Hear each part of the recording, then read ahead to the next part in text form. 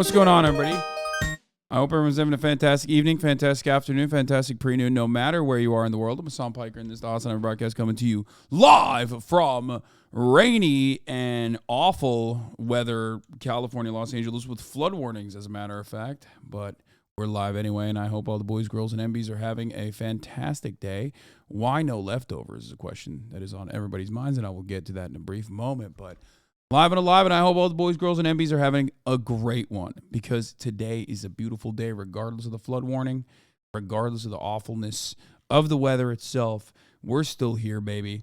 It's Thursday, February 23rd, 2023, 11:51 a.m., and I am late, and I apologize for the tardiness, for the delay, but I'm actually technically very early in comparison to what I normally would be doing at this time. I'd be live right now, but from a $20 billion compound facility all the way in a secret location in Utah. That's right. That's what I would be normally doing today. But instead, I'm actually here in my $20 billion compound in Los Angeles, California. That's right. Folks, this is part of the broadcast. For those of you who don't know, this is part of the broadcast where I tell you a little bit about my personal news. Okay? Tell you a little bit about what's going on.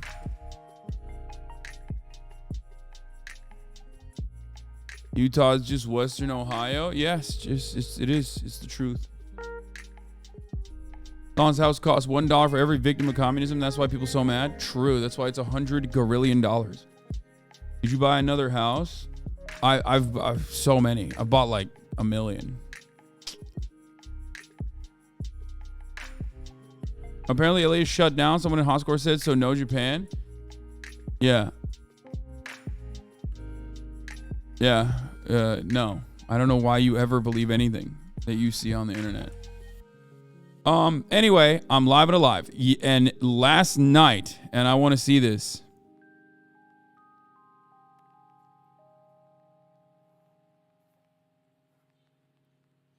Last night I played basketball with some friends, and it was a wonderful experience. I had a great time. And honestly, for me, it's like, even if I play poorly, it doesn't matter ultimately because it's still cardio. So that's my goal. And it was great. And I hope you guys appreciated it. I did a lot. I did a journey. Do we have some... I made bank doubters lost. Yeah, don't doubt me on the courts. You know what I'm saying? Don't doubt me on the pavement, baby. But do we have any clips of the fun that we had or no? Will y'all play again today? No, man. It's flooded out here. Will gonna get smoked in the next game day tourney, I fear. Well,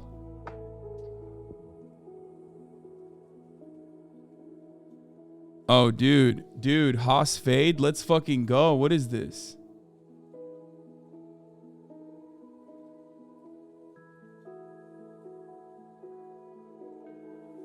Oh, dude, I'm totally using this.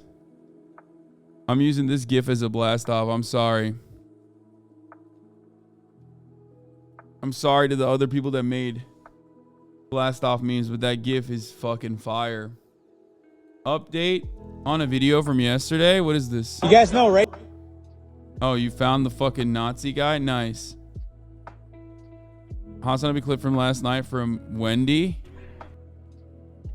What is this?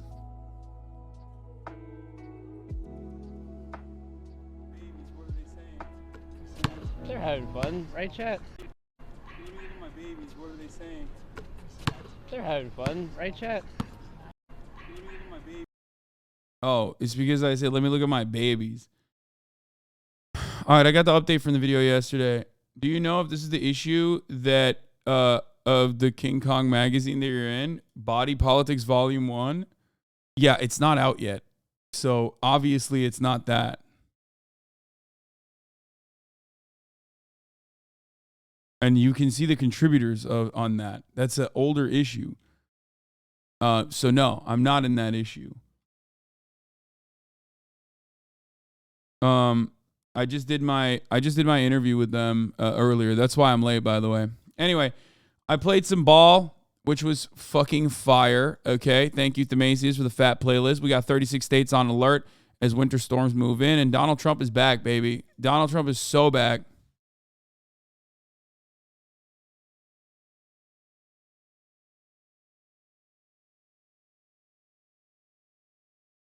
On there's Morgan. Storms are coming. Us and more reacts gaming. Else get in now.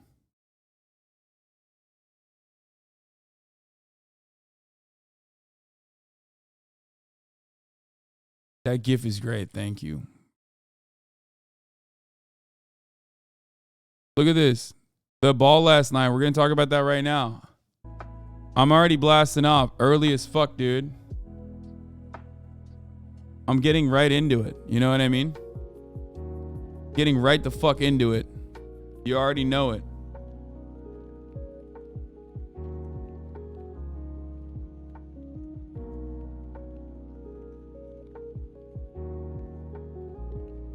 Were mentioned on this man in the street interview. Wait, really? Anyway, as far as news goes, let's talk about my personal news. I blasted off before. I put the blast off before the fucking personal news, but I'm gonna give you the personal news right now. So I balled last night. I thought you guys would have more clips ready to go. You know, I thought you'd be sending me some fucking clips. Traveling as a motherfucker? What? I don't know what that means. Are you saying I was traveling? Because I was not. Not much to clip. No, that's bullshit. Anyway. You had none.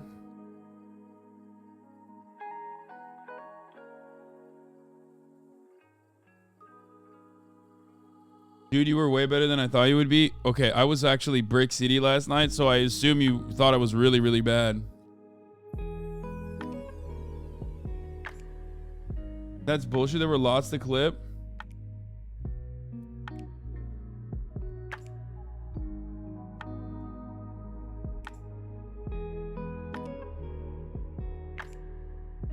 Will always be my fave. Oh, come on, dude. This is so whack.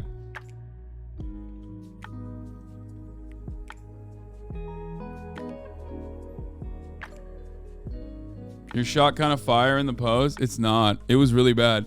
I usually I usually have a much better jumper, especially from the top of the key. And it wasn't that good. Will's shot form had me crying, laughing. Your fadeaways were clean as hell. You just needed repetition to bank more of them. Your form was insanely good. I thought my form was ass. I'm gonna be honest with you. Like that was actually that was way worse than I usually am. Because it's too cold.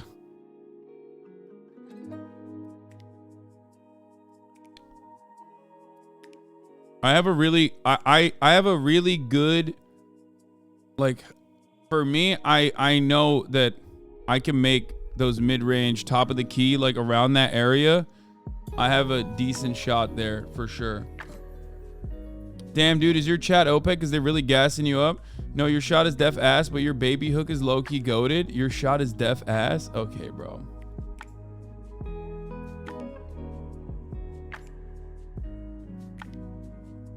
Dog is like 50, what the fuck are you talking about?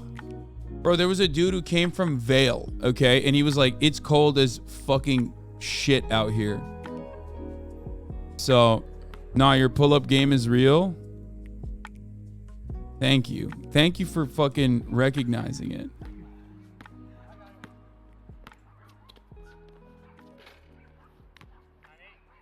Thank you.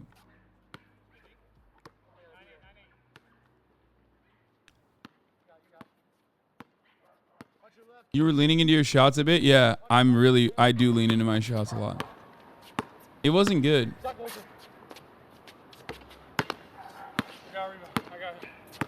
I mean, my ass cheeks is, if you want to actually criticize me, you got to criticize me on how little defense I play.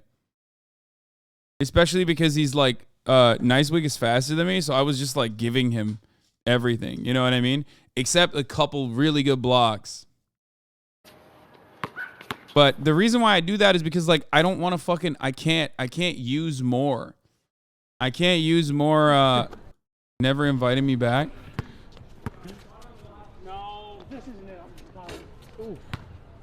Wings carrying, baby. Jesus Christ. 6'5". Ruthless. I've made a damn bucket. You ain't a Cinnabon, bro. I know. No. That's insane. Oh my God. That's a...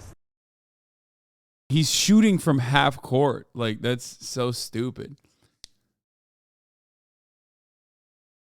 No defense, definitely a LeBron fan. Yeah, I mean, no. My defense is like NS Contact D, bro.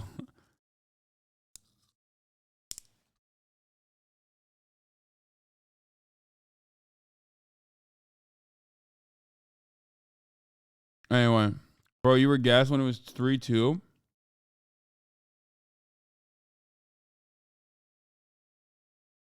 Your low block is actually really good, but your dribble handle kind of stiff, but it works. Remember your highlights from your last basketball stream? Yeah, it was ass cheek. I was much worse last time I played basketball. Hasan can post, rebound, assist, and score. He spreads the wealth, while also getting his. He has fostered a whole ecosystem of leftist Twitch streamers and brought more viewers to leftist streaming space. What he's done is pretty incredible. Let's take a look at some of Hasan's most clutch plays from tonight's game. Is free. Oh no, this was when I was good actually. I wasn't bad here, I don't think. Wait, let me see my hair. Oh no, I'm fat as fuck. God damn. I'm crazy fat, dude. That's crazy. That looked like Christian Leitner. George, 4-second difference. LeBron on the fly, got his own miss and puts it up and in. LeBron James gives the Lakers. Oh my God. Dude, I'm extra thick there. God damn. What is this? 2021 11-13? That's crazy. No, you are not. You look fine. No, I mean, this is insane progress for me. GD played a clip from ShitCon and you've lost so much weight since then. LeBron fades away over Oh yeah. The fattest I was when I was at, dude, the fattest I was when I went to ShitCon, not Shit Camp, ShitCon. Like, what was that? 2021, right? ShitCon 2021. I mean, look at this. Bro, this was like the first time I was out of my house. I don't know why. Look at that. Oh my God. You can kind of see me back there. Are you ready? 3, 2, 1, charge! Go, baby! Go, baby! Go, baby! Let's go! That's it, that's it. Like, there, I'm like 275 or something. I am right now, I am, I'm 247 as of last night, which is the lowest I've been since I started losing weight and like gaining muscle mass again. And my midterm goal was 245, so I'm very close, even though I got to 247, and then I immediately went to this place, which I'm going to talk about now. I went to Safi's, this restaurant called Safi's. It's owned by a Israeli couple that also owns Bavel and Bestia. These are two fire fucking places. Safi's is incredible, okay? They make some incredible ass Middle Eastern food, straight up. It's so goddamn good. Oh my God. They had the challah bread. They had so much. They had so much. Dude, look at my arms. Like, I'm so fat. That's crazy. Anyway.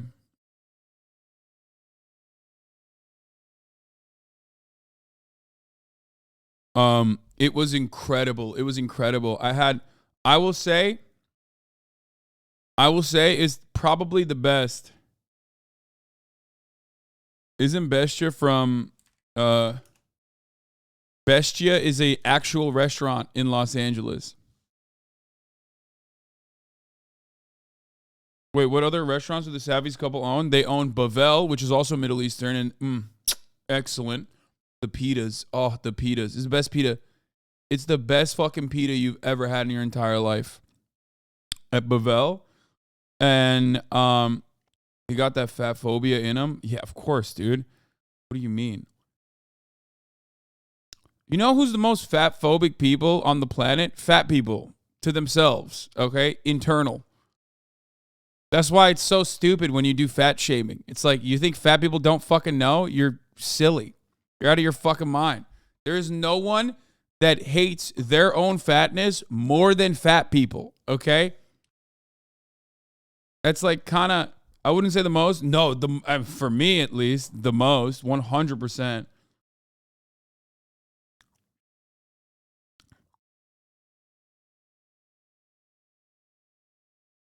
Like, yeah, people are fat phobic, and they fat shame and they say ridiculous shit. But honestly, I'm gonna tell you something, okay? Nobody hates. You can never hate a fat person as much as a fat person hates themselves being fat for the most part. I don't like how you talk about women. Okay? Get in line. Anyway. But yeah, no, I was definitely very, very overweight here. I do hide it well. I'm very lucky. I definitely hide it well, but I can tell. Like, it's crazy. Stop touching him. Don't.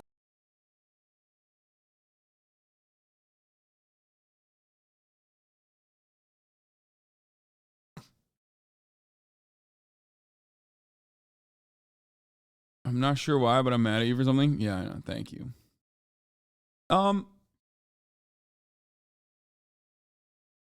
So anyway, I don't know how the fuck we got there. Oh, we were looking at old basketball highlights. He is in full rhythm right now, backing down Lowry. Heat check. Okay, you know what? I guess it wasn't that bad, dude. I was still making the most of my body tonight for Houston. McLemore elevated. Nice pass inside to Caruso. Boy, right on a dime. Throws up the floater. I still got that dog in me. I got those floaters. Grifters. Anyway, was there leftovers today? No, there wasn't. So yeah, Safi's was incredible. I had the chicken liver, which was fire. I highly, highly recommend it. Let's look at their menu real quick.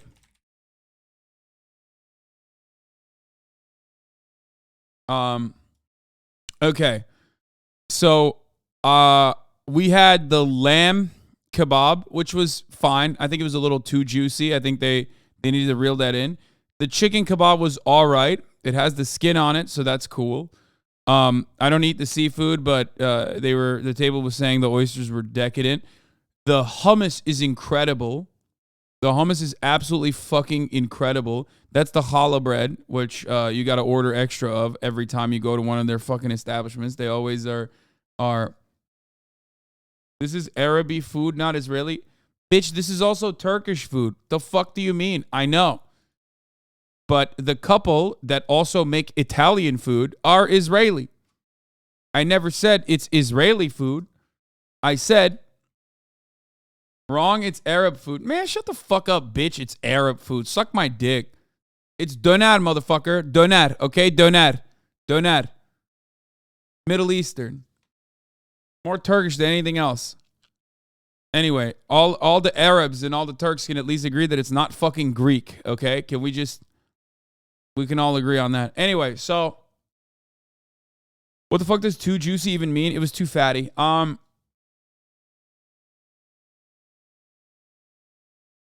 So the kebabs, the most insane one was the meat one. The beef kebab, the beef shish kebab was, woo, goddamn, that shit was crazy.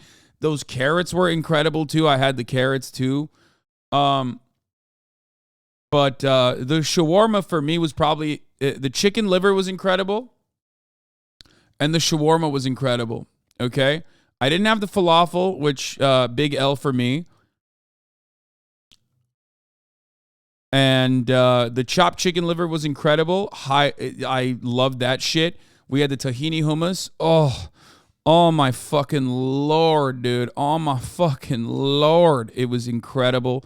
The roasted carrots were pretty good. I had the turmeric mussels. I don't eat the mussels. I just had like the taste, the sauce, and the sauce was pretty fucking solid too. As far as the large plates goes, we got the wood fire shawarma plate. Oh my Lord. It was a ride. It was a journey. I was like literally fucking my mouth was watering as I was watching this fucking as I was watching this shawarma spin right in front of my eyes. And you know, it was definitely solid. I really wanted to try the Safi's dish kebab, but I couldn't, unfortunately, because we had ordered too much, so I can't speak on that. But next time, I'm definitely getting that shit. My mouth is watering while I'm talking about it. We did not get the pork shishlik, so I can't speak on that. The lamb kebab was all right. I think we had the habanero one. The chicken shishlik was decent, pretty good. It might weird you out that the chicken is it's a chicken thigh, basically with the skin on it too. And so that was. Do you usually like lamb? Of course, bro. I'm Turkish. I love lamb. The beef shishlik was the best though. As far as like things that really stood out to me, beef shishlik, shawarma, and the chopped chicken liver. Oh my Lord, the chopped chicken liver that sits gently on top of a challah bread that is toasted. It's too much. It's too much. Jesus Christ, you can go to Westwood, get Persian food for half the price. Jesus Christ. Dog, I literally lived in Westwood, and I had the Persian food, and I had it for half the price. Also, if you live in fucking Turkey, it's literally not even a fraction of the price of this food, okay? So shut the fuck up. I know. I mean, we ordered a lot of stuff off the menu. Their desserts are kind of mid, but the creme caramel is not that good. Their soft serve is like the famous one, I guess. They don't even have baklava, which is crazy. Just say challah. No one says non-bread, lol. I mean, I say non-bread. People need to stop hating. Yeah, I know. It's so fucking annoying. Shut up. How dare you? I'm the dessert chef. Well, that could be the case because apparently there's another place in Silver Lake called Pija Palace. This is a very famous new restaurant in Silver Lake called Pija Palace. It's like Indian fusion. And my friend was there the other day, and you know, he fucking talks about. I mean, he told him like he's friends with me, and the guy was like, "Oh my god, I'm a big fan. You know, bring him in." So.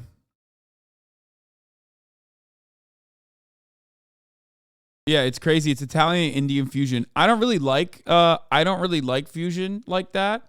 I'm not a big fan of fusion like that, but yeah. I want to try it out. It looked really good. Saying non-bread is like saying chai tea. Yeah, I know. You guys are so cultured. I mean, I was close, man. What's your daily cal intake? My daily caloric intake is 2,300 calories, but I've been so good on my cardio. I've been so good on my diet for like the past couple of weeks that, yeah, one break away from that is not going to like, you know, dramatically undermine my efforts. So it's fine. You know, you can do that. You can live a little. Like that's normal. That's not a fucking bad thing. Okay.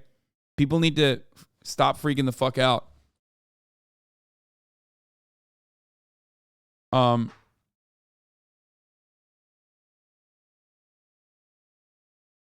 So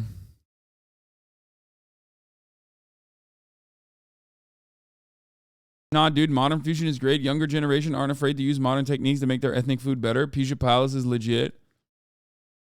Yeah. Maybe. Damn, that's insane. As a 120-pound powerlifter, my calorie intake a day is 2,000 law. You are 120 pounds. I'm 247 pounds, and that's the lowest weight I've seen in the past like 3 years almost. That's the lowest weight I've been since COVID started.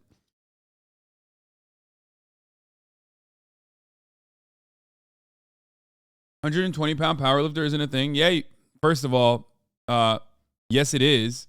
That chatter is a woman, okay? 100%. You motherfuckers are so hard stuck in your own worldview that like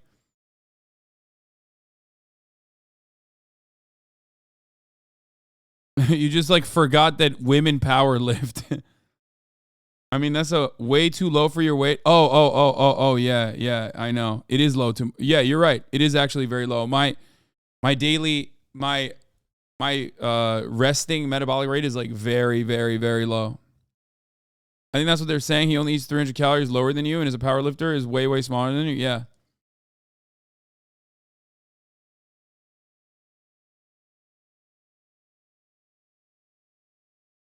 Hopefully I did not misgender this person, by the way. But I just assumed because her name was Allie. So. But yeah.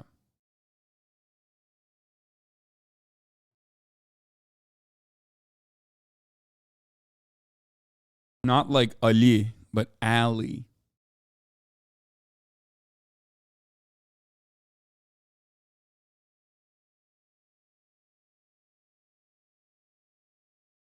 Holy shit, you're evil? What do you mean? Anyway, how do you find your metabolic rate? You find your metabolic rate by, trying. That's it. Do you keep the same calorie intake every day, same, or on workout days do you keep it higher? I don't do any of that stuff. I don't do any of the marginal shit. I don't have to do any of the marginal shit. I'm not at that level, so I don't have to do any of that. Austin giving you flames. Hasan hasn't seen 120 pounds on a human because he won't show his face at Twink Tuesdays at the Abbey. That's true.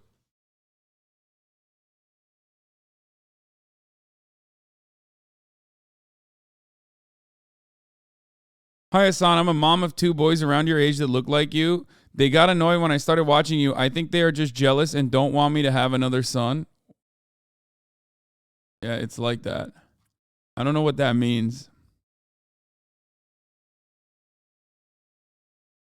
Bro, this dude wanted me to go to the Abbey at 11, okay? I'm sleeping. Yeah, come on, give me a fucking break. Give me a goddamn break, dog. I'm sleeping. was there. I couldn't see the basket.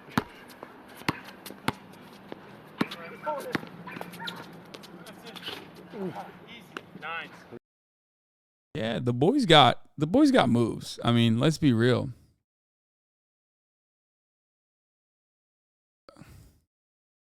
Look at that. It's just solid fundamental basketball, dude. Look, step by step. Just get up. Look at that. Travel? No, it's not. Will has the funniest shot ever. Will has not played that much recently. That's what it is. Dude, my vertical is nothing.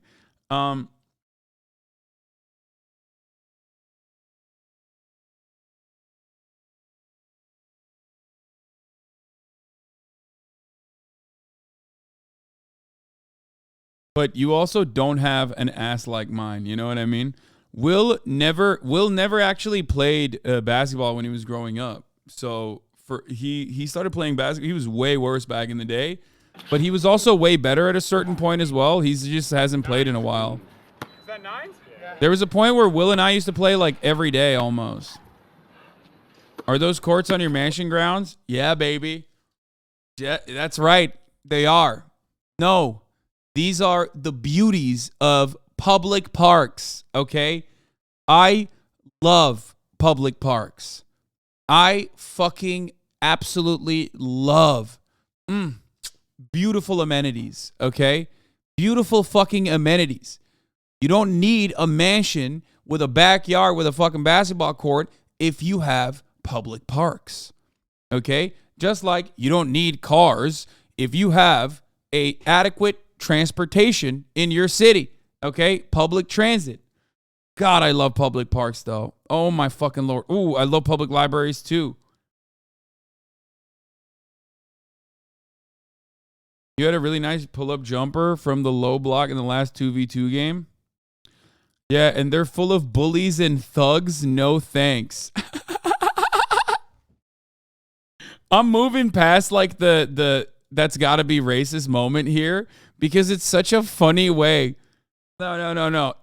He said it in such a funny way that, like, I can't even get mad at him for the racism here. He's like, there's bullies there.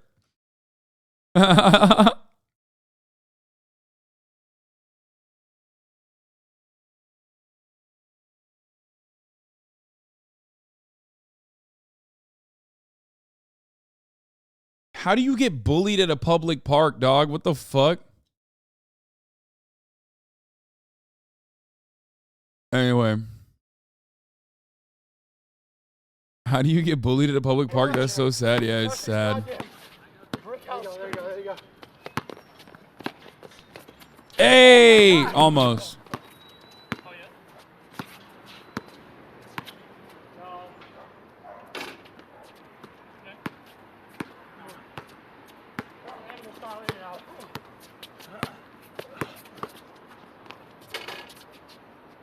That was the worst rim, by the way. That rim was just awful. Well, how does that bounce out? Come on, man. Guard me. That was like, look at that rim. How the fuck? That's the worst part about public parks. I mean, double rims are even worse, but like, double rims are even worse. These are at least single rim, but like, it was so fucking broken.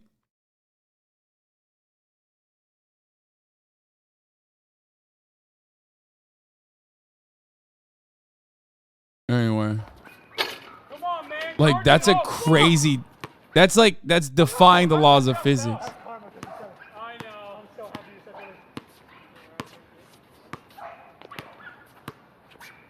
that. Greek's pretty good. He's pretty decent. So is Nice Wig. Alright, I'm going back to reading chat. Sorry, I was just trying to focus on how frozen my fingers were. Ooh. Look at that. I was just trying to Look at that. Look at that. Look at that. Look at that. And he's nice with it. The boy is nice with it. I do have a very good fadeaway, like, or not even a fadeaway, but like just a quick turn. The dude who was guarding you made you work? No, he didn't.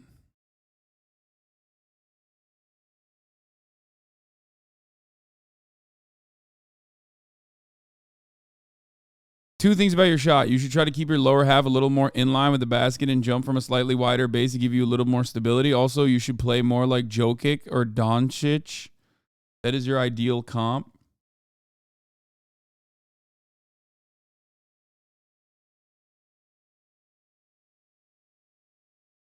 No glazing, but your form is solid.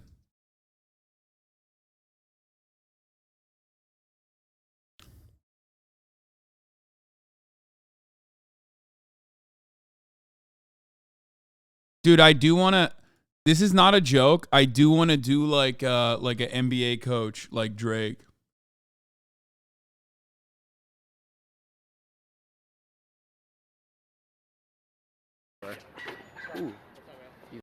I actually do want to do that. What's the point of being rich if you can't fucking get like crazy shit that you would normally do as a child, but do it as an adult?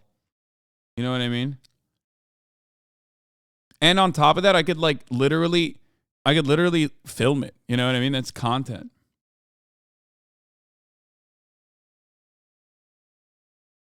You should get some streamers in LA and do a one-day basketball coach to train y'all. Yeah, that could be fire. Next time when you ask for the ball, put your butt in on the defender's hip and your left hand on his hip too, and your tight hand straight up. That way, once you get the ball, you create a separation with your butt and left arm, either fade or square up your shoulders. Thanks, man.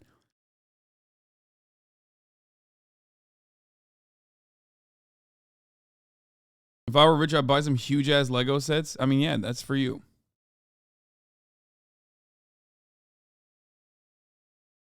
Because, like, I'm sure Drake was fucking ass.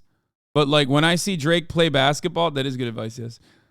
When Drake plays basketball, like, he's actually good now. Like, he's actually good. His form is really, really fucking good. And it's absolutely because he fucking got training from a bunch of different people. Damn.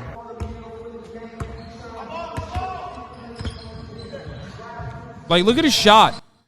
Like, that. Wait, did that go in? I mean, it doesn't matter. Even if it didn't go in, his shot is really fucking good. Look at that. Like, his shot's better than Quavo's. Look, it's perfect. Ugly? What the fuck do you mean ugly? What are you talking about? What do you mean it's ugly? His went in too. Look at his form, chatters. God damn it, you fucking basketball noobs. We're talking about his form. Look, that's literally perfect. He squared his body. I mean, his legs are not perfect, but it doesn't matter. As far as his like upper body goes, it's perfect. He goes up. It's literally the T hold, like what they fucking teach you when you're a kid.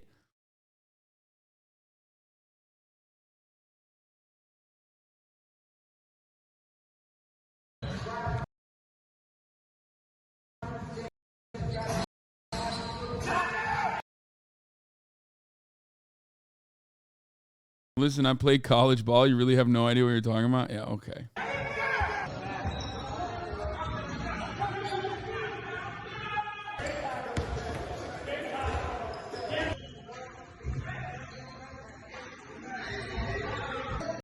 Damn, dude, what the fuck? Justin Bieber could just like shoot like that?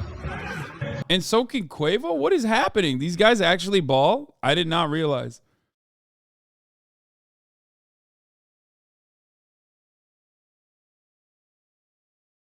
College ball usually means a D3 plus bench player. First of all, that still doesn't matter. I've talked about it already.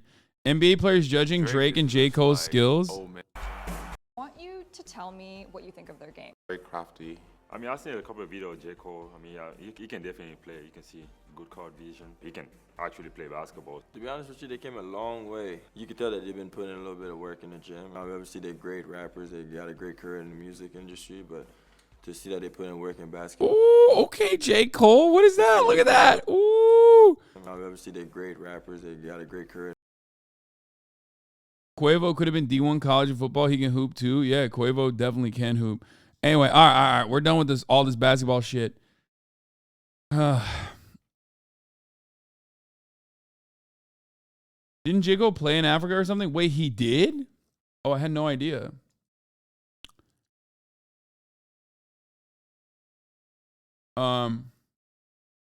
Drake is much improved from the shot at Kentucky. Oh, this is like way back in the day. Yeah. I mean, the lows were low during the regular season, and I think that battle tested this. Oh no! When you whiff it like that. Yes, his shot is definitely worse here. Like, even then, it's like not the end of the world. It's not. It's still not that bad, but it's definitely worse.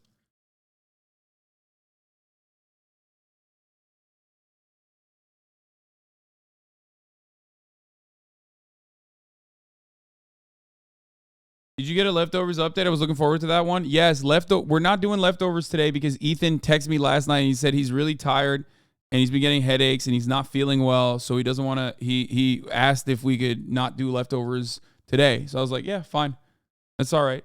So we canceled it. He's been fucking going crazy with the streams and the interviews and stuff. So I think he was just like, he didn't have it in him, which is fine, you know.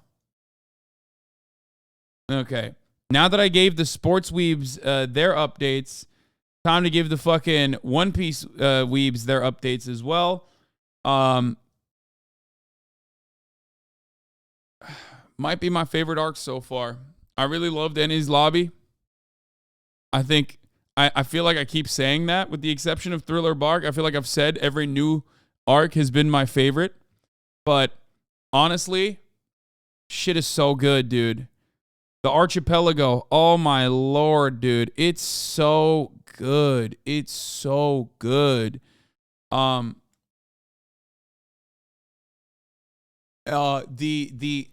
moment where Luffy in the slave market punches one of the dragons is like, you feel great watching it.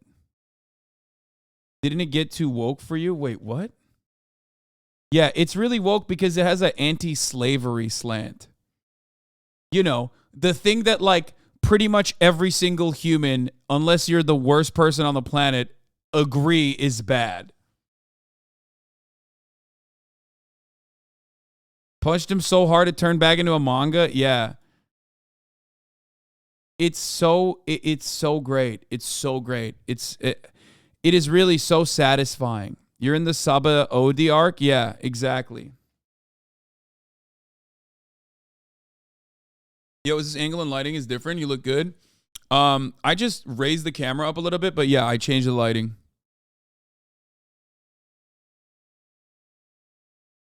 As a non-piece watcher, this sounds chaotically unhinged. Yes.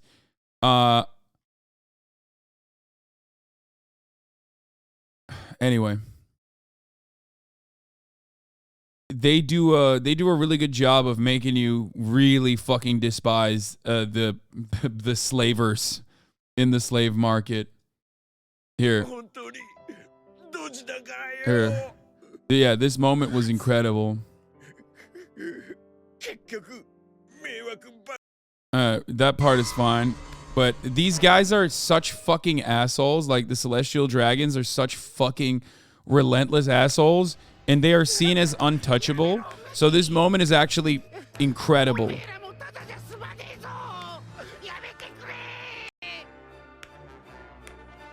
I'm glad I'm watching it dubbed. I would hate that little starfish's voice if I was watching it subbed.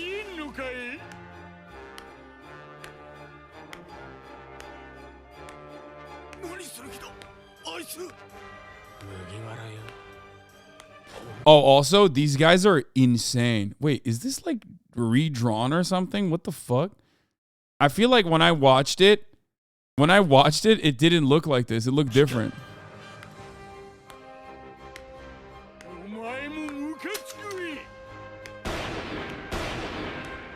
Dude, this part is so good.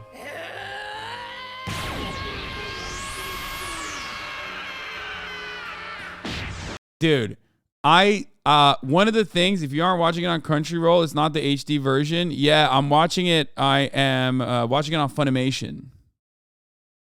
Anyway, but yeah, it's sick. This aired 15 years ago, really?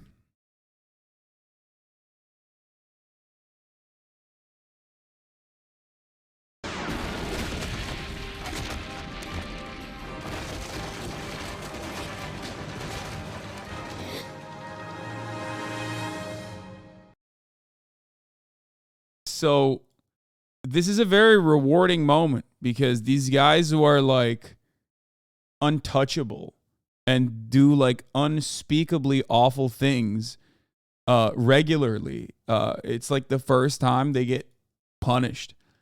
And I knew it was going to happen because, like, obviously fucking Luffy doesn't give a fuck. I mean, he took on a Buster Call. Like, who gives a fuck if he gets if he fights a admiral, you know what I mean? Because these guys are, you know, defended the ruling class. And of course, military is what legitimizes their existence. The military is what defends them, you know, because the police defend those in power, you know, the capital owners. Anyway, so it's great. It's fucking fire. Have you seen the admirals though? Yeah. I mean, I saw the one guy.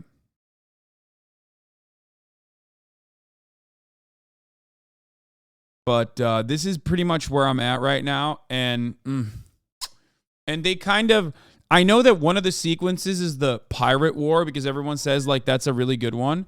And I think that I'm at the precipice of that possibly because like they allude to it because they talk about Ace, who's up for execution in this episode or one of these episodes. And I feel like that's, you know, I'm excited for that. I think Buddha said it was like his favorite arc that I would love more than anything else. Anyway, this is really good though, and that's my One Piece update. I'm very excited. I'm very excited for things to come. All right, let's get into it. Let me blast off one more time. I didn't really fucking blast off well. I did it in the first 12 minutes, and then probably annoyed the shit out of people by talking about not my, not my news, but instead personal news instead of like real world news. And I know people can't fucking stand that, but here, let's do it again. It's for you guys. You guys enjoy it, but not everybody does.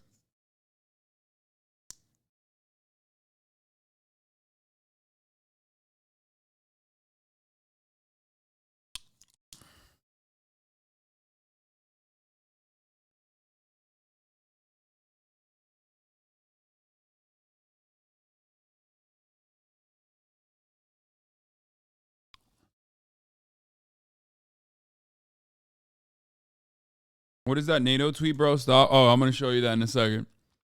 So, anyway, retweet this, like it, interact with it. Let your friends know. If they haven't gotten notified that we're live and alive, now they know. Yes. Let's get started with this. The absolute worst tweet of all time.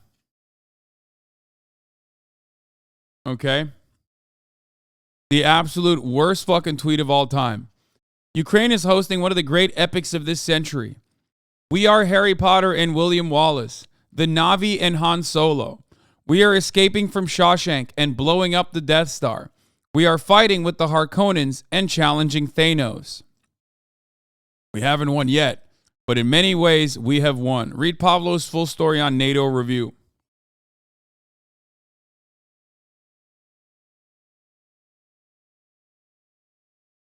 It's like there's no greater representation that like we in the West have developed this like neoliberal monoculture than this right here, okay? Everyone on the West, like everyone around the world just consumes the same shit.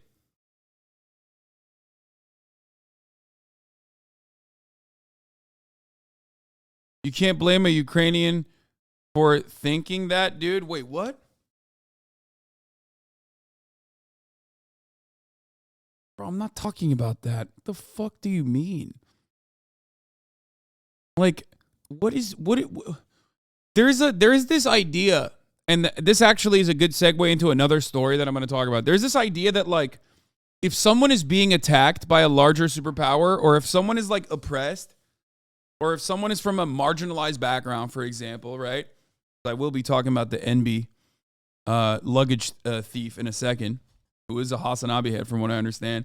But like, you can't be cringe. Like, you just don't act like don't say that. You can't blame a Ukrainian for feeling this way. It's like, no, it's cringe as fuck. I don't give a fuck who is saying it. I don't give a fuck what their background is. It's still like disastrously cringe. Okay? And that's fine. Stop behaving like people who are being brutalized or people who are being victimized can't also simultaneously be incredibly fucking cringe at the same time. Motherfucker, this is what your town looks like. Okay? This is what has happened to your town. You're talking about Harry Potter. Like, what the fuck is this? It's just like, it blows my mind. Like, how are you out of touch with your own personal existence, with what's going on? A missile blows up in your backyard and you're like, man, this is just like when Voldemort did a Avada Kedavra. Like, what the fuck? Bro, if this is happening to my backyard and someone says that, my neighbor says that, I'm beating the shit out of my neighbor, okay? I'm like, shut the fuck up. No, it's not like that. Okay? It's not like that at all. The fuck do you mean? It's like something way worse than that. Now, of course, this isn't like personally the fault of Ukrainians. This is just some NATO cringe. You know? I'd always been a journalist. On day 2 of Russia's full-scale invasion, I went and joined the armed forces of Ukraine. This is Pablo's story. A true people's army. It contained ordinary workers, company directors, parents of their children, school teachers, theater people, and university graduates. People bring knowledge and skills from their civilian professions into the army. What knowledge did you bring to the army? Just shitty writing? This is why journalists are good for nothing, dude. I swear to God. Like, I brought my knowledge into the army, which was writing fucking analogies that are the absolute worst, okay? It's like going to a hurricane victim and saying, wow, it's like a crazy rain machine for the movies out here. It's so fucking cringe.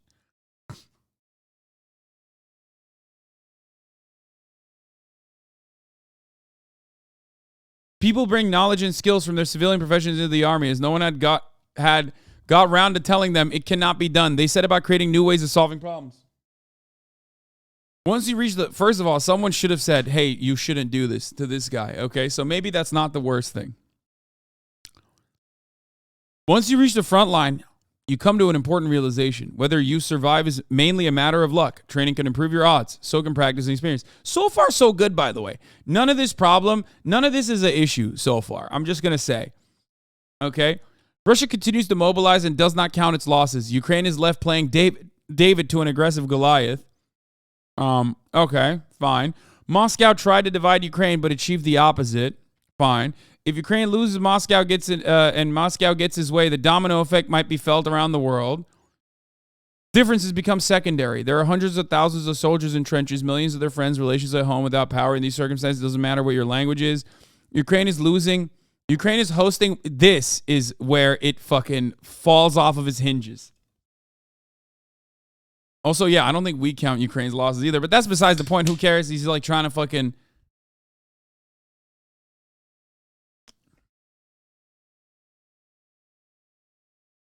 Ukraine is just like the movies, for real.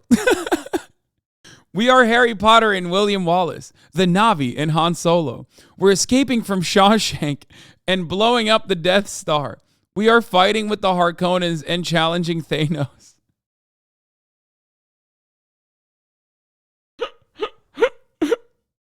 I did not know. I know that NATO has nukes, ostensibly, but I did not know they had nuclear cringe, okay? This is nuclear-grade uranium cringe.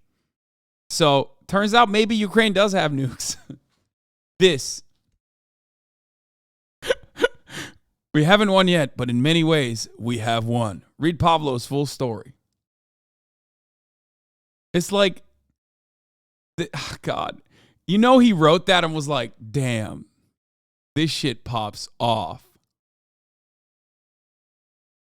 This really...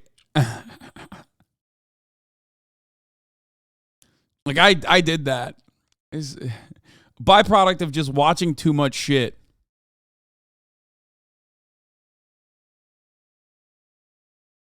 I love this. What is this? I did see a quote tweet of this where it was like, I think it might have been this one. Yeah, I was just thinking about that. Yeah. Are we supposed to take out Spider-Man and SpongeBob? Iranian cleric mocks US and says Tehran can't strike back at targets of Soleimani's stature because America only has fictional heroes.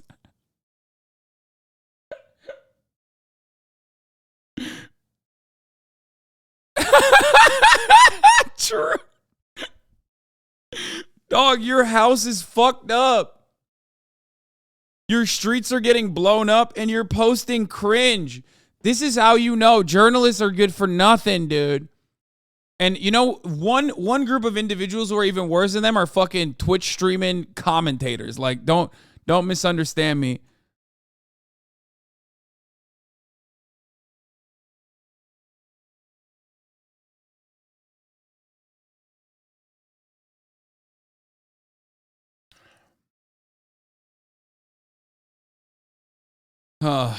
If Vladimir Putin single-handedly gave the greatest existence for NATO to continue, growing, these guys are literally doing the exact opposite. They're doing the most out here. They're like, I know the fucking odds are stacked against us and things are not going great, but honestly, maybe you shouldn't give us $111 million because, or $111 billion in arms because this is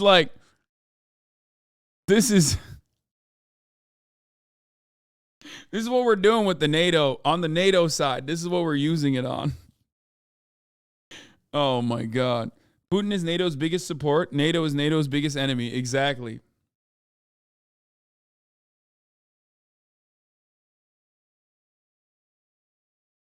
The freaky NATO dudes are by far the worst. I'll sacrifice Ukraine and Poland just for them to log off. Okay, well, I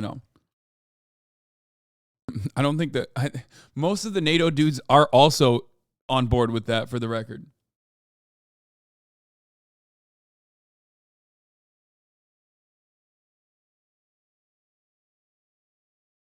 What about this one? An English-speaking Ukrainian war think tank I can join to add some creative brain power. I'm hoping to join or perhaps start a highly creative think tank or whatever to help fight the Russians with some brain power. If there's already such a group, please message me. I'm seriously going nuts on being part of creating innovative solutions to help Ukraine. Creative problem solving is my shit. And I can learn to do some coding, though I've been mostly out of it in recent years. Let's do something and fast. Let's get some engineers, coders, military people with solid knowledge of Russian hardware and strats, drone specialists, etc.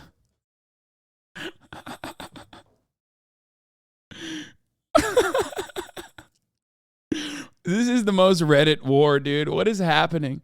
If I caught Zelensky in bed with my girlfriend, I'd ask him how many sugars he took in his coffee, then tuck him in. I'd grab his hips and start thrusting them into my wife so he could rest a little bit. And then I'd get him some breakfast. And hopefully he'd produce a son with the balls the size of Crimea just like he has. Fuck Putin.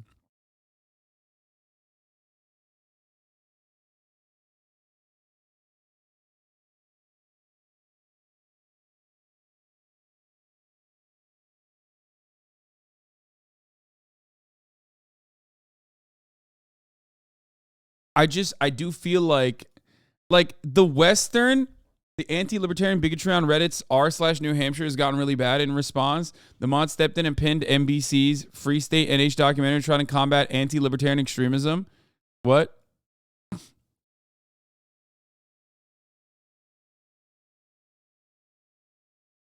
What?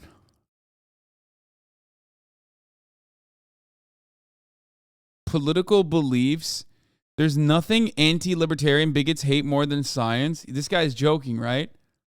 Political beliefs are substantially more heritable than sexual orientation. Do some searches on heritability of political beliefs and sexual orientation if you doubt me. Libertarians really are #born this way. Okay, he's not wrong.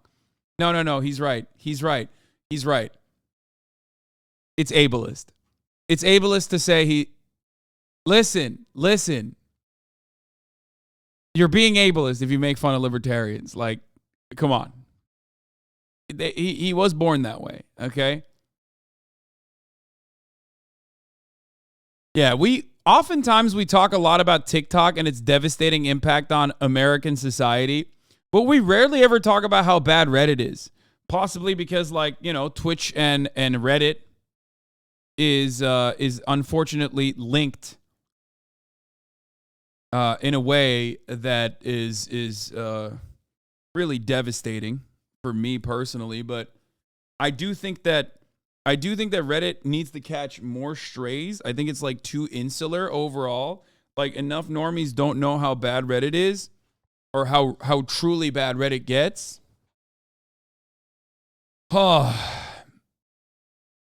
And yeah, this is a consequence of just being extremely Reddit. Has he talked about the Kuwait drama? What's that? This man captured Reddit better than I've ever seen. Good morning, sir. How can I assist you? Sir? Did I get in the wrong line? No, this is the right one, sir. You asked me if I need assistance. That implies that I need a service. I'm not here for a service. I'm here to purchase a product. I am here to purchase coffee. Oh, well, I do brew the coffee for you, which is a service. No, not necessarily, because if you had a self-serving option, then I would just go ahead and do that. But I'd still be purchasing the product, which is what I'm trying to do. Okay, would you like to buy a coffee? Okay, now we're making... Okay, this is killing me, please. I'm dying. I don't want to see more Reddit. I mean, this is very good. This is very good because it perfectly demonstrates how people behave on Reddit. But, like, it's also really bad at the same time. It's really good because it does a really good job of breaking it down, but it's kind of like that one guy who does like the cringe like, you know, A-worded TikToks where he's like trying to show someone music, you know what I mean? But he's like too good at it, so then you're like you end up getting whiplash because you feel yourself in the TikTok. You know what I mean? Does that make sense? Do you understand what I'm saying? Martin, is that what it is?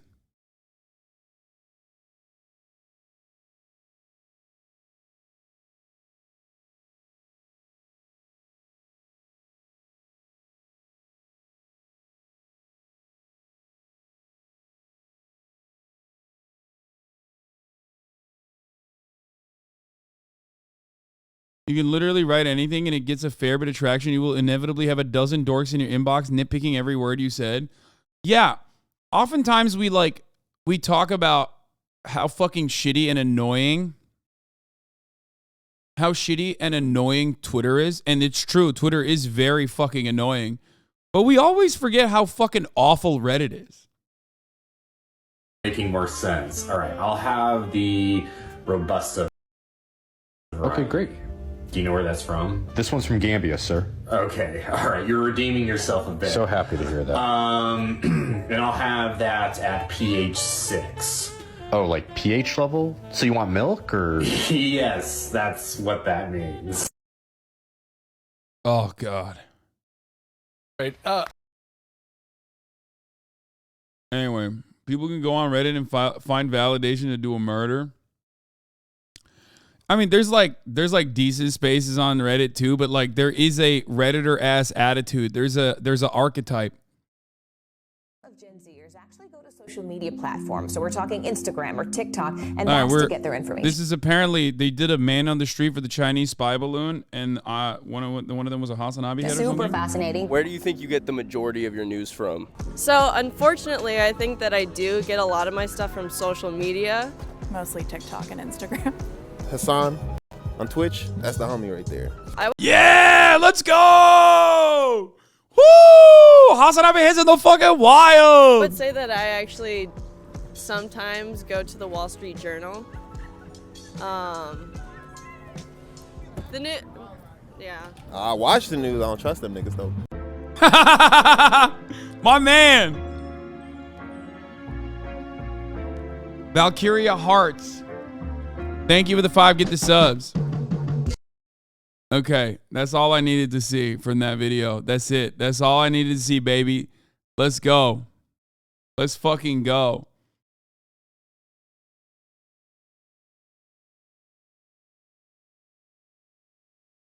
WT kind of more surprised I haven't met a wild HasanAbi head, maybe because none of us go outside. Wait, what? I fucking go every time I go outside and meet HasanAbi heads. It just means like you're not going to places where there are other HasanAbi heads, or at least like how the fuck are you gonna figure out that someone watches me? Bro, it's because you're literally HasanAbi. Oh yeah, that's true. I guess that's part of the reason why. Oops, I didn't think this through, okay? I did not think this through. Yes, that is probably the reason why I see a lot of HasanAbi heads out and about. Wait, did you have these on your new playlist too? Oh, you do. Nice. Let's go. Okay. The Macius. Doing the Lord's work. All right. 36 states are on alert as winter storms move in. This winter storm, 60 million Americans are on alert for extreme weather, and it's the first blizzard warning for Los Angeles County in more than 30 years. Let's go to Trevor Alt. He is in snow-covered Minneapolis. Good morning, Trevor. If you read the, if you wore the merch in public, you'd probably meet a lot more for sure. I suspect that like a lot of people. I mean, dude, the funniest thing is like, it's literally you meet a lot of people who are fans or who are in this community when you're at your place of work, like the Chipotle in Lansing, right? Where the dude was, I think, reading Mark Fisher, and the other person that walked up to him was like, "Do you watch HasanAbi?" And then they fucking unionized that Chipotle.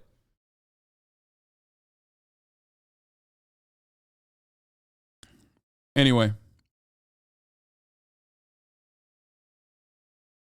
Good morning, Robin. Snow covered is absolutely right. Overnight here in Minnesota, we were absolutely pummeled by the snow, and it's really coming down heavily right now. But it's not just how much snow we're getting, it's also the kind of snow, too. I mean, look at this. Look how powdery and fluffy this snow is. This is exactly the kind of snow that's going to get blown across the road. It's making visibility really difficult. The driving conditions in some spots are almost impossible, to the point they shut down several highways overnight. But this is not just a Minnesota problem. There is severe weather happening all over the country.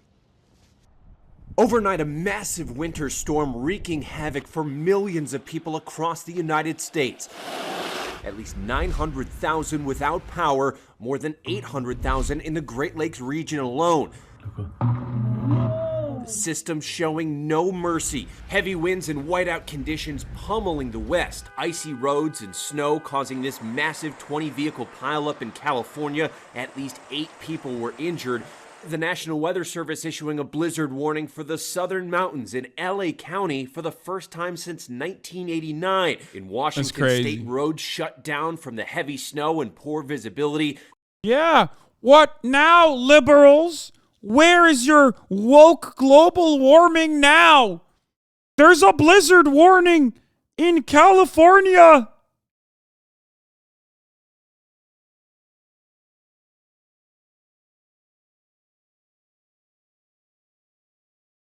This school bus stranded, and a major snowstorm threatening central Arizona with winds as high as 72 miles an hour. The Midwest also getting pummeled. Already hundreds of flights canceled today because of the weather. In Michigan, a volunteer firefighter killed by a fallen power line after ice snapped a tree branch. Winter storm battering Minnesota, with the National Weather Service also issued a warning for near impossible travel conditions. And in Illinois, rain and ice damaging the power system. All of a sudden I heard a big boom and a big red fire came up. In the South, authorities in Arkansas saying 5 people were killed in a small plane crash in Little Rock. While the cause is still under investigation, wind gusts were reportedly 40 miles an hour when the incident happened. And in the east, a tornado touching down in New Jersey. This video showing a trampoline flying through the air amid those strong winds. And now in Minneapolis, we're in the final throes of this storm. Officials have said this morning could actually be the most difficult time to drive through the morning commute. We could still get another 1 or 2 inches of snow per hour. Michael? All right, Trevor, be safe out there. Thank you. Hi, everyone. I just bought a house. I have to move in it in 2 days, and I still don't have power there. Fuck my life. Dude, at least you have a house. You know what I mean? Honestly. Also, you have a house. Mentioning that in this community, I'm sorry, sir. I don't know if you know that, but that's not allowed. That's a no-no thing, okay? It's kind of like the top of the hour ad break. And skipping the top of the hour ad break is an absolute must. If you want to do that, all you need to do is subscribe, which you can do for $5 or for free. If you want to cancel the top of the hour ad break, like I just canceled that chatter who just bought a fucking house, all you need to do is subscribe. We're going to move on to the motherfucking Trump is back train, baby. Because he's back. Choo-choo, okay? And that train is not derailing at the moment. Matt NLT, thank you for the 5. Get the subs. Allowing... What is this? The Quiet situation is Quiet is a new generation YouTuber, and dude came out about how Quiet raped them and abused them is really heavy. What the fuck? Dude, I don't know what that is. I don't even know. I don't know anything about this. I feel like there's,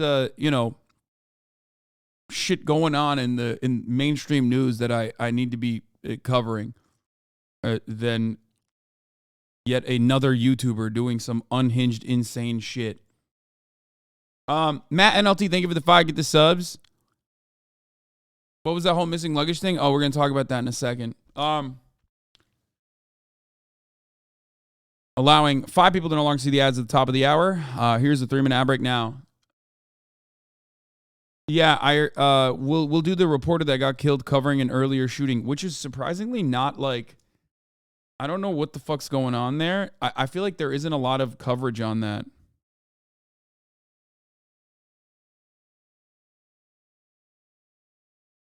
The luggage story is one of the funniest lib things that has happened in a while. Okay, yeah. Before we get on the Trump train. Okay, choo-choo, Trump train. Let's talk about this. This is one of the funniest fucking stories I have seen. So, this is a fashion designer. And a lot of, like, this slipped through the cracks for me. I didn't hear about this at all because, like, it didn't get, understandably, it got no coverage whatsoever on mainstream news, on like the liberal side of mainstream news. Sam Brinton is a figment of our imaginations. No, they are not. Okay? So, this is the funniest HasanAbi head. Okay? Sam Brinton is an American nuclear engineer and an LGBTQ activist, and a HasanAbi head, as I found out when I looked at their when I looked at their personal account. That's true. That is literally not even a joke. Okay? So here, we'll get started here. So Samuel Otis Brinton, born 1986 or 1987. I don't know what that is. I don't know why it's like that. How do you get to have 2 birthdays? Okay. Is an American nuclear engineer and an LGBTQ activist. They them pronouns. They served as the Deputy Assistant Secretary of Spent Fuel and Waste Disposition in the Office of Nuclear Energy from June to December 2022. Now, Sam Brinton is no longer employed by the Office of Nuclear Energy, sorry. Okay.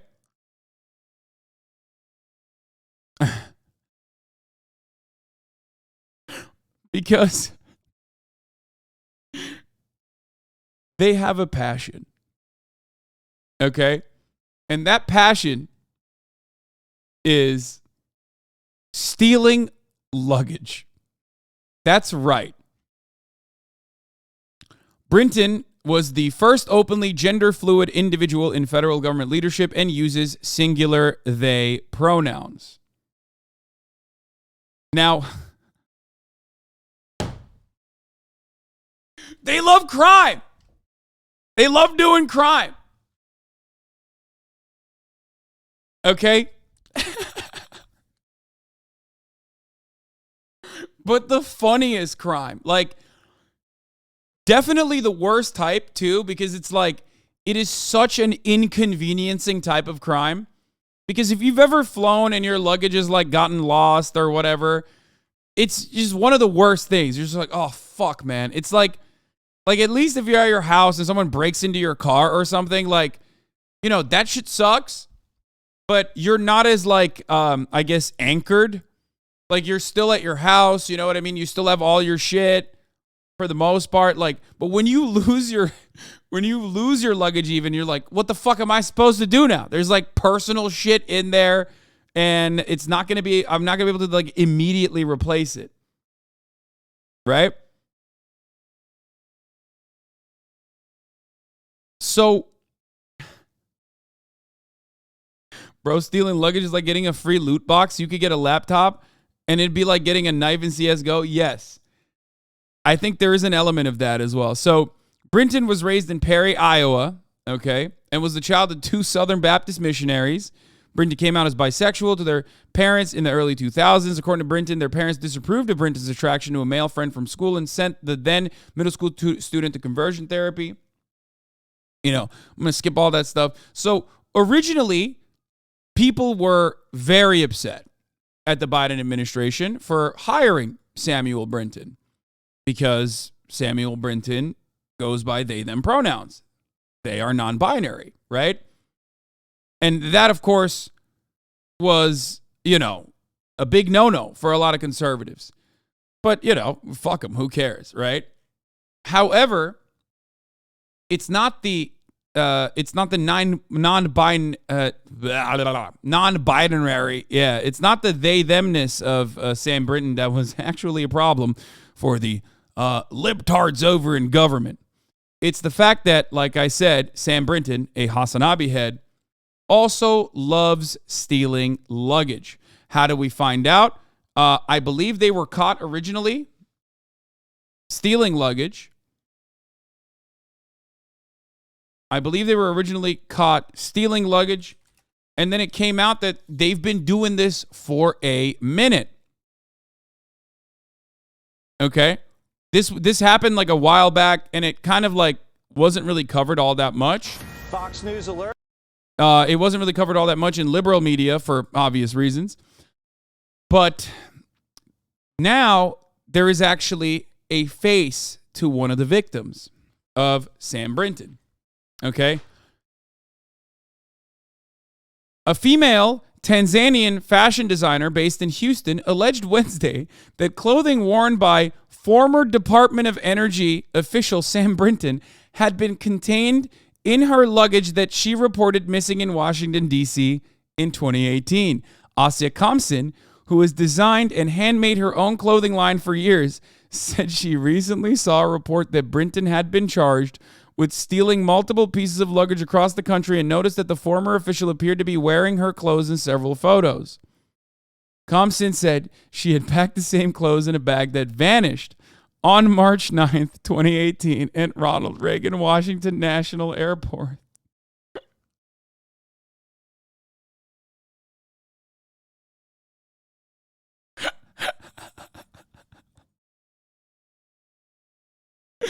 I saw the images. Those were my custom designs, which were lost in that bag in 2018, she told Fox News Digital in an interview. He wore my clothes, which was stolen.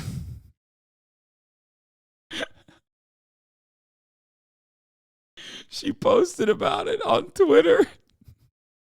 She's like, what the fuck? Ladies and gentlemen, hold on to your luggage. Sticky Fingers Sammy is flying.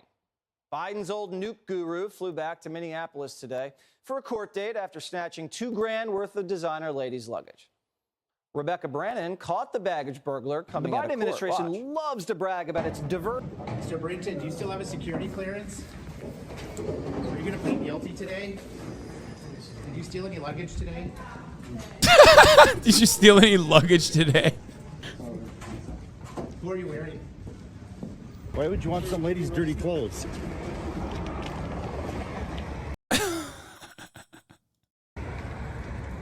Why are they dirty? Okay, calm down.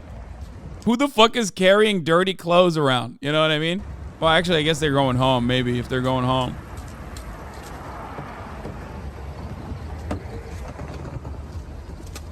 Someone said, "Who are you The wearing?" looter was released without bail and ordered to not contact the victim.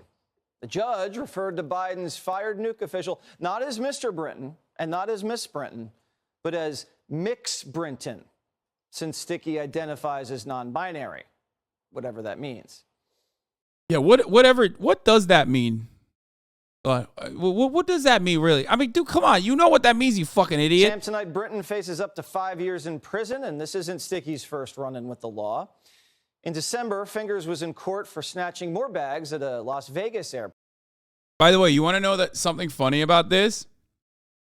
Here. The reason why they gave them a name like Sticky Fingers, I think, is a weird way to sidestep not misgendering them deliberately. Okay? I was actually looking at this personally to try to figure out, like, they'll say shit like, what is non-binary? Pff, whatever. But, like, they're not on fucking Ben Shapiro's broadcast, right? So Fox News, even when they're covering this shit, right? Even when they're covering this shit, I was reading the journalism side, and they don't actually misgender. They don't actually misgender the person at all. They don't. They probably, I would love to find out if they, because these places always have like a style guide. Like they have rules that they need to abide by. I'm certain that, the non-binary designation is probably already in the Fox News, the Fox News style guide already.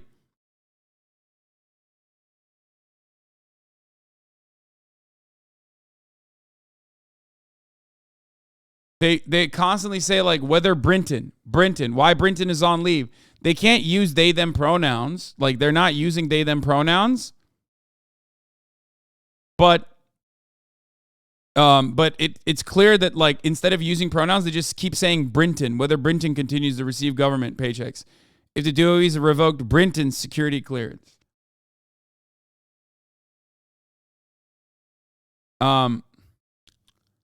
Anyway.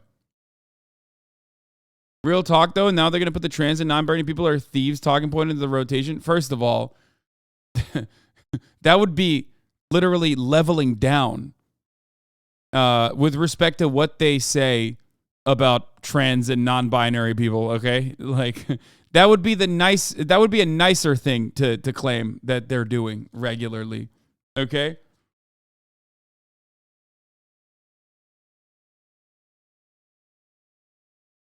Yeah, instead of saying that every trans person, every queer person is a pedophile groomer, they also steal luggage? Like, what do you mean?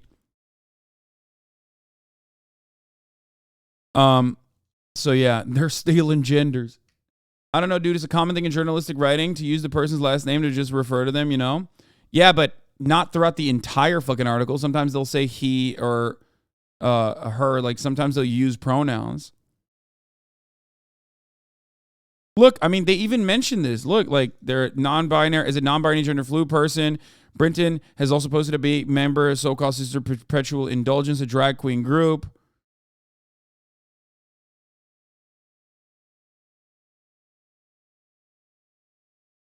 Anyway, yeah, they'll use Mr. or Miss often as well when they're referring to people. So, anyway. Why do they actively try to discount being non-binary but still actively go through the effort not to misgender them? It's just yet another indication that it's, like, not real. That's what it is.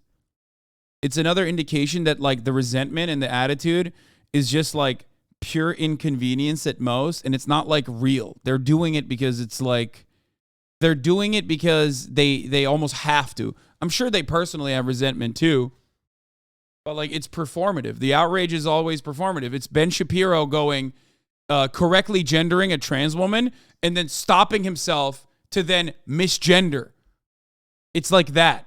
You know what I mean? Because as human beings, no matter how fucking evil or awful you are, when someone says, like, oh, well, my pronouns are they, them, like, sometimes you fuck it up, which is understandable, and everyone understands that you sometimes fuck it up, right?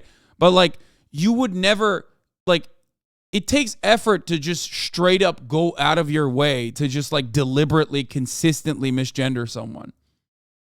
You know?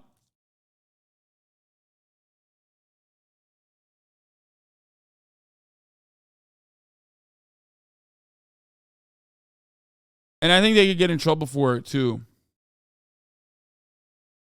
I think Brinton is innocent. Kleptomania is a disease and those dresses were gorgeous. It has nothing to do with me looking basically just like them when I had my head shaved pre-beard.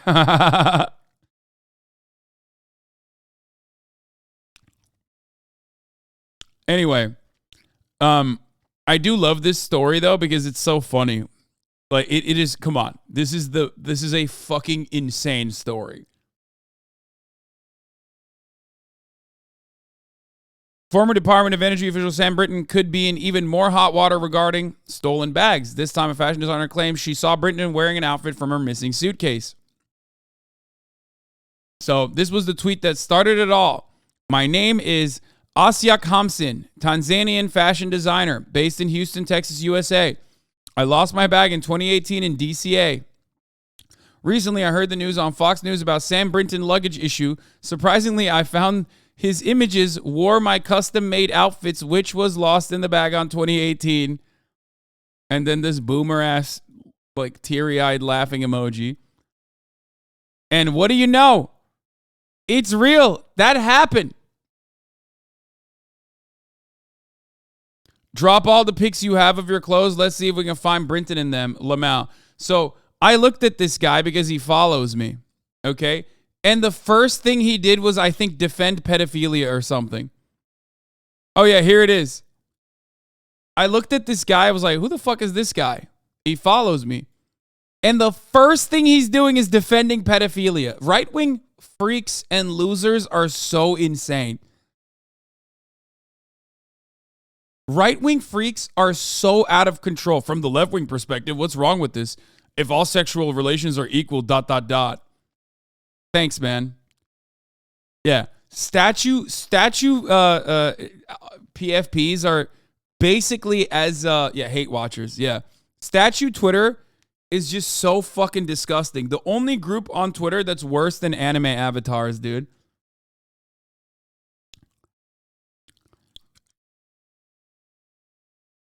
Anti-trans statue Twitter weirdos don't defend pedophiles challenge. Difficulty impossible. Exactly. Least pedo statue PFP. So then she did.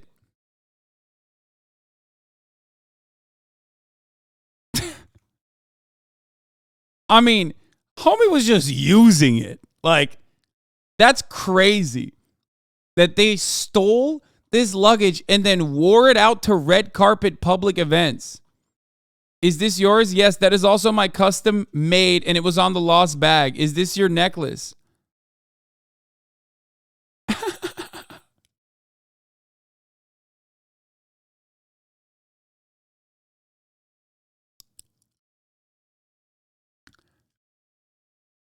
So, you know, I had to do it to him. I had to cover the story. It broke my fucking brain. It's been sitting inside of my mind. Check out the side-by-side Asia showed, which she says shows Brinton wearing one of her custom-made dresses a year after she claims her bags were swiped. Asia told Fox she was heading to D.C. to put her clothes on display for an event when the bag went missing and lost out on the opportunity as a result. She said her husband filed a police report at the time, but nothing was found. Asia says she filed another report this December after seeing pics of Brinton in what she claims is her outfit, and she says she was then contacted by the FBI the next month regarding the complaint, but says nothing much has happened since then. As you know, Brinton's been accused of stealing suitcases from airports on 2 separate occasions, getting charged in both Nevada and Minnesota.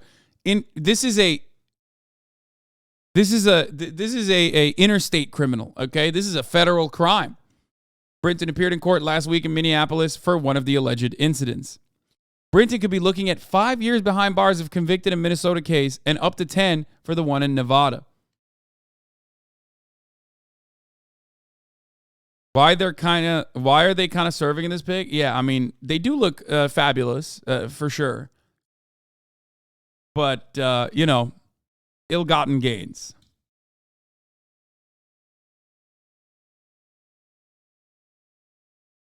People were trying to defend them, saying they bought them at an unclaimed luggage thrift store, even though they were caught doing this like 7 different times. Yeah. Wait, this person followed you on Twitter and has a statue PFP, or am I mixing up people? No, there's a person who follows me on Twitter with a statue PFP. But remember, not every one of my Twitter followers is a fucking fan. As a matter of fact, a lot of my Twitter followers are haters, and they're following me on Twitter to hate. So that's my point, is that, you know, my hate watchers are unhinged.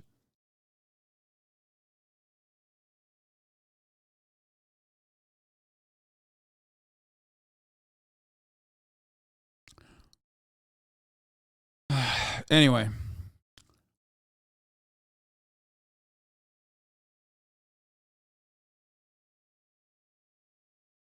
So, just a fun little story. And of course, as always, a fun little story. As always, you know, this doesn't mean that, like, NBs are out here fucking stealing shit. You know what I mean? That's not like a real thing. And one NB's crime does not reflect on the entirety of the non-binary population. I mean, after all, Ezra Miller comes to mind. Because, you know, when you think about NBs doing monstrous shit, you got Ezra Miller. And they're out here doing wild stuff. So, I covered this, and I wanted to cover it because it's funny. I mean, it is objectively a hilarious story. And someone, when I said not exactly Demper behavior, not going to lie, someone responded and said, I would appreciate if you didn't signal boost the right-wing hate mob. I said, this person is an international criminal, luggage theft.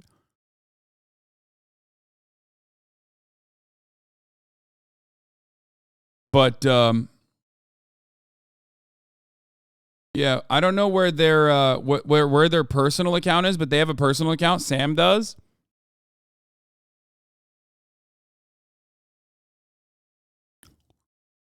And they follow me. Adin Ross and HasanAbi. Why are these two motherfuckers? I've never said that. I never said that. Girls. He's too stupid to understand words. And if the problem is his audience is too stupid to also understand anything. This guy's really starting to grind my fucking gears, bro. Someone said, let's watch porn. I'll give 200 subs. Wait, chat. If I watch porn right now, would you guys actually give 200 subs? If I just pull up porn? There's no fucking way he's doing this again. Why is he so loud? Oh, you guys know why. Why? Who is that pussy? It doesn't even matter, bro. Pay Jordan. How much do I owe Jordan, Piers? I'm about to just send it right now. I got the money in my Cash App. Yes, I need to know the amounts. What do I send him, bro? What do I fucking send him? You said you're buying him a PC?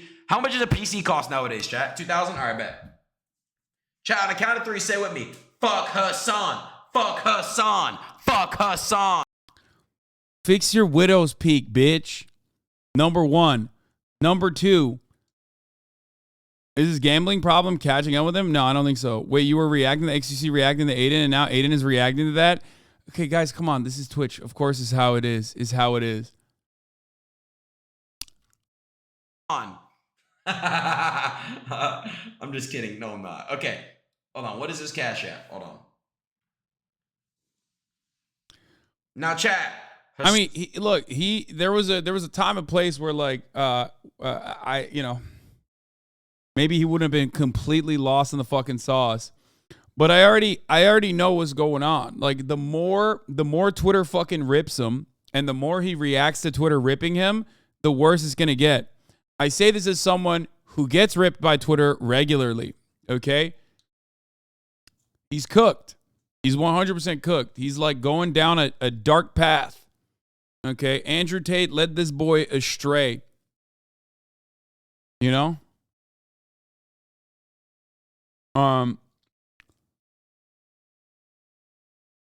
It's just it's sad to see, but Hasan is trying to push this agenda on you guys. Chat, be honest, yes or no? Would you guys ever catch a Hasan like viewer like outside? Yes or no? Let me know right now. Like chat, like would you ever catch like someone who watches Hasan like outside, like in the real world? Okay, $2,000 sent to my boy. Jordan, I got you. Okay, the funniest part is like, yeah, XQC's been criticizing Adin for this Tate imitation rabbit hole too, but like XQC is well liked by Adin's community and everyone, by the W community. So like, you know, when he says it, it's fine, which is fine. I'm happy with it as long as someone is saying it and it's like reaching out to someone. I'm happy. Chat, what do they look like? Like, what do Hasan, like, what do they look like? What do they look like? Like, what do also, why are you asking 10-year-olds and 12-year-olds that want to watch porn what my fan base looks like? Yeah, they're older. So, yeah, I don't think they're seeing my fans at the fucking playgrounds, okay, when they're going goo goo gaga, okay? Hasan viewers look like? Jordan, I sent you $2,000.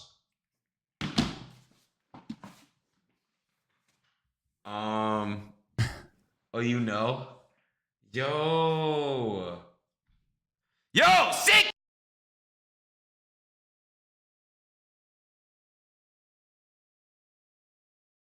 He's gonna say the blue hair septum piercing thing, ain't he? I mean, probably, maybe.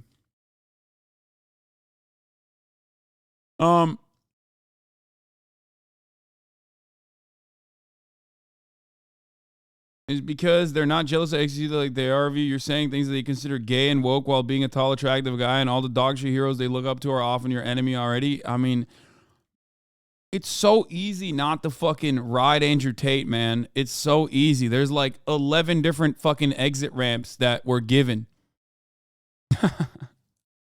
There are so many opportunities for Adin to not defend Andrew Tate. You know, like when he went to fucking jail and has been investigated and is continuously being investigated for sex trafficking. Like, that's a pretty fucking easy exit ramp for a lot of people. His community literally jerks off his ex and makes sure Adin knows about it. Yeah, I don't know. I don't understand it.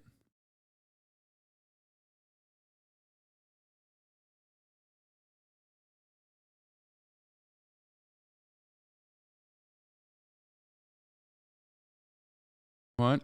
These are Adin's fans, by the way, little children. We know what Adin's fans look like.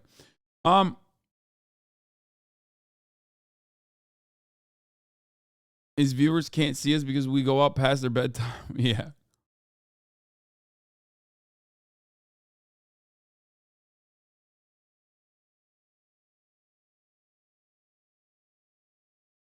It sucks, man. I don't know. Sucks. It sucks to see.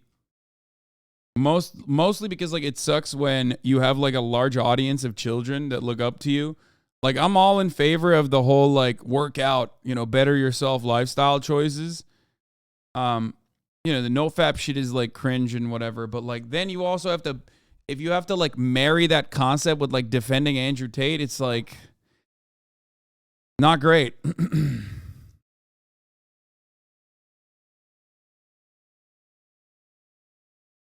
Yeah, this is extremely my kind of shit. I love that like fucking CNN is covering this. You know what I mean? We'll talk about that in a second. Even Rage said he thinks Adin has been getting a little too comfortable being edgy, and Rage is the ultimate free speech Andy. I know Rage has like, I really like Rage a lot, but his like debate bro love and his tendencies for like free speech shit is so fucking ugh. Yeah, I do like Rage. Like, I think he's great. He is very much tapped in to a lot that is going on. But, you know, sometimes he has cringe takes, whatever. It is what it is.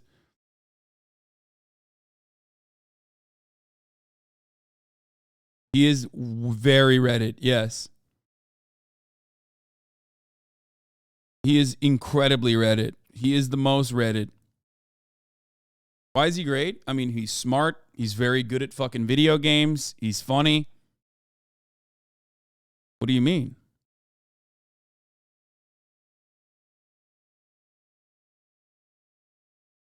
He makes good content.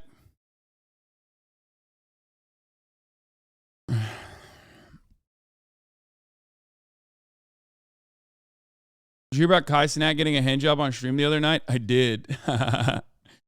Brother, listen. My man is live 24/7, okay? Sometimes you got to fire off a nut, okay? Sometimes you got to... How is he supposed to do it? How is he supposed to fire off a nut when he's on camera 24/7, dude? What's he supposed to do? From experience? No, I'm not live 24/7, but if I was, I'd have to figure something out.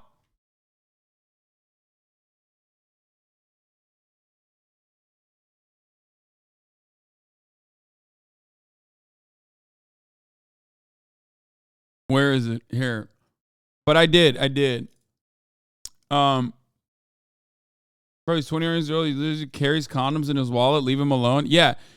This is a funny story because, like, you can't tell. Like, you literally can't tell. Like, you can't. You know what I mean? So it's, like, very easy to just say that it didn't happen. You know what I mean? And for that reason, it's fine. You 100% can't tell. No, you can't prove it. You can't. You literally cannot prove it. Like, it is the easiest. No, the mirror doesn't show it. I think the front shows it better than the mirror. I watched it. So it's like one of those instances where, like, no matter how hard you cock watch in that situation, I know the girl admitted it. I know it doesn't matter. It literally doesn't matter. It was done so expertly and so fast that, like, you can't, like, there's plausible deniability in that situation. So yeah, there's no, it doesn't matter. He could just easily be like, yeah, that didn't happen, and it won't matter. Straight up. Expert level sneak. Yeah, it is crazy. Did he get banned for it? Like that girl who had sex on cam? No, because the girl that got got fucked on camera, very clearly you can see was getting fucked on camera. It's one of those, this is a thing that if someone hadn't clipped it, like, people wouldn't have even fucking noticed it. Stop posting your car. Stop posting your house. That's why I don't even have a problem showing it to you, because it doesn't matter. You just can't see it. Show me how funny you are. Show me how you know what I'm saying? You can't see it. But you might see that stuff when I take you to Arby's and you're like, we done. You know how I know you can't see it? Because even when you're looking for it, you have a hard time seeing it. It's just like,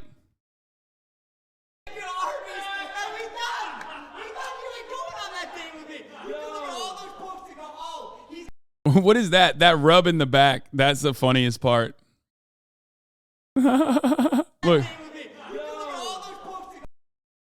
Look at her arm in the mirror, man. I did, man. I watched it.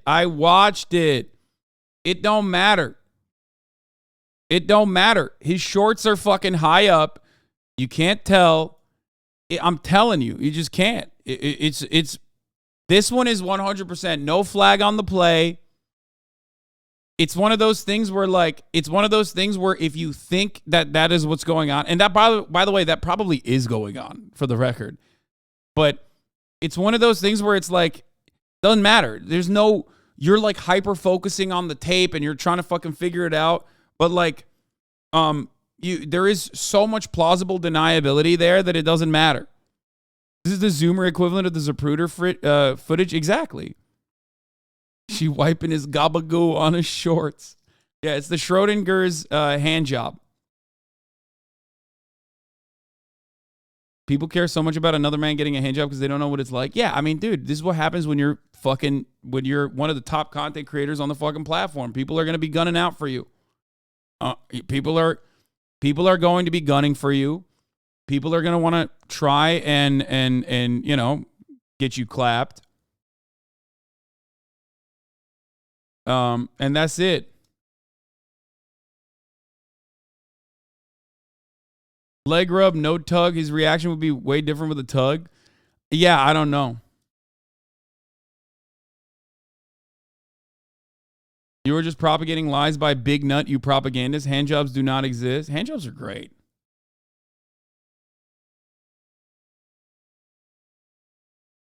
Who's the second jerker in the grassy knoll? Yeah. We need to analyze the footage to see.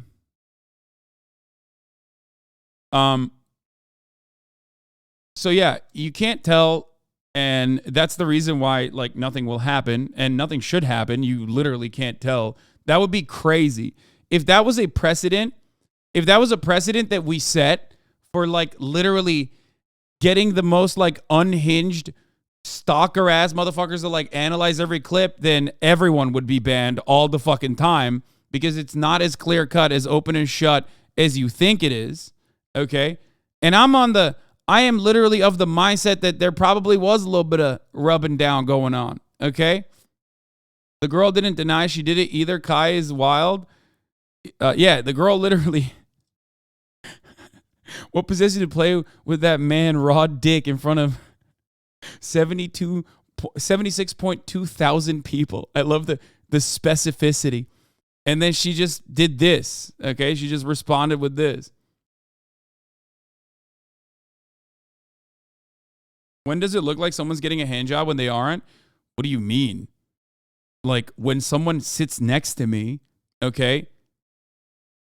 Maybe because I'm a streamer and I don't really actually. Did you see Rage's message to you yesterday? No, I did not. But maybe it's because I'm a streamer and I have a lot of fucking psychotic stalkers. But there are plenty of instances where like I interact with female Twitch streamers and psychotic stalkers will literally turn around and like hyper analyze every piece of that footage in almost identical ways to be like, oh, they're fucking holding hands actually, or they're rubbing up against one another. I've seen it happen to my friends. I've seen it happen to me. People do not have the capacity to be normal. And if that was the, what do you call it? If that was the standard that we placed on who gets banned, then, you know, good luck. Careful, fucking weirdos are going to go back to your VODs and hyperanalyze their own content. I mean, they already do that. What about the blowjob clip? I have not seen that. But yeah. This discourse is only for incels and dumbasses. I'm so sick of hearing you talk about this kind of shit. Okay, well, calm down, man. It's like a big fucking, you know, this is a dude who's been doing a fucking subathon. He's reached over 200,000 subs at this point. It's like a, you know, site-related thing. JoJo's popping off against Adin. Adin, facts, bro. Adin, bro. Adin, because you know what, bro? He owned up that he was wrong for streaming porn to his audience. Adin, man. That was the main point of my shit. Adin. I'm very proud of you, bro. It's fucking fire. And I hope you can learn from this, bro. And again, no hate to you personally, because I don't know you, motherfucker. Neither do I, and I don't want to know you. I know that you tried to ego me. I didn't know who JoJo was. Well, you know now, bitch.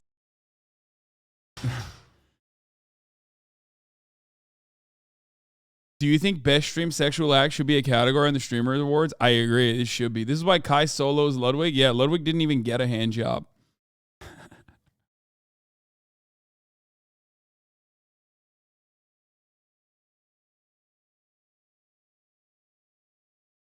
Kai was showing on stream how to get sturdy. Someone else was getting sturdy. Lud just busted a on stream untouched freak. Oh, okay, never mind. Maybe Lud does clear Kai then, because I don't think Kai busted it out without no touch. A real no handy Andy. Yeah, that's wild.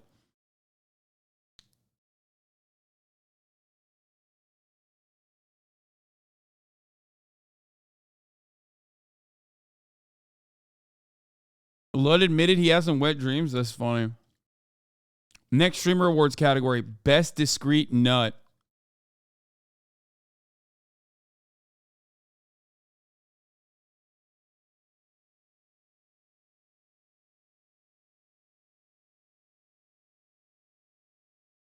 Yeah, I mean, subathons are fucking weird. Adin Ross, the decision. Oh, this is so funny. Okay. What is this? Demon mode? What are you talking about?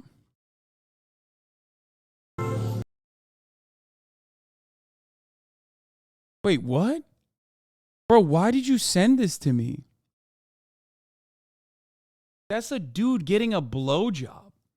Are we just posting porn now? That's some fucking random Twitch streamer that went the fucking kick and like is just copping dome on camera. Yo, bro, this isn't the Adin Ross stream at kick.com, okay? We have a no porn reacts, no fucking porn reacts, dude.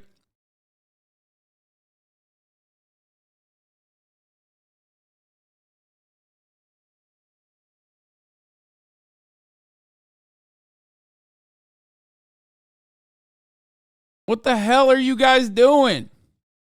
We're not cock watching, okay? But anyway, yeah, as far as the Kai thing goes, like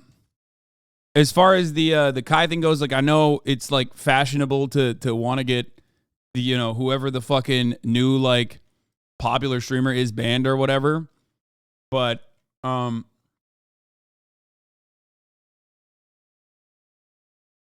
you know, it's just not going to, it's not going to happen.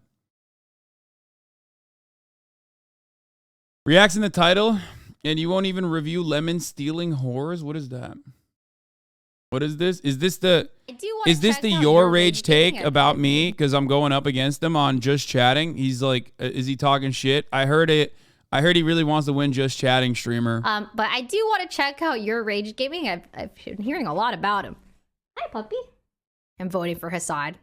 Okay. I'm not mad at it. I'm not mad at it. But all this told me was holy shit. In the grand scheme of things, yes, chat, we're big to us and in the W and L community.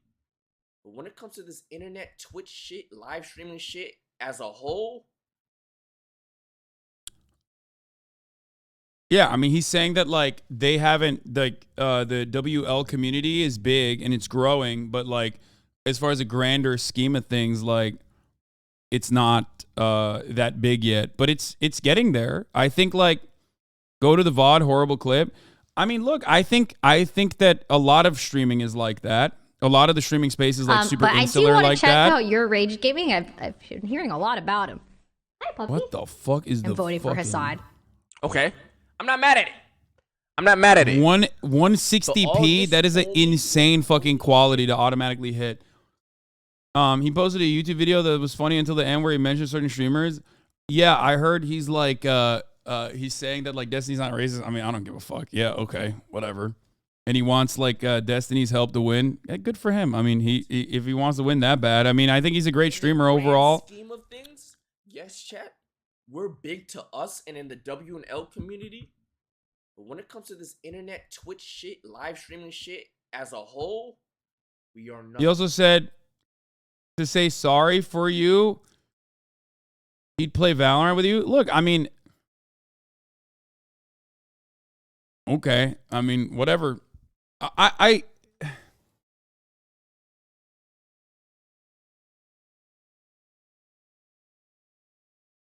How do you win with what? How do you win with 800 votes? What do you mean?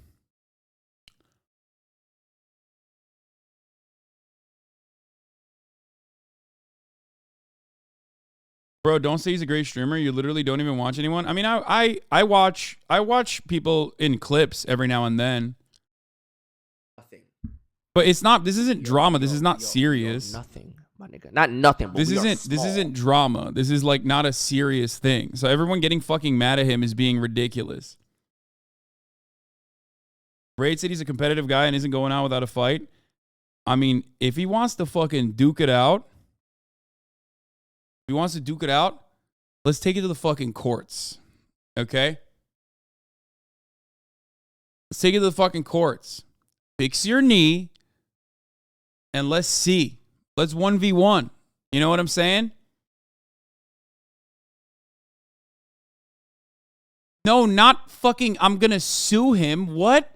Basketball, you fucking dumbasses. Oh my God. Everyone in the chat's like, what? You're gonna sue him? Yeah, I'm gonna sue him. No. HasanAbi is suing Your Rage Gaming. Take it into the courts. Clip it. Rage is literally a 15 to 20K Andy. You can say he's a great streamer without ever seeing a clip. Yeah, I mean, he is one of the top dogs for sure. Even with his busted ass knee, he'll still win. We'll see. No, Hasan, fuck your knee up so you're nerfed like him. Nope.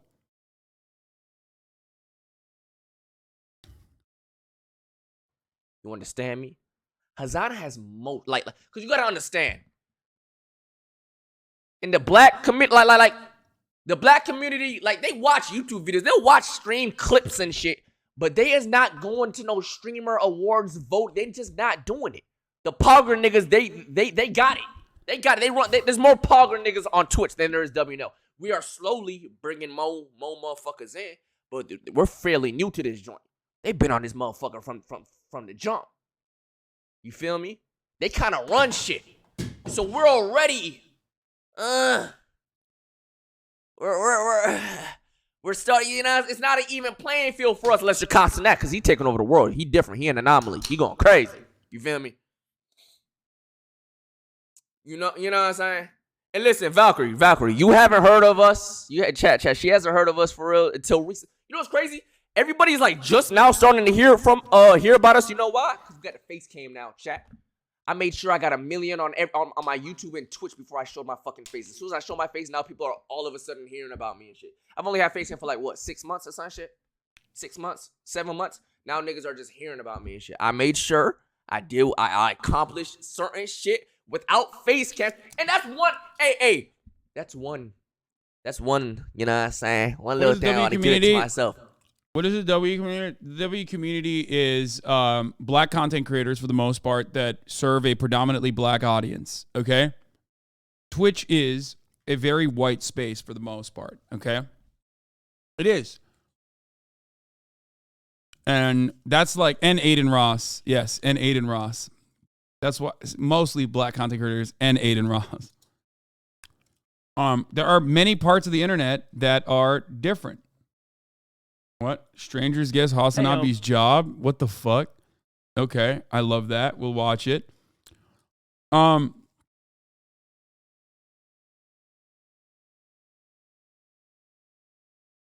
audience, isn't it mostly white 12-year-olds? No, we're not talking about Adin. No. You guys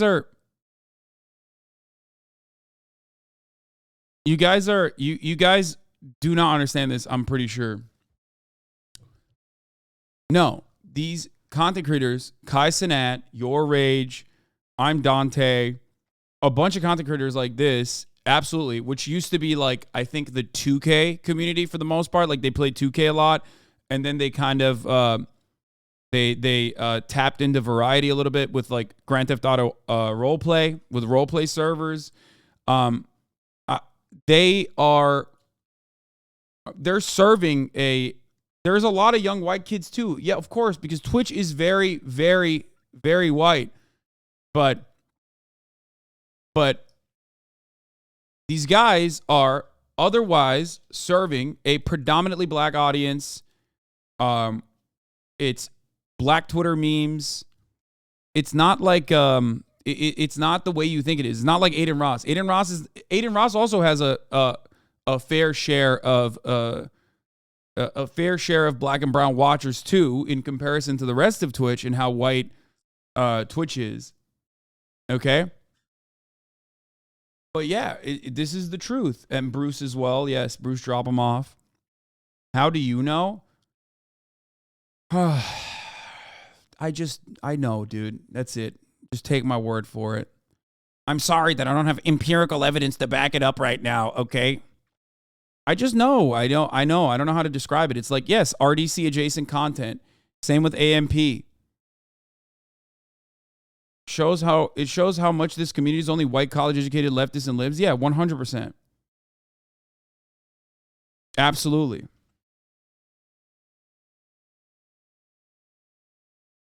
They also have black artists and celebrities on more often than the non-WL crowd.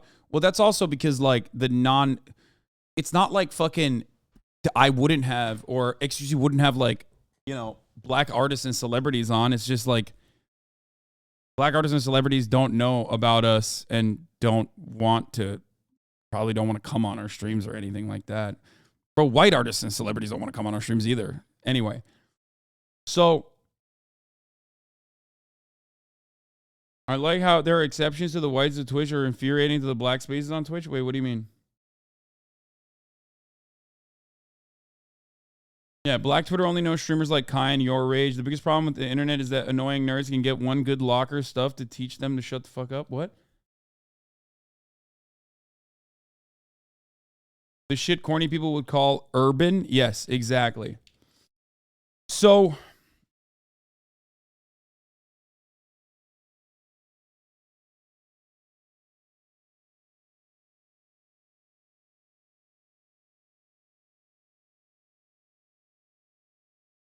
and their audiences aren't even like mostly on Twitch per se, as Rage is correctly talking about right now. Their audience isn't even mostly on Twitch. Their audience sees Twitch clips on TikTok. Their audience watches YouTube clips on their audience watches on YouTube. Their audience basically watches all around and never usually on Twitch.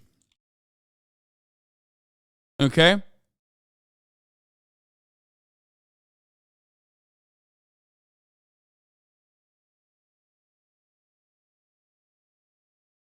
And but that community is growing, and it's great. It's wonderful. It's awesome. I love it personally. I think it's great. And I don't know. I think it's a overall good thing.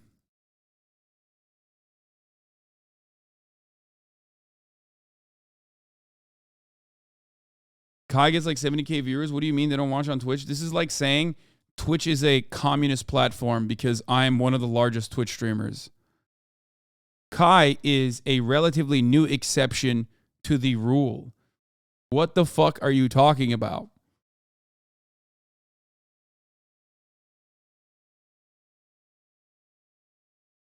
That's new.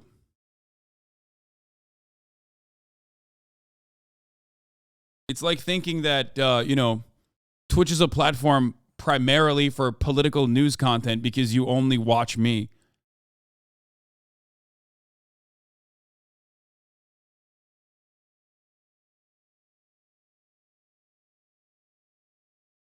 Did they not just hear Rage saying Kai was a different beast? Yeah, I know, but they don't hear anything. They just have everyone has made up their own minds, and it's just like hard for them to comprehend it.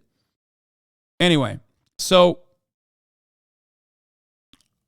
that's where we're at. A million followers and subscribers, no face cam, literally just chatting. You literally have to be a just chatting demon to go that far with only using your voice. Talking about shit, my nigga. What the fuck are they looking at? You feel me? You know what I'm saying? I added the face cam now so people could put a face to the voice and shit, and that's why we starting to get a little bit more motion chat. But we new to this shit right now. Okay? You feel me? But at the end of the day, it's still tough. But chat.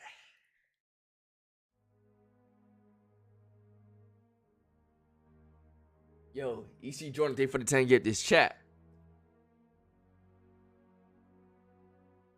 A proposition was brought up to me.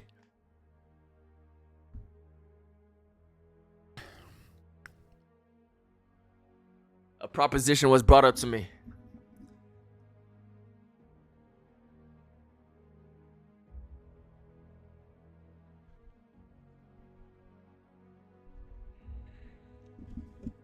A proposition was brought up to me. Listen, hear me out. Kick, hear me out. Hear me out, chat. Let me tell you about it first. Yeah, I mean, he's memeing around, dude. Yes, he's gonna say what? Destiny's not racist, and and that's it. Like, it doesn't even matter. His audience doesn't fucking believe that. You know what I mean? He could say that all day, every day. He's just fucking around. Who gives a shit? He's memeing. He wants to win, and he's getting a, he wants to win, and he's getting a, what do you call it? He's trying to bring more people to rally for his cause. It's just whatever. Let me tell you about it first. A way to help us win this war. Because best believe this is a war. I have no problems with HasanAbi. I have no problems with HasanAbi. He's our mans. Yo, Hasan, we can play Valorant at any time, my nigga. That's a lie. You need a duelist? I'm Yoru. You need an initiator? I'm Fade. He's actually very good. What's up? I'm Dare, my nigga. He's actually pretty good too. Out of all the WL community, streamers, by the way, like me and yourrage probably have the most audience crossover as well. But that's not now, my boy. I need that win, my nigga. I don't play fair. I don't give a fuck. And I know you got ops. Yeah. And your ops hate you. It's Rage and Bruce. More than they hate me, it seems like. And they pretty damn deep, if I say so myself. Yeah, I mean, he's just fucking around. Who cares? Is that a light bulb grabber he's holding? Yes, it is. Yeah.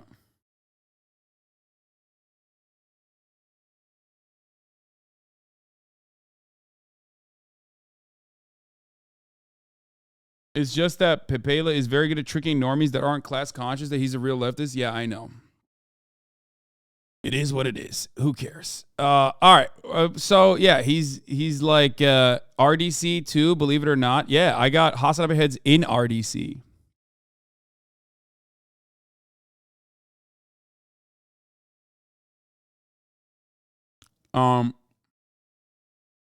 yourrage is a snake? No, he's not. He's just fucking around. Who gives a shit, dude? He's just trying to win. Everybody calm down. It's like, you don't have to take everything super seriously, okay? It literally doesn't matter. Just vote for me and that's it, and move on. He's campaigning off to your haters, and I fear it may work. I think one thing that I have found always is that while I may have a lot of haters, certainly I do, probably more than other content creators out there in a similar size. And my haters might be uniquely unhinged. Okay? And my haters might be very well organized because they are united. One thing I know is that I also have a community, a very strong community, a community that hates watching ads at the top of the hour. Because at the top of the hour, there's a 3-minute ad break. And if you no longer want to see those ads, all you need to do is subscribe, which you could do for $5 or for free with a Twitch Prime by connecting your Amazon account to your Twitch account, where you get 1 free Prime subscription a month. That's right.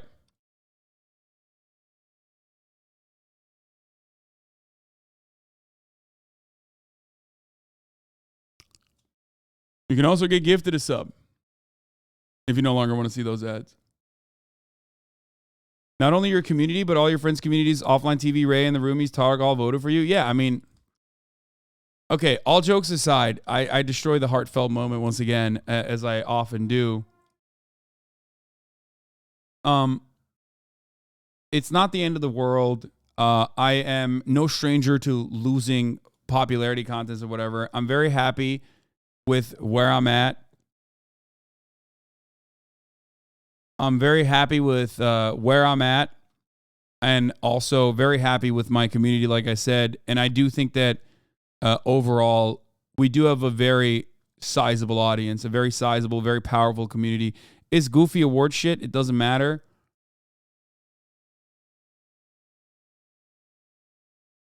Sakura Gore, thank you for the 25 get the subs. I think I had a pretty good year. You know? They're all pretty good. And that's it. Every time you pull off this bullshit? Oh, every time I pull off a top of the hour ad break, I know. Exactly. Doodle Burp, thank you for the 5 get the subs. Moms for Hasan, thank you for the 5 get the subs.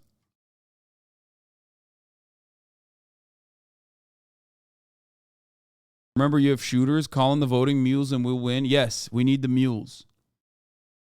The 2,000 mules. We need them.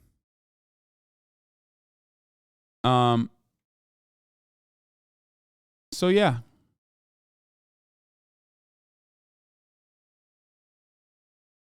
That's all I got. Let's see where this is at. Let's see. Adin Ross, The Decision. Well, everybody's on pins and needles across the country, particularly those platforms who are in the running for Adin Ross. You ready to go, Adin? Where's the powder? Powder? What are you talking about? So what's new? What's been going on this year? Dark Seductress, thank you for the 10 get the subs. Ray Toei 23, thank you for the 5 get the subs. Man, I've just been living life. I've been really trying to figure out my stream. Who in the process have you taken advice from? Actually, my mom. You know, me and my mom, we Fuck talk a all lot. that. So Fuck that. Oh, fuck, you know what she. Oh, what's the major reasoning in your decision? The only thing Aiden's got going for him that resembles LeBron is his fucking receding hairline, okay? He is not the LeBron of streaming, dog. Okay? I mean, it's not like you're an athlete. He might be the LeBron of dick riding Andrew Tate, but that's it. Dark Seductress 1, thank you for the 10 gifted. Not like you're an athlete. Athlete? Shit, look at this fat ass nigga, man. Hey, bro, chill out. You know me, man. I just want to win. Man, can you shut your ass up, you egghead ass nigga? You ain't winning shit, nigga. Let's just get to the fucking point. This is tough. I just want to win. I decided I want to take my talents. Well, there you have it, folks. Thanks for joining us. Ada wants to win. Damn, don't you want to know where I'm streaming? Yo.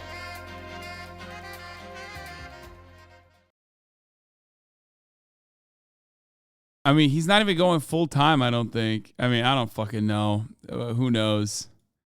Who knows what the fuck he's up to? All right.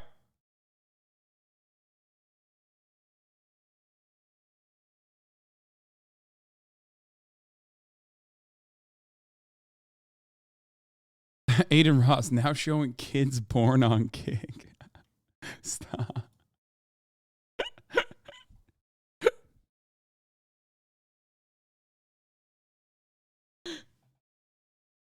Okay. All right.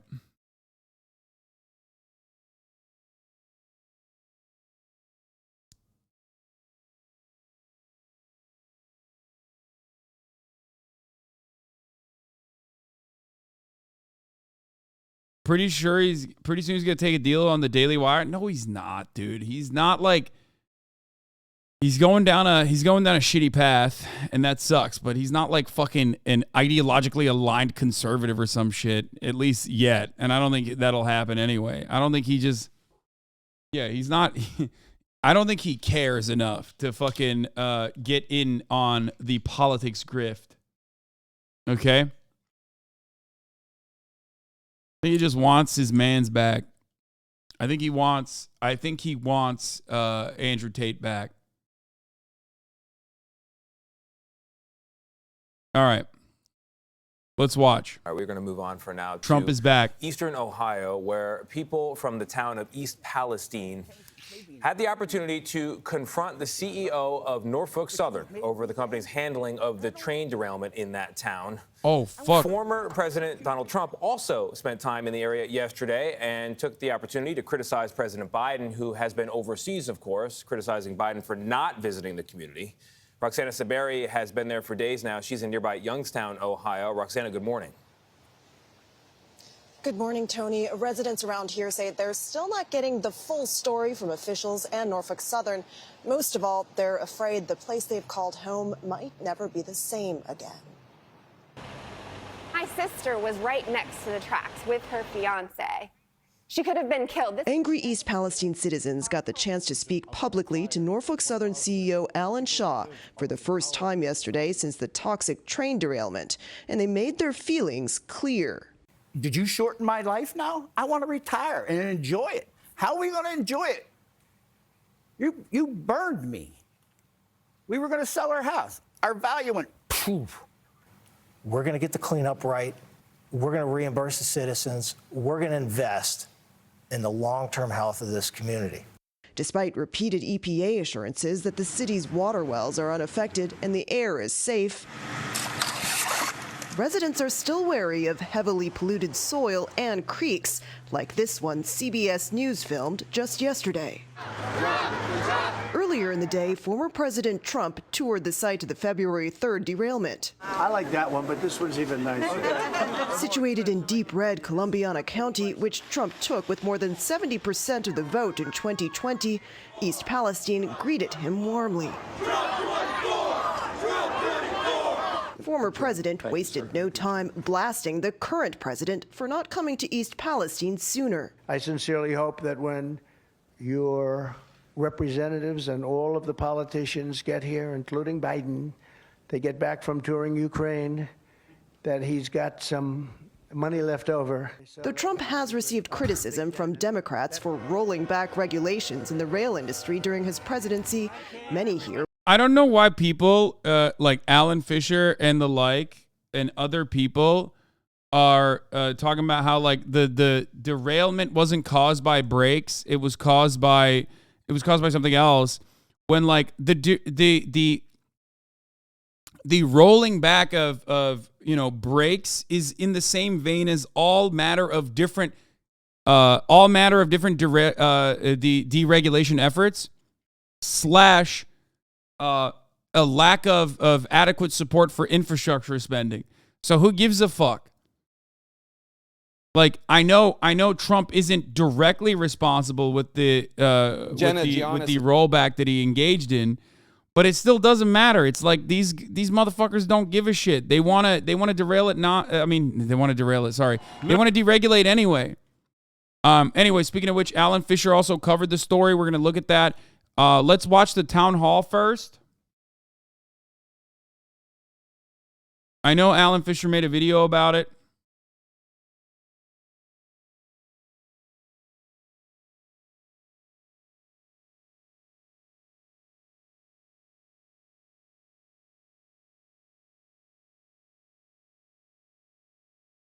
Is also here and has a question for you.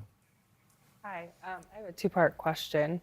So the first part of my question is if you could walk us through that decision of not digging up the soil and just rebuilding the train tracks over it. And second, it's been roughly 3 weeks. What new safety measures do you have in place since then, regardless of the investigation that's going on? Clearly, there are some things that need to change. And if you haven't come up with them yet, when can we expect to hear from them? Because this isn't the first. This won't be the last. People need to see change in a big way. And yeah, those are my questions. Yes, ma'am. We believe that we had an environmentally sound remediation plan for the soil under the tracks. However, as I noted, as I continue to engage with members of East Palestine in one-on-one meetings and small group meetings. Can I interrupt you? What made you believe that that was an okay resolution? That's what I'm looking for. Like what goes into that decision? Yes. Our independent environmental experts. So as I have engaged with, when you dump 100,000 gallons of chemicals and oil. You're not talking about the oil. 60,000 gallons of oil. When you dump that into the ground and you don't take that out of the ground before you put your tracks on and you run your train on it. You need to hire some new That's an okay experts. decision. The oil, Ma'am, the oil is going to cause us the long-term effects. Everybody's talking about the chemicals, and while I do think that's important, it's the oil that's seeping into our ground that you chose not to dig up and just put your tracks right over top of it. She's asking you specifically. Dude, this is pretty sick. Oh, it's like you always say about the power white women have. Yeah. No, this is pretty fucking fire. Like, having a CEO wearing his fucking Patagonia fit, like this is his casual fit, you know what I mean? Have to sit there and listen to like some of the victims. Goddamn, it's cool. I love that, dude. You don't see that every day. I'm a fan of what's going on in front of me right now. I mean, it should be way more than that. Like, jail could be fun. You know what I mean? Like, that could be cool. Like, legal repercussions. I like stuff like that. Big fan of legal repercussions. But, you know, it's not going to happen. So this is what we got in the process. This is what we got instead. And I'm on board with it. I like it. The ground before you put your tracks on and you run your train on it. You need to hire some new. That's an okay experts. decision. The oil. Ma'am. The oil is going to cause us the long-term effects. Everybody's talking about the chemicals, and while I do think that's important, it's the oil that's seeping into our ground that you chose not to dig up and just put your tracks right over top of it. She's asking you specifically, what led you to that decision?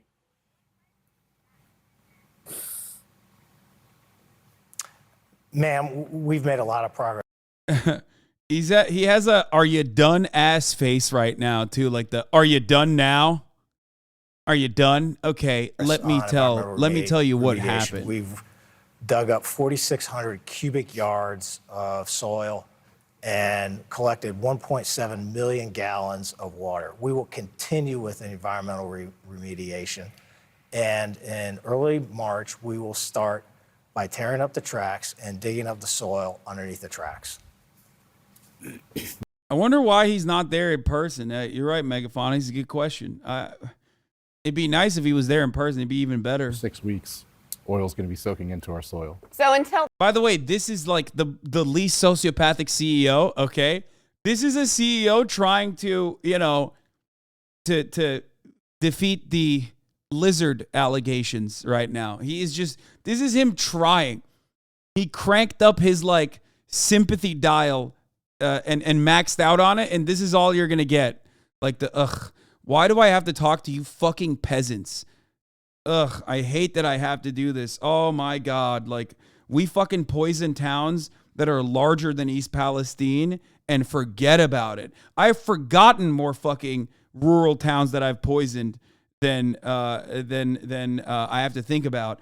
And you're over here fucking questioning me? How dare you question my authority? You don't understand how fucking difficult business is, okay? You don't know what it's like when you have to take $7 billion, $7.5 billion and repurpose them for stock buybacks. You don't know what that's like, okay? You don't know what it's like to be in my shoes. Well, then we'll just have it keep going down. Keep going in our soils. Jenna, did you get all your questions answered? No, I did specifically ask what changes you've already made, and I think these residents also are very valid in asking, like, why the delay? Why can't we do it tomorrow? Yeah, Janice, thank you for that. I didn't get it. It's I Jenna. didn't get to Just respond to that. It's Jenna. Yeah, we're gonna. My apologies. Bro, we should let CEOs do this kind of PR shit more often, dude. They're fucking. The more Americans understand what soulless husks these motherfuckers are, the better. Oh man, I love this. Oh, this is so good. Ooh, it's so fucking good. We're gonna test and we're gonna calibrate all of the wayside detectors all across our system. That's something that we stood up in the immediate aftermath of this. And is that something that's visible for people to see? Is it publicly available for us to see that that's being done? It's an internal component to Norfolk Southern. Don't you think people would want to see that happening? Wouldn't that show that you're trying to do something different if you're actively showing people this? Yeah, the problem is he doesn't give a shit. He don't give a shit. He's the CEO of Norfolk Southern. Man's code switching with his wardrobe. He still looks like an out-of-touch CEO. Black fleece vest. Need I say more? Yes, this is his casual look. Don't you love that? Like, this is every part of this is like predetermined and manicured, okay? And this is the best he's got. Yeah, he's looking like a Kelly Loeffler campaign ad. Exactly. And he's still not doing it. He can't. We can certainly take videos of that and post it. It What we have done is we stood up a website.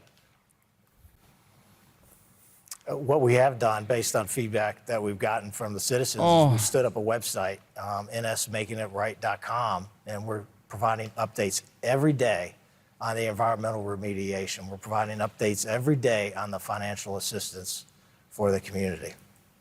Mr. Shaw, one of the questions that Jenna asked that you didn't answer had to do with the fact that obviously whatever Norfolk Southern was doing almost 3 weeks ago wasn't sufficient in terms of safety. And her question was basically, you don't need to wait for the federal government or Governor DeWine to tell you to improve things. For example, if it's true, as Senator J.D. Vance notes, having 2 staffers and a trainee on a 150-car train would not seem sufficient in the view of Republican Governor Vance. So her question is, Senator Vance, her question is, what are you asking your team to do now to change it before the government makes you change it? Because you are in charge of the company. You can. Why the fuck would they change anything before the government makes them change it, dude? Come on now. That's the entire point and purpose of the regulatory body. Because these motherfuckers never do anything out of the kindness of their hearts. If anything, this is actually, this kind of like, capitalism being like overall indecent is baked into the narrative, even a narrative that libertarians understand, right? Because libertarians, what do they always say? They're like, oh, you don't need a regulatory agency. What you need is a Yelp review system to basically like fucking yell at corporations and the free market will kick in. And it's like, that still comes with an understanding that like corporations are going to cut corners regardless. And the only thing, something needs to stop them from doing that. And it's never going to be their own personal willingness to not cut corners, right? It's the consumers that will stop them from cutting corners, which is laughable. It's silly. It's stupid. But even then, they still recognize that corporations are going to cut fucking corners. They're going to cut corners with whatever the fuck they can get away with. You know what I mean? So it still happens. It still happens even in the libertarian solution. They still operate with an understanding that corporations are going to push for deregulation. They're going to get away with whatever the fuck they can.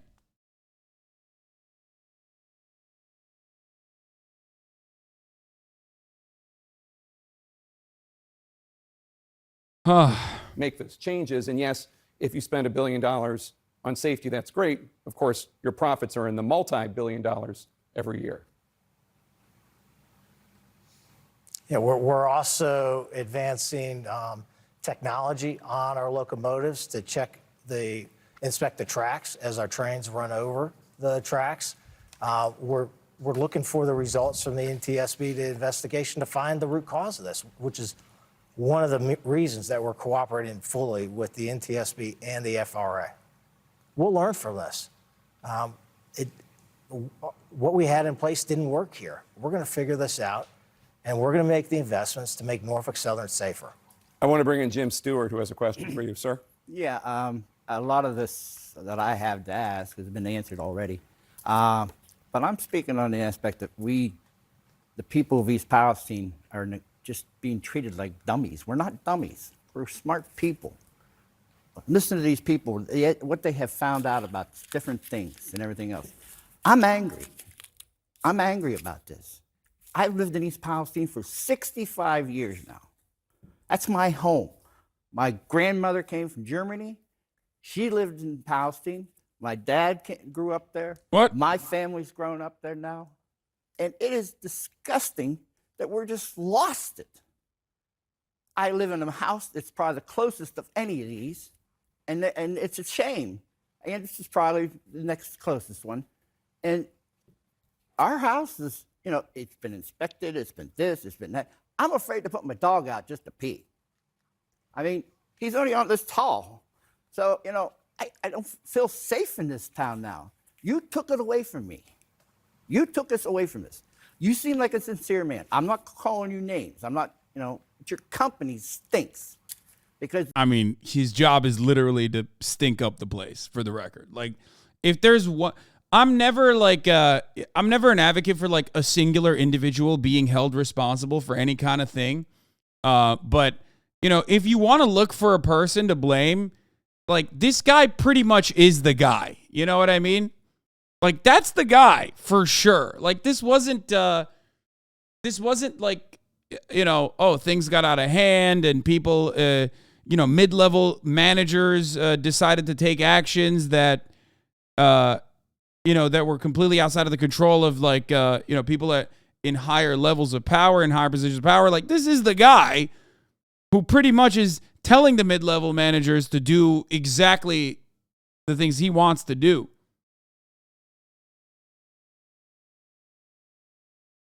You know what I mean?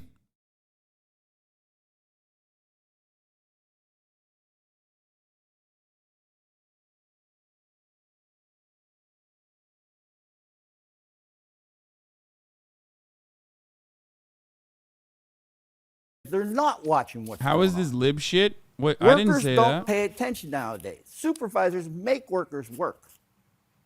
You got to do something about this. I lost a lot. I lost the value of my home. I'm only one block. I can throw a stone to that burner. And what do we do now? I come back from Chicago 4 days. I was in Chicago for 4 days. I came home the other day. I put the garage door up. We pulled in the garage. Yes, chat. He's blaming workers. This is a 65-year-old man, okay? He's a 65-year-old man. He literally said, I'm not a dummy. You seem like a sincere guy. It doesn't matter, though. He doesn't deserve this happening to him, okay? He's a 65-year-old in Ohio. What the fuck do you think his worldview is? Calm the fuck down. You know what I mean? Stop getting annoyed at a victim, okay? Got out of the car, put the garage down. Soon. His entire worldview revolves around literally fucking looking up to guys like this, you know, thinking that the CEOs are sincere and thinking that the workers probably fucked it up, okay? That's his worldview. Examine why that worldview exists and develop a better understanding of the systems that educate people, that churn millions of people like that out. And also recognize that, you know, just because he has a different political perspective than you do doesn't change the reality that he's still a fucking victim. Yeah, a lot of the people, I don't know what East Palestine's like voting demographics look like. I don't know what they fucking voted for. But I mean, it's Ohio, so it's not shocking to me that it would be like deep red. So these people did technically vote for the very deregulation that they ended up, you know, receiving the brunt, receiving the consequences of. But ultimately, even if they didn't fucking vote for the Republican Party, it doesn't matter. It's like people that vote for Democrats are getting poisoned. Does that make it? Does that make these people less victims? No. There's no you reap what you sow when we talk about. There is no you reap what you sow when we talk about these kinds of issues. We live in a bourgeois. We live in a capitalist organization of the economy. This is a bourgeois government. Both the Democrats and the Republicans, as I tell you all the fucking time, are still going to poison you, okay? They're still going to advocate for either slight deregulation or heavy deregulation, okay? And most of the time, these people are just powerless. Like, they're just playing the role of, they're just playing the role just as you are, okay? going through the motions, you know, doing their civic duty, voting for one party over the other. Okay?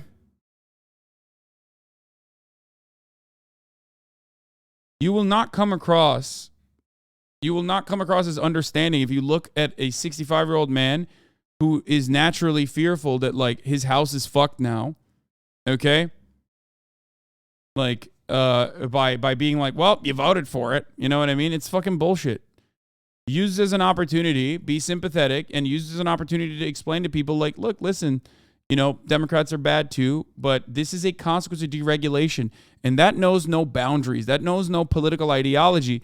That is a capitalist attitude.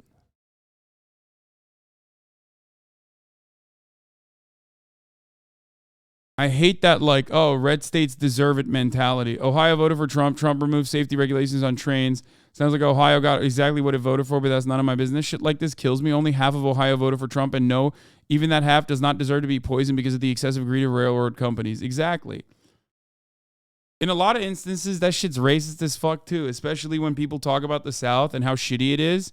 I mean, you know I talk about how fucking shitty the South is all the time, but, you know, I offer that perspective on every state. I think every American state has a lot of shit qualities to it, okay? You know this already. It's, you know. I don't do that whole, like, oh, please stop sending me that fucking Hasan underscore Piker thread, please. Just, you don't deserve a week off, but, like, just, goddamn, dude. Just shut the fuck up. Yeah, I got it. Oh, here, you want to know the soy-ass fucking Reddit meme that this guy keeps sending? Hold on, I'll show you. Hold on, here. You want to know? This is the fucking, just stop being so fucking soy and so Reddit for one day. Massive fucking coalition. Working class right, progressive left. Somehow you fucking keep spamming the same link, which is even cringier than fucking Megaphonics links.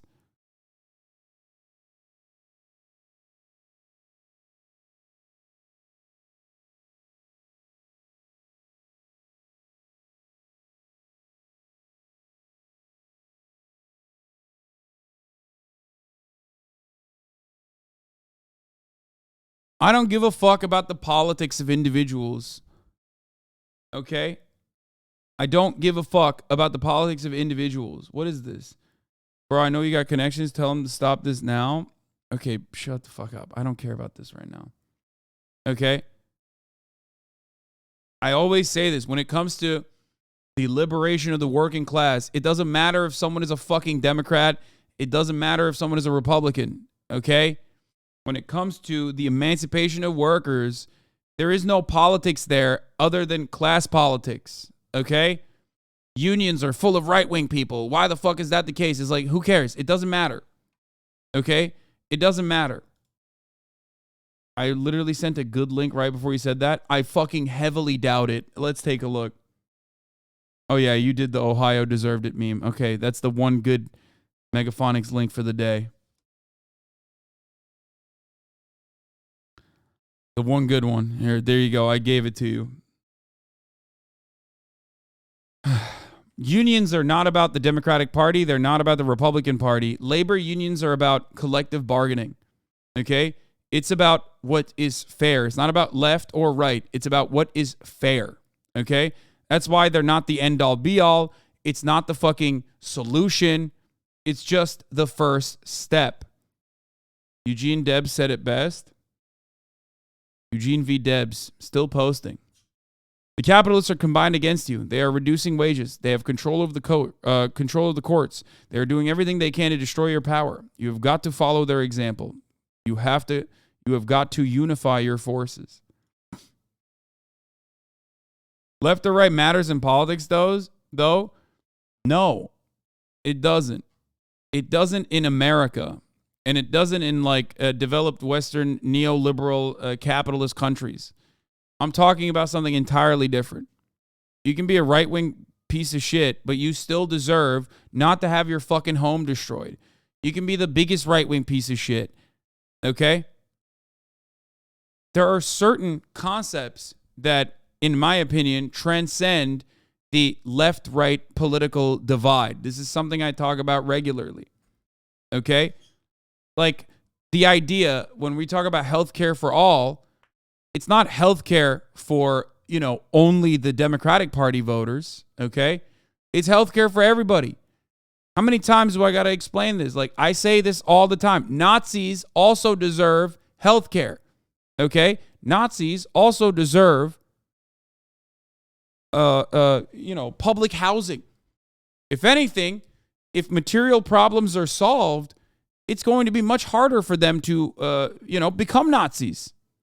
That doesn't mean that, like, Nazis are becoming Nazis and fascists because of their conditions or whatever. But the goal overall is still to make it more difficult for people to want to become that way. Okay? Material restitution is actually how to change someone's mind, which is what materialism is. Yes.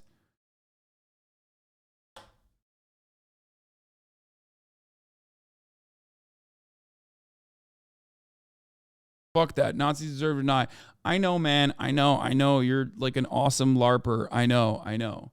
But we're talking about something that's larger than that. Okay?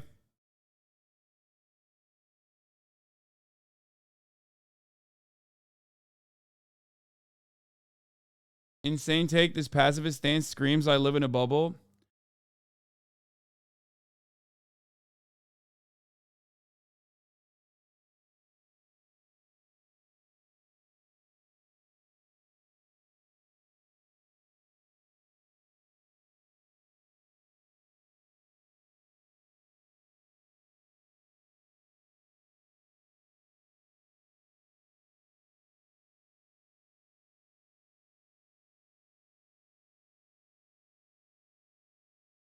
Okay. How do people miss the point so fucking hard? I don't understand, especially long-term community subs. I get it, dude. You're epic. You're based. Okay. You're epically based. You are the most based. You are the most like Nazi punching guy out here. Okay.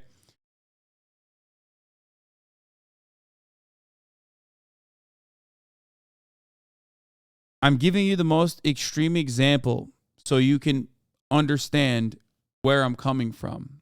Okay. Every single person deserves access to healthcare, access to housing.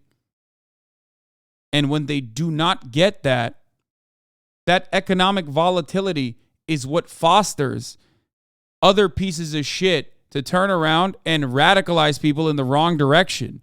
If you can't comprehend that, what the fuck are you doing here? Okay?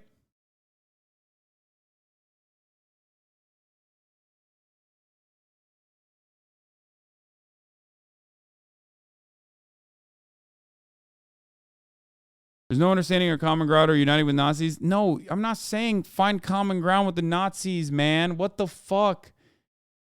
This is entirely removed from how you personally deal with this shit, okay? That's not what we're talking about. That's not the point at all.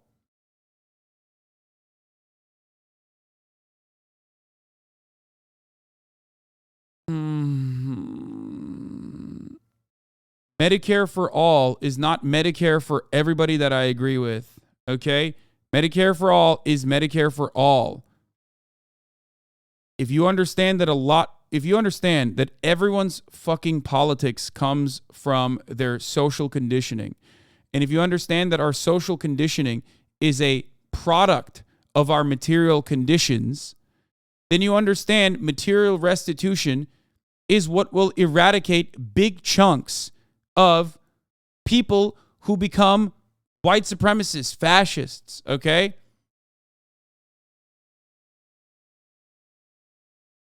That's it.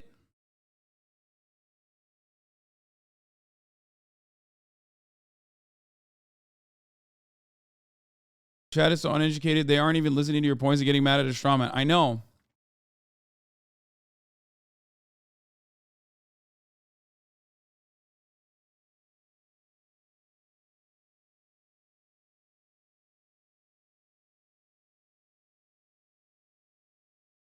I don't think money has ever made someone less racist.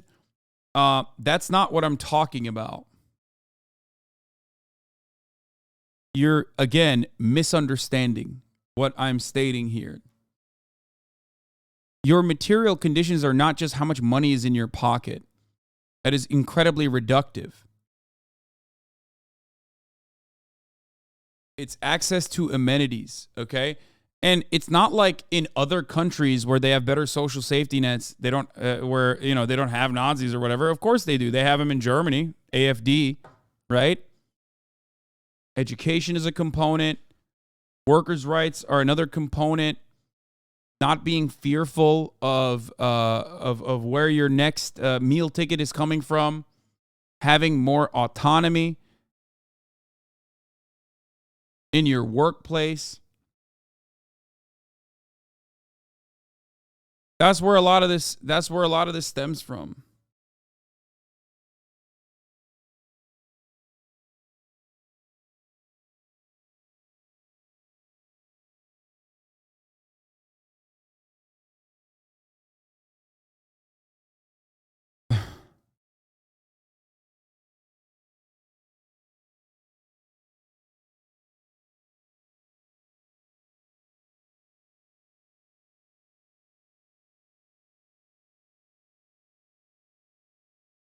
Anyway, the reason why I mentioned Nazis is because this is an extreme example. And I did that deliberately. I did that on purpose. Because I don't care that you hate that I use the most extreme example. That's why I talk about rehabilitation all the time. And whenever I talk about rehabilitation, chat goes, what about murderers? And obviously, there are people who currently, at least with our medical knowledge, cannot be rehabilitated. But when people talk about murderers, I say, yes, even murderers can be rehabilitated. And the focus should always be on rehabilitation and reintegration into society in our criminal justice system. But you cannot escape your social conditioning. You cannot escape what you have learned from your parents, what you've learned from every fucking thing that you've consumed leading up to this moment. It's very hard to change course, okay? So listen to what I'm talking about. Listen to my words.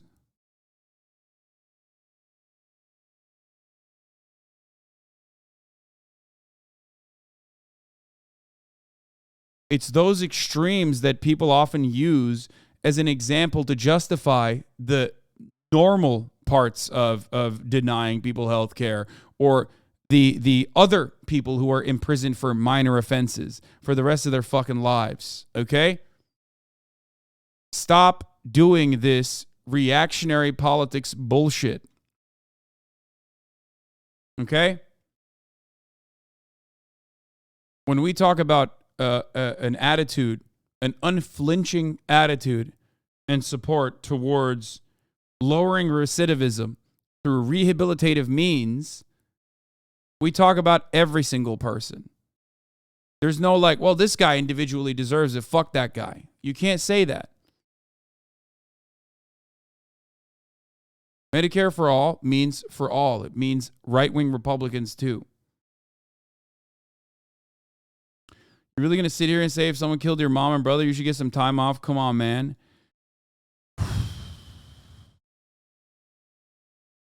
Justice is not vengeance. The goal of a criminal justice system is supposed to be about lowering the recidivism rate and reintegrating every single person back into society. Okay?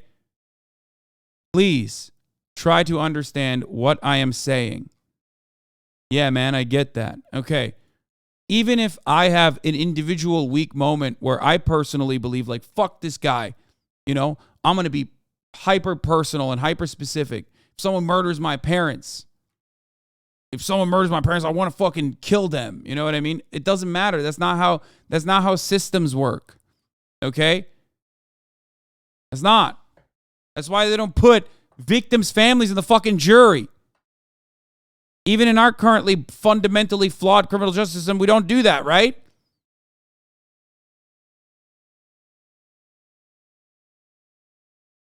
Every single fucking time I bring this up, someone has to be like, what if someone killed your mom? It's like, I get it. Okay?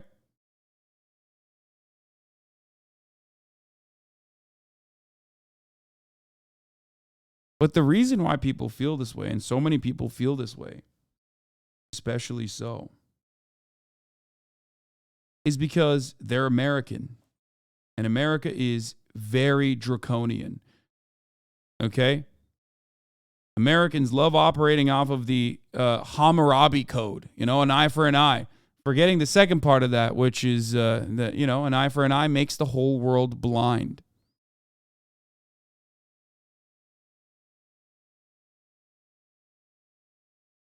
Reactionary as fuck. And it's silly. I'm not in the business of no accountability, clearly. I want CEOs and the real villains of society, the wage stealers, CEOs, the regulators that don't actually do their fucking job, to be punished, to go to prison even. Okay? That does not mean that I don't think that they have the capacity. They have the capacity to change. My goal is not for them to suffer and feel bad. It might make me feel a little good to think about a bad person suffering and feeling bad. But my goal, and I hope you understand that as well, and that this should be your goal as well, is to make sure that they become better people. Okay?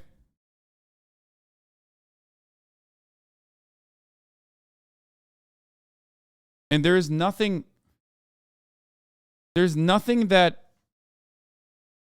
shows that this attitude has failed, especially in America, than the way that our current criminal justice system works. I mean, you can extrapolate larger concepts by just looking at a simple difference between here in the United States of America, where we have the highest recidivism rate and the highest incarcerated population on the fucking planet, and I believe the highest prisoner per capita population as well, okay, in comparison to a place like Norway, where they at least have better rehabilitation measures. We house 25% of the entire world's prisoner population. Okay? The United States population overall is 4% of the entire world population.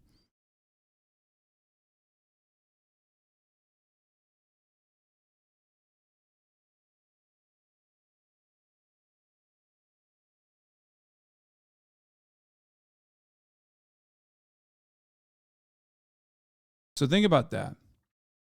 Why is it that other places have better integration measures? Why is it that in other countries, people actually do horrible things, right?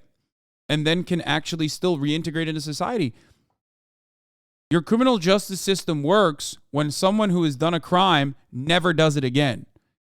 Your criminal justice system does not work if someone does a crime and is mistreated, okay, in the prison population when they become a convict, okay? And when they get out, they have no job opportunities, so they return to crime again.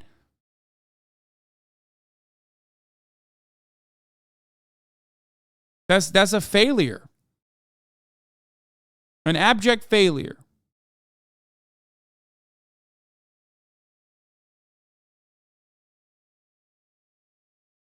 Because they have less diversity and racism? That's not true. What the fuck? That's literally you're talking about like cultural hegemony, and that is an inherently right-wing argument, for the record. That's literally a Ben Shapiro talking point. That's a Nazi talking point as well.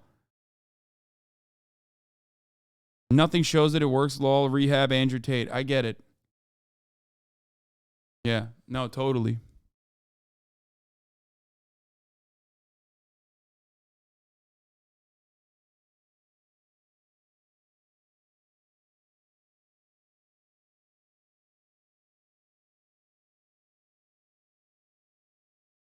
Do you believe it's possible to change America's minds on this within our lifetime? No, but it won't stop me from doing it.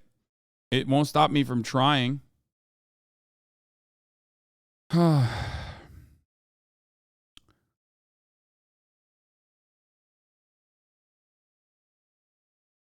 Anyway.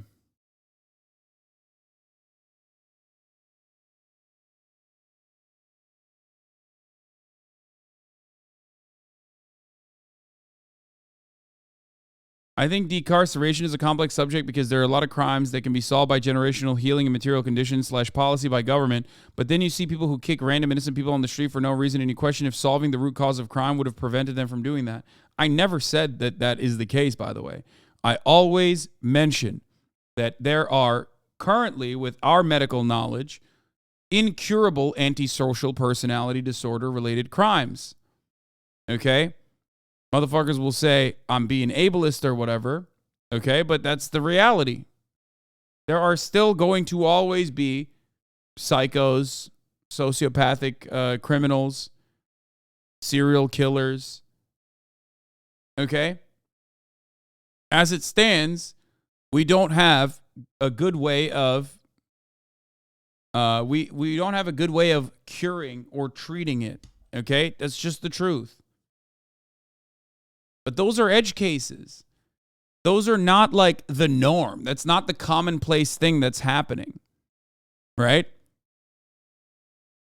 The overwhelming majority of people that are doing any kind of crime, even violent ones, I would say, are doing it as a consequence of their material conditions. There are still people who will do it regardless, and that is the reason why we still need some mechanism that that prevents them, or at least creates a sense of law and order. I mean, I've talked about this a lot. Like, I'm not in favor of like full abolition of the police or anything like that. You know, I'm not saying that like prisons are completely obsolete. It's just that our understanding of the criminal justice system currently is a vindictive one. And the U.S. prison system treats everybody like Ted Bundy. Exactly.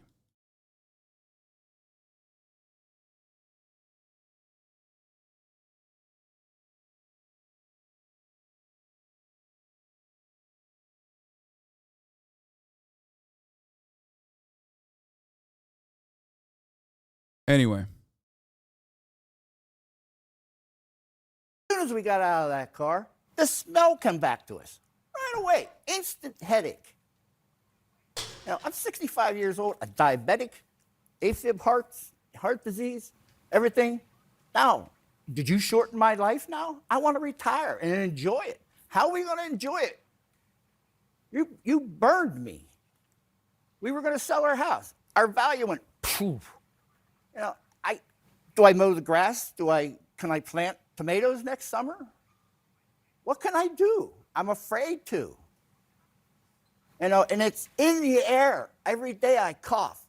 A little cough here, a little cough there. I've never had that. You know, I got rashes on my cheeks and all my arms from the derailment. I don't call it a derailment. I call it a disaster. It's Norfolk's disaster, not a train derailment. I'm an honest. I shoot from the hip, just like the governor just told us. I tell you the truth. You seem like a family man, a great guy and all, but you know what? Like I said, your company has to do something. How are you going to make it up to him, Mr. Shaw? How are you going to make it up to Jim Stewart and all the other families? Jim, thank you for those comments. I hear you. I'm terribly sorry that this has happened to this community. What I can do and what I will do is make it right. We're going to get the cleanup right.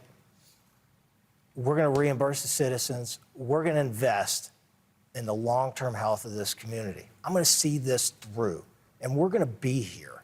And we're going to work with these community leaders to help it thrive. I think you heard the mayor talk about, making this community even better. And that's what I'm picking up. It's kind of shit right now. The community leaders and citizens. We're looking for ideas from the community on where we can help and things that we can do. Well, would you be willing to buy their houses? That's why we have somebody. Yeah. Will you buy them out of their houses at the property value so Jim can retire? That's making it right? Step up. We're gonna. I'm sorry. No, go ahead. I interrupted you. You're good. Jim wants to hear your answer. We're going to do what's right for this community. Well, that's what's right. But did your derailment, did it change me now? It's made me an angry man. I'm a Christian. I love the Lord. But you've made me angry. And I don't want to be like that. I want you to respect me like I respect you right now. And like I said, I lost everything now. I worked hard. I'm still working. I'm my 44th year at my job. I wanted to get out. Now I'm just stuck. Wait, that's it?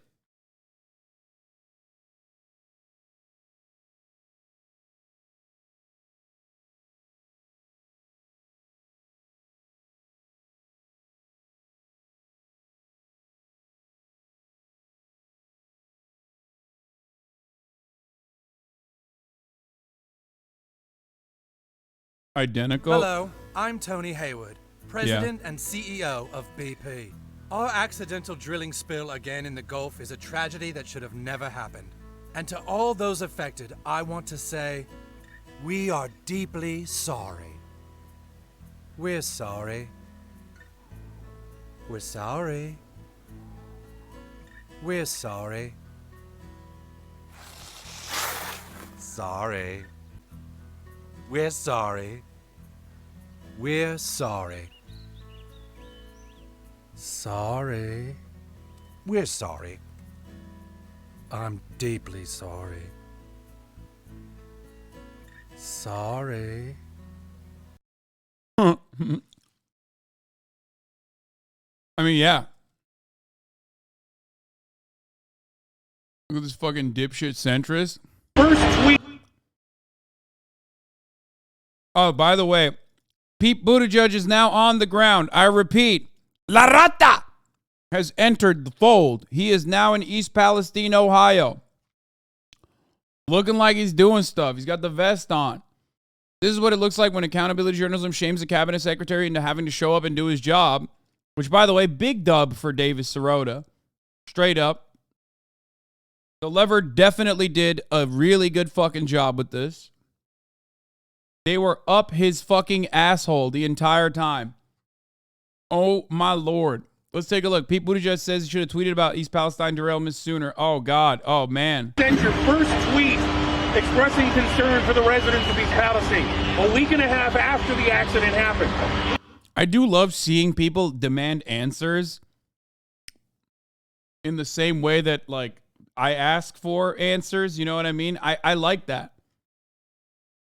Like, I love seeing it. I love people recognizing the situation. In hindsight, was that waiting too long to express anything hours after you had addressed the makeup of work crews on highway construction projects just that very day? The answer to your question is yes. I felt strongly about this and could have expressed that sooner. Again, I was taking pains to respect the role that I have and the role that I don't have, but that should not have stopped me from weighing in about how I felt about what was happening to this community. Send your first tweet.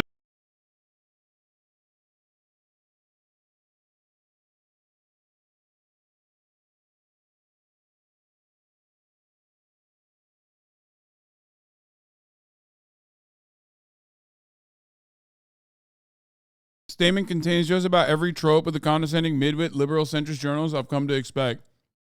Adam Wren is like basically doing PR for Buttigieg, by the way. Adam Wren is Pete Buttigieg's man inside of Politico. Those of you who don't know. He literally got a scoop before anyone else because he personally was talking about how David Sirota is a fucking asshole. When David Sirota was writing about, Pete Buttigieg's incompetence, okay? So just know that. Anyway, he's a big suck up. It is exceedingly rare for a transportation secretary to visit the site of a train derailment, especially one that resulted in no fatalities. Even though this crash has resulted in unusually heavy national media attention, partly driven by the televised image of the accident's toxic black plume and residents' anger over the safety of their air and water. About 1,000 train derailments occur each year, according to federal data. I love that. Offers a bunch of quantitative data, no fatalities, 1,000 train derailments per year when the issue is just as much qualitative. Condescending actually tone, pretending to be public is mad about a secondary issue, televised images, and not the thing itself. Yeah. I mean, By the way, the funniest part about it is that is true. Like, everything they're saying is true. But, like, that just shows that the situation is even more fucked than you'd think. You understand? Like, your attitude shouldn't be, situation is actually way worse. Because, like, I acknowledge all that. If you send me the Buttigieg World sounds like the worst theme park ever one more time, I'm going to put you on the spaceship. That's what I was talking about when I said that's your shit that's your shit link of the day. Why? You were doing so well, Megaphonics. Why? Why?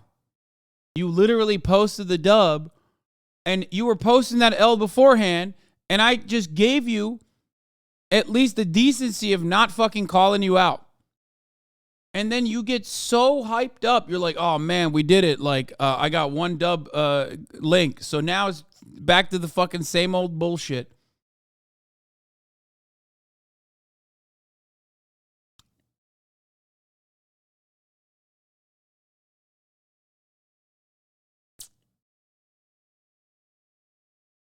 Anyway.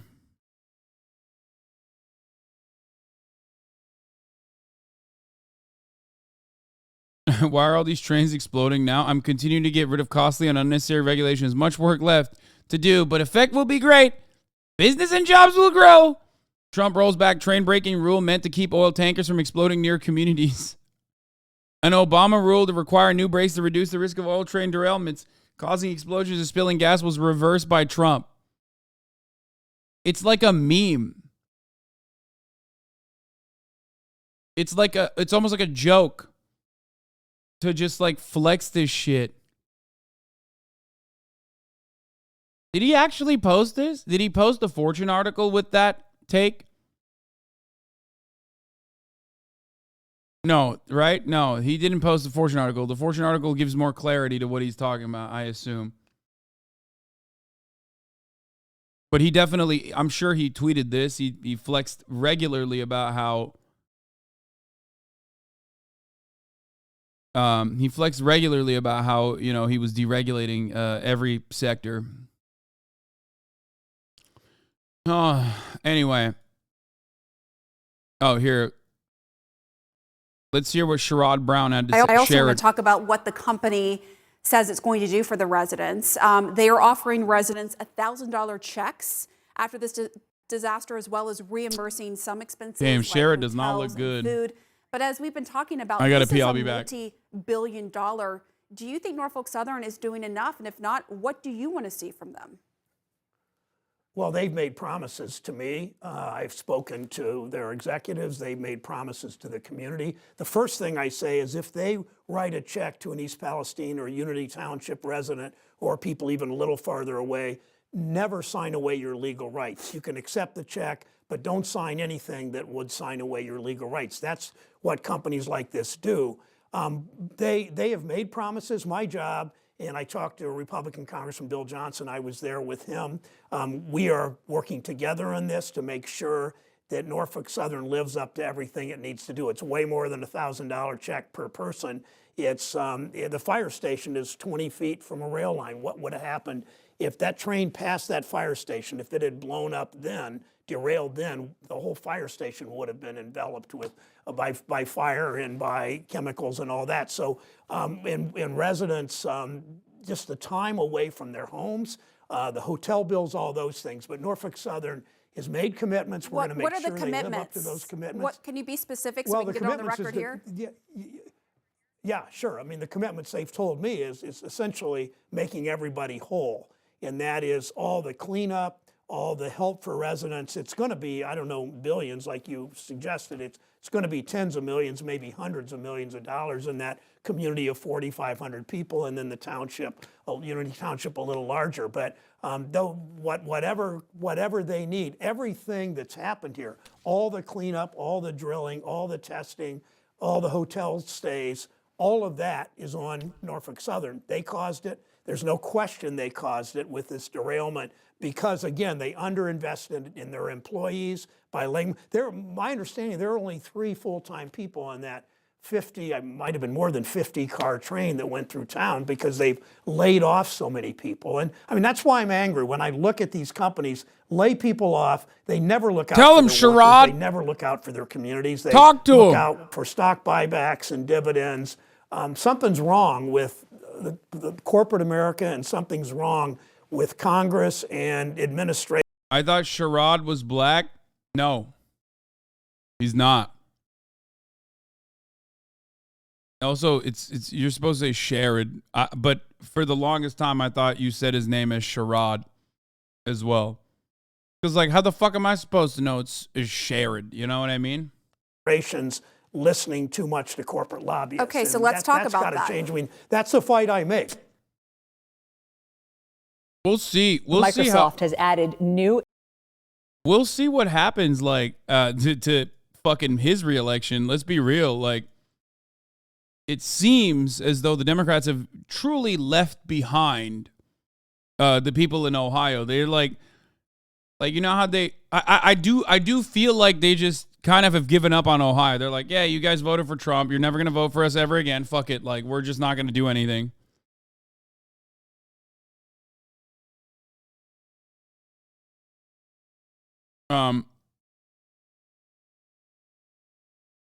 Sherrod Brown is a Ohio institution. I mean, he is unapologetically pro-labor. I mean, he's also still like a Democrat. So obviously there's plenty of fucking shit that he does that I don't like.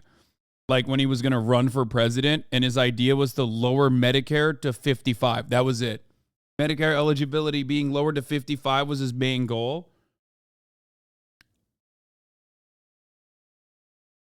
It's like, come on, really, dude? Thank you. Thank you for the pro-labor take. Anyway, but I do like that they're talking about billions being billions to shareholders. Norfolk Southern announced a new 10 billion share repurchase plan. Its latest annual financial report, filed just hours before the derailment this month, shows that it still had 7.5 billion available to buy additional shares under the repurchase plan as of December 31st. The company also returned an additional 1.2 billion to shareholders in the form of dividend payments in 2022 and 1 billion in 2021, bringing the total payments to shareholders to 4.6 billion last year and 4.1 billion in 2021. The shareholders did much better than the company's 19,000 employees. Total employee compensation came to 2.6 billion, up from 2.4 billion in 2021. That is crazy.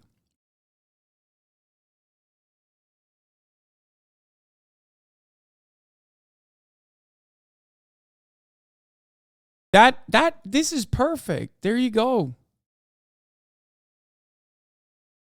Like, there is no better representation of like profits over people than this.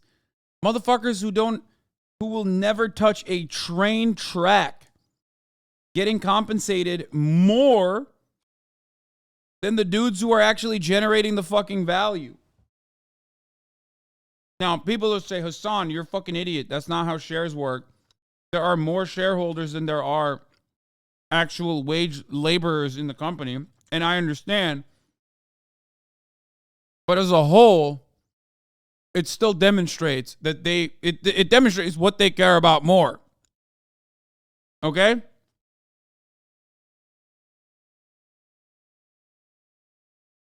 Come on now. All right, let's talk about Alan Fisher now. Friend of the show, Alan, is a gigantic train nerd, and I think he's going to do a good job describing exactly what happened.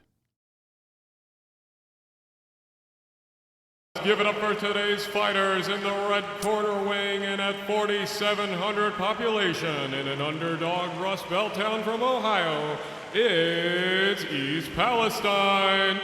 And in the blue corner, weighing in at 1 million pounds of vinyl chloride, fighting and dropping cars consistently on the ground on Horseshoe Curve, it's Norfolk Southern. And to officiate today's match, from the Department of Transportation, it's Pete Buttigieg. In an egregious violation of...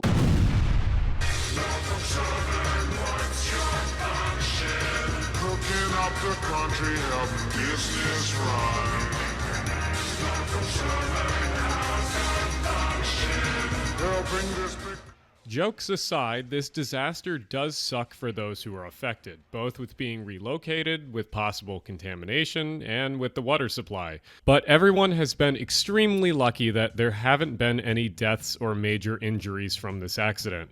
There's one thing that's certain about this incident is that there has been a stupid amount of news coverage, and anyone who... The worst part is people at East Palestine still have to pay $5 a month to avoid the top of the hour ad break on this fucking broadcast. You know what I mean? But at least they got $5 from Norfolk Southern, so they can use it that way. But regardless, at the top of the hour, there's still a 3-minute ad break. If you no longer want to see those ads, all you need to do is subscribe, baby. For $5 or for free with the Twitch Prime or by getting gifted a sub. You know it. Here's the 3-minute ad break now. Who says it's a cover-up is a bit goofy at this point. The reason why it wasn't big news in the first place was because derailments usually do not warrant a lot of news coverage. They happen more than most people think, and they're usually pretty mundane and boring for the average 24-hour cable news viewer. I just think that they weren't expecting this one to really blow up as much as it He's right about this. did, so coverage was slow at first. Since it did make it into the major news cycle, there's a lot of interesting and bad coverage from journalists that never talk about trains that suddenly now have to talk about trains. And for people like me who talk about trains... I mean, I gave you Alan's perspective ahead of time. I told you because he was like tweeting about it a lot. He likes trains a little too much. Obviously, he's going to be very fucking nerdy about it. One thing to keep in mind is like, you know, train derailments in comparison to like where they were is still a lot better. When you think about 1,000 train derailments a year, especially that factors like, you know, silly ones like the train just got off the track a little bit, you know what I mean? All of those are still a part of the train derailment number. And even with everything else, like 1,000 is actually fairly, like incredibly small in comparison to where it used to be. Still terrible in comparison to other countries, obviously. But just, you know, keep things in perspective. America, you know, multiple decades ago was way, way, way worse. Alan praised the USSR for its railroad successes compared to America at the time, so yes, he's based. No, I know. He just loves trains too much. Trains a lot. It's been a painful process to read through these articles and takes about what happened. So for clarification, let's take a quick breakdown of what happened with this derailment in basically chronological order. On February 2nd, Norfolk Southern Train 32N left the Terminal Railroads Association's Madison Yard just outside of St. Louis. Allegedly, the train crew that departed from the yard with 32N reported hearing unusual noises from a part of the train that would later have issues. The train then made its way through Illinois, Indiana, and finally into Ohio, being on the move for roughly 700 miles. At 8 p.m. on February 3rd, the train was making its way through Salem, Ohio, 20 miles west of East Palestine, Ohio. Here, flames were spotted coming from one of the axles of one of the cars. And the video on your screen now shows that the train appeared to be on fire.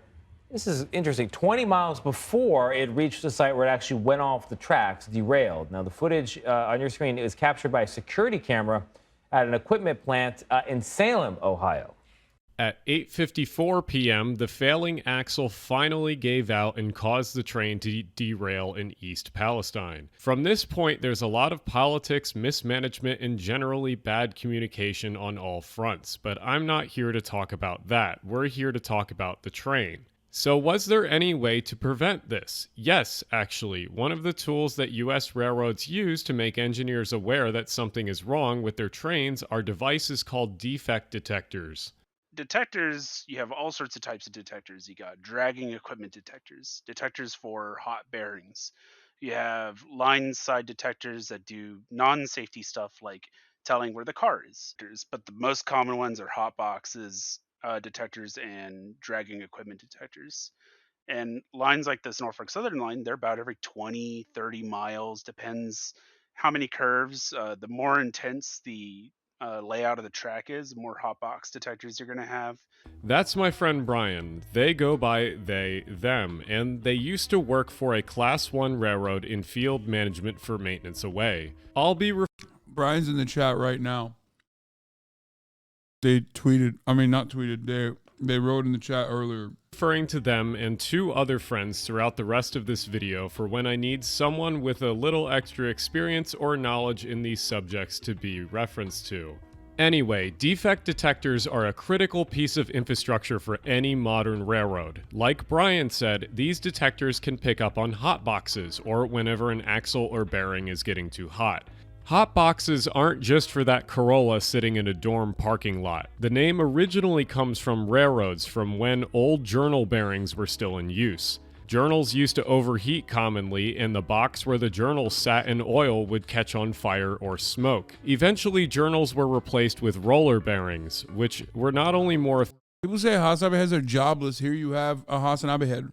efficient but also more reliable. Roller bearings rarely fail or catch on fire nowadays, but it still will happen if they are not maintained or inspected. It's very confusing how the axle on this Norfolk Southern train got to the point of failure. Defect detectors are scattered all throughout the network. Remember that video of the train car on fire going through Salem, Ohio? Well, there's it was supposed to ping multiple times over. So most likely the real issue here is that they basically were like, yeah, fuck off. No, keep it going. Don't stop, because it takes a lot to stop a train and fix it. So they were just like, yeah, just go through. It doesn't matter. Like,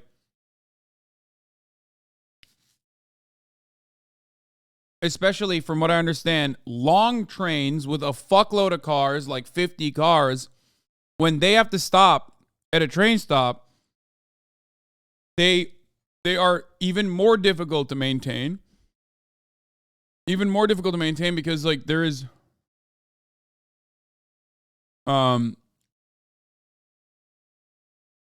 bro, a long train like is 300 cars. Okay, what are you working for fucking Norfolk Southern? Why are you saying this? That's what they said. They literally said, bro, it used to be double the size, you fucking dummy. Anyway, 50 isn't long. Got it. Okay, everyone who's a train engineer is yelling at me. Long trains are difficult to fucking process through. They hold up the entire railroad, and of course they hurt profits. So sometimes they just fucking tell you to ignore the signs, ignore the warnings. actually a defect detector. And yes, they require more workers. In Salem. So the alarms should have been going off on the radio calling out to the engineers that there's an issue. I don't know why or understand why 32N didn't stop, because it's proper practice to come to a stop when a detector is tripped. But okay, so if the detectors couldn't have been relied on in this situation, could the brakes have stopped the train from derailing? And what if we upgraded them to a newer system?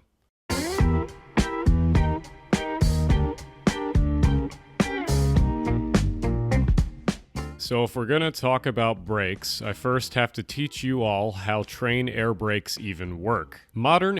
I love the voice Alan takes here. Like, he's like, oh man, here we go again. It sucks that I have to do this. When it's like, bitch, we know you're excited to talk about this. Like, he sounds annoyed, but he's not annoyed. This is like extremely his shit. He's like, oh, dude, it's so sick that I get to teach people how braking systems work on fucking trains.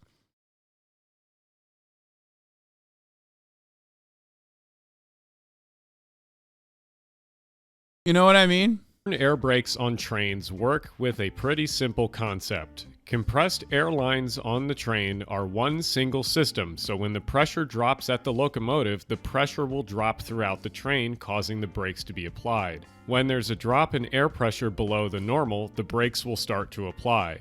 The signal that applies the brakes is literally the drop in air pressure going from car to car. The signal travels as fast as the speed of sound as the pressure drops from car to car. So even if it isn't instantaneous, it only takes a dozen seconds for all brakes to be applied on a 2-mile long train. Now, what if we wanted to speed up this brake application? In the news, for the record, I know Alan got mad at David Sirota for constantly talking about the brake deregulation from the Trump era, or everyone else that's been using that as well. I don't give a fuck, because deregulation is still deregulation. Deregulation and lack of adequate spending on infrastructure is in the same exact vein. It's also the exact same as cost-cutting measures, such as like reducing the number of people working on maintenance. It's also the exact same cost-cutting measure or profit-driving measure, such as the precise systems that they have now, where they're lowering the amount of time that they had for maintenance checks. All of that is exactly the same. Like, they're all the same attitude. we've been hearing a lot about electro-pneumatic controlled brakes, or ECP brakes. ECP brakes would essentially equip every single car with a computer that would open and close the brakes based on a signal from the engineer. This would allow for the brakes to be applied instantaneously. There are a lot of issues with applying ECP brakes to every car in the country, but I'll talk about that later. One of the current solutions for speeding up brake applications on trains is to place another locomotive. I think he thinks ECP brakes would make trains less safe overall. I think Alan thinks that. Maybe he doesn't.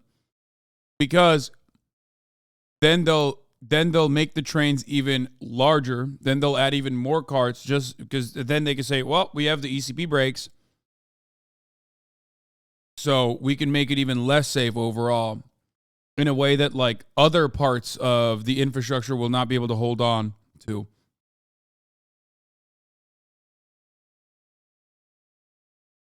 David Sirota, however, he thinks they wouldn't make a difference in this situation either. Yeah. Also, on top of that, David Sirota recognizes ECP brakes and why they were at the very least like dropped as a ECP brakes were promoted originally as a cost-cutting measure from these companies to say like, look, we have new brakes. Yes, it'll make them less safe because it'll mean you can go coast to coast without an inspection based on the original DOT rule. Yeah, so they were advocating for this originally as a cost-cutting measure for them, like internally, from what I understand, where they were saying like, look, we have these new brakes. When we put these on, there's going to be less regulation necessary for it. We can fucking maybe even, I assume, put more weight on the trains, shit like that. It'll be more safe because no company ever actually makes technological innovations specifically for the sake of making technological innovations or making things more safe. They do it so that they can make more profit, right? So they can drive up profit. So that's precisely what they were advocating for. And then the government was like, oh yeah, that seems great. The ECP brakes seem great. We should make sure that you guys you have to put it into all of the trains that are carrying fuel. Like anything that is flammable or explosive, like should have ECP brakes now. And they were like, whoa, hold the fuck on. We don't want that actually. Now you're forcing us to put this fucking thing on everything? No shot.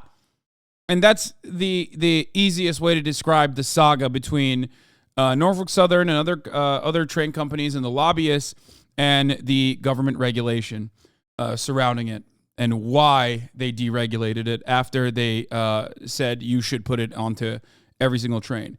Now, in this circumstance, it doesn't... Please stop euphemizing a chemical disaster by calling it derailment. The hyper-specific pedantic Andes are in the chat. We got it, man. You got it.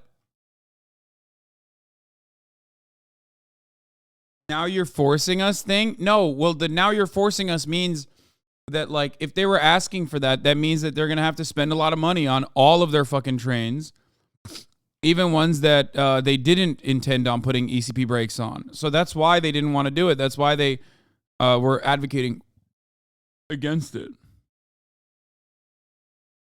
Somewhere in the train consist or at the rear. This remote-controlled locomotive controls air pressure the same way that the lead locomotive does, essentially doubling the speed of the brake application by being another air control point in the train. Multiple people either working in the industry or part of regulatory agencies all agree that the Norfolk Southern train would have still caused a major incident regardless of whether it had normal brakes or ECP brakes. Here's Jennifer Homendi, an NTSB chair member, responding to questions about brakes and the derailment. Her main point is that if the suggested rules for ECP were even in effect, this train wouldn't even have been affected by the mandate for this consist. Even then, once you derail a car, no matter the braking system you have, you're going to have an issue. So here's my friend Alex, a 5-year engineer on a Western Class 1 railroad, and his opinions on the subject. And what happened with the Palestine derailment when they say the train went into emergency, I can't say this without having been there myself, of course, but from what I've seen of the bearing on fire and just the accident, I'm betting that the bearing melted off the axle point, the car went on the ground, and as soon as that hose breaks off from the rest of it, it will put the whole train into emergency. Where it broke, we'll send it both directions for emergency braking. However long that may have taken, I can't remember how much or how long 32 Nacho was, but I believe it was somewhere around 8,800 feet, according to a friend who had it. So that would have taken maybe 3 to 4 seconds going each way to reach the train. Not long. ECP wouldn't have done anything within that given time frame to do it, especially if the car is on fire.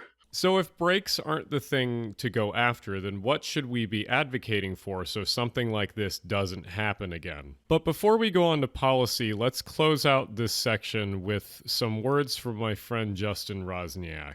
I sort of feel like we're going through this rigmarole again, where it's like, well, we could do basic maintenance and slight upgrades to existing systems, but instead, we're going to go way ahead and say, use this new thing that no one's ever used before. So I don't want to make this section too long because policy is always a bit difficult to listen to. But sometimes when people are talking about Pete Buttigieg online and how he can't really do much, they're sort of right.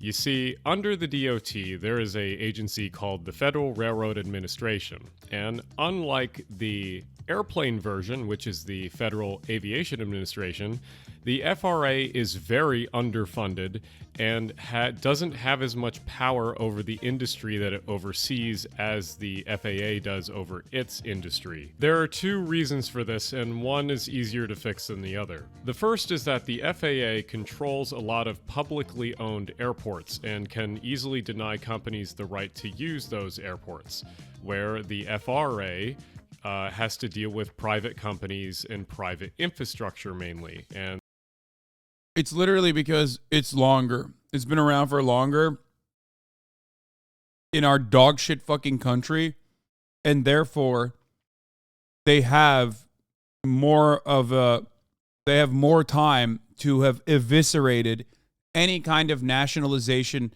efforts. That's it. And the more private the ownership is, the less the amount of hands that hold it. That's it. It's really fucked up, but it is precisely the reason. I mean, railroads historically, and even the building of railroads historically has been fraught with monopolists and the awful fucking capitalist barons.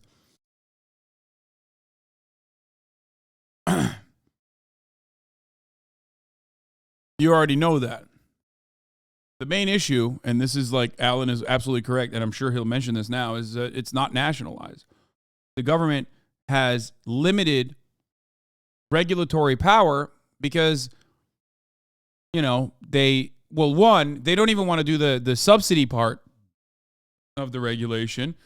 They don't even want to do the fucking bully pulpit part of at least like advocating for certain things and wagging the fucking finger. But when all else is considered here, you still have, you don't have the actual power to, you know, stop railroads completely. Stop these 4 fucking railroad companies from completely dominating.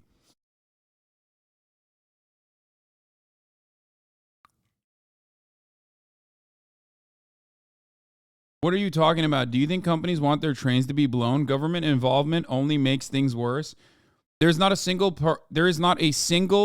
place in this entire fucking planet where railroads have actually gotten better as a consequence of privatization.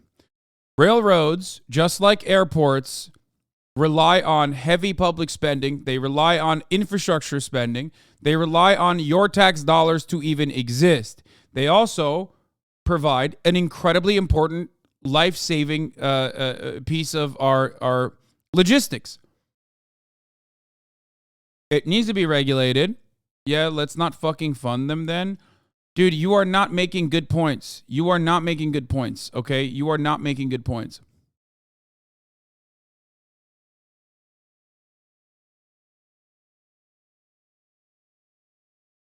Let's not fucking fund them then is an idiotic measure. I just gave you an example of public ownership being better. Even the American Enterprise Institute's own study that was trying to show that Amway is dog shit in comparison to other countries actually still showed nationalized railroads and publicly owned railroads as infinitely better than the American ones. Okay? Or I say Amway, fuck Amtrak. Fuck you. Shut up. God damn it. Why? Why do they sound so similar? I'm fucking ESL. Suck my dick. Shut up. Yeah, sure, let's heavily regulate them to the point they will ask for more money so you can bitch about them. I want railroad executives to be at gunpoint, put in jail.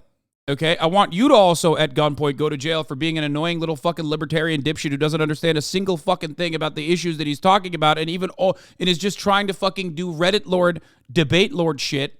Okay? I want railroad executives, I want railroads to be nationalized, okay?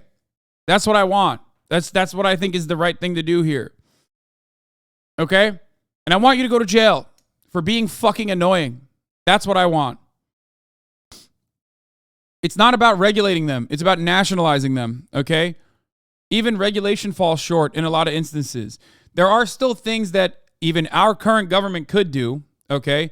Cutting off subsidies, saying that you're going to tax this industry out of the fucking ass, okay? Yeah, you want to spend more money to buy them out? No, I'm saying use guns, okay? We're the government in this situation. Just use guns. You don't need money to buy out a railroad. You could just use guns, I think. That's what I'm saying. Just take it. It is on your soil, okay? It relies on you spending money on the infrastructure. It could not exist without any of that shit. I don't want to spend more money on it. I don't want to spend more money to buy them out. I want to use guns. I want ownership at gunpoint and then collective ownership ultimately, because, you know, that's what it means to nationalize it. Do you understand what I'm saying? Which guns? Ones that we should take from the people? Okay, you're moving on to a completely different subject matter. And you're also a fucking idiot. I don't know why I can't ban this fucking dumbass.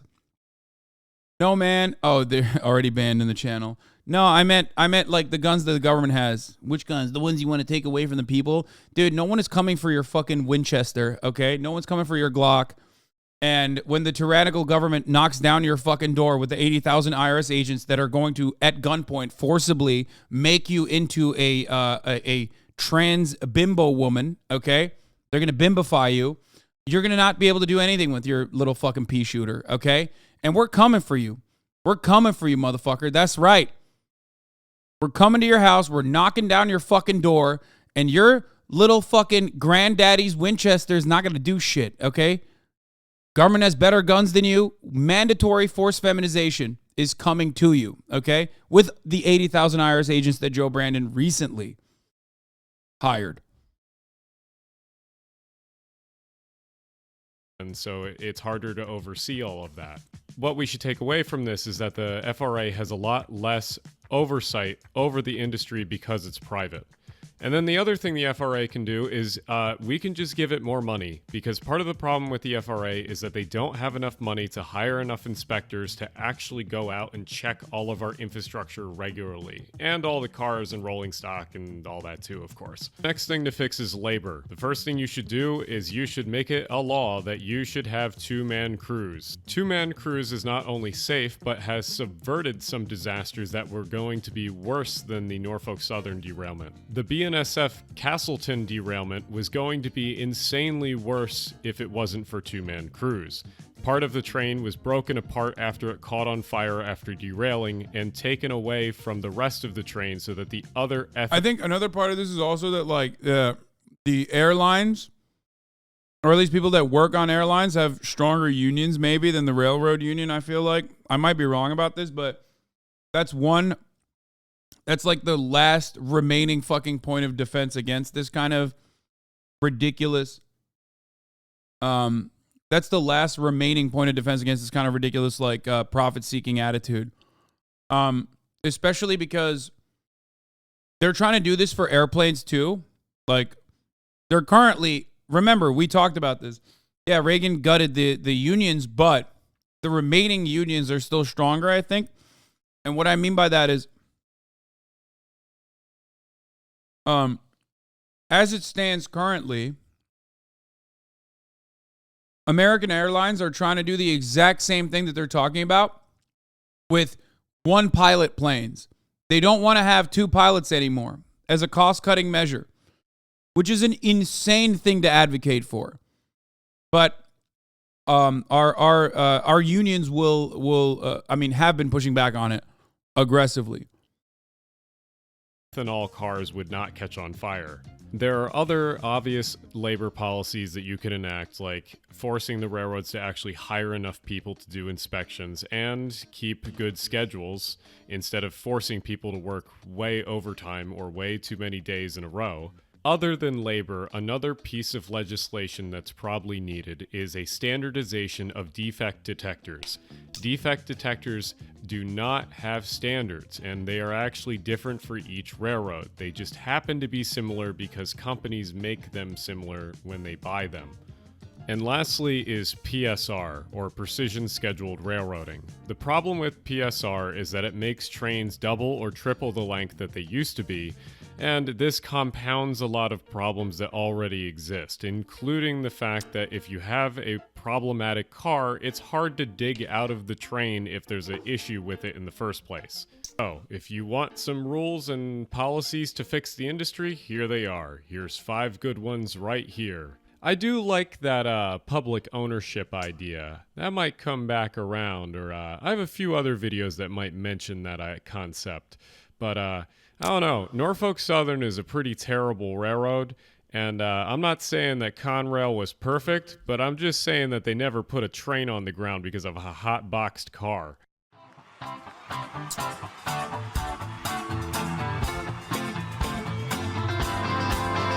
Just so you know, I won't be mentioning... I mean, we've covered this already. I've literally watched the video, but here, we can watch it again. In this video. But I will say that I do really, really like these graphs. These are nice graphs.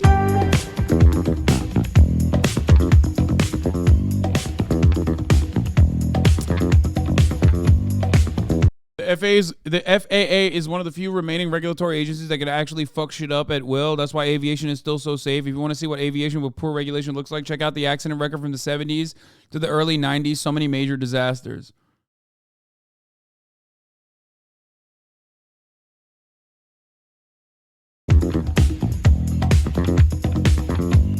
There is no country in the world with great passenger rail accessibility, pricing, and frequency that has a privatized rail network. All of the... Whoa, wait a minute. What? That's crazy. What do you mean? How? What? I don't understand. What? That's shocking. You mean to tell me that a natural monopoly, a natural monopoly is better served when it's controlled by the government? What? Stop. That's crazy. The best countries when it comes to intercity regional rail networks are all nationalized, either owned by the government directly or through a government-run public company. France's SNCF, Germany's DB, Switzerland's SBB, Japan's JR, Austria's ABB, and Spain's Renfe are just a few great examples of the many nationalized rail companies and networks. All of these companies own the Everyone that's saying Japan does not understand. Fuck it. Let's do Japan. With one exception. Let's have Japan's level of regulation. Do we currently have Japan's level of regulation? Do we?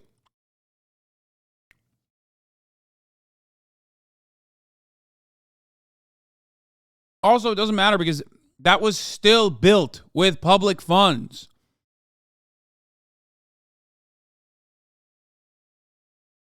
Remember when someone just lied about Germany's train being private in chat? They didn't lie. It's still on the stock market. It's just government owned. That's what they're... And the lie in that situation is that it wasn't for profit. Like, it doesn't run as a for-profit institution. It still doesn't turn profit.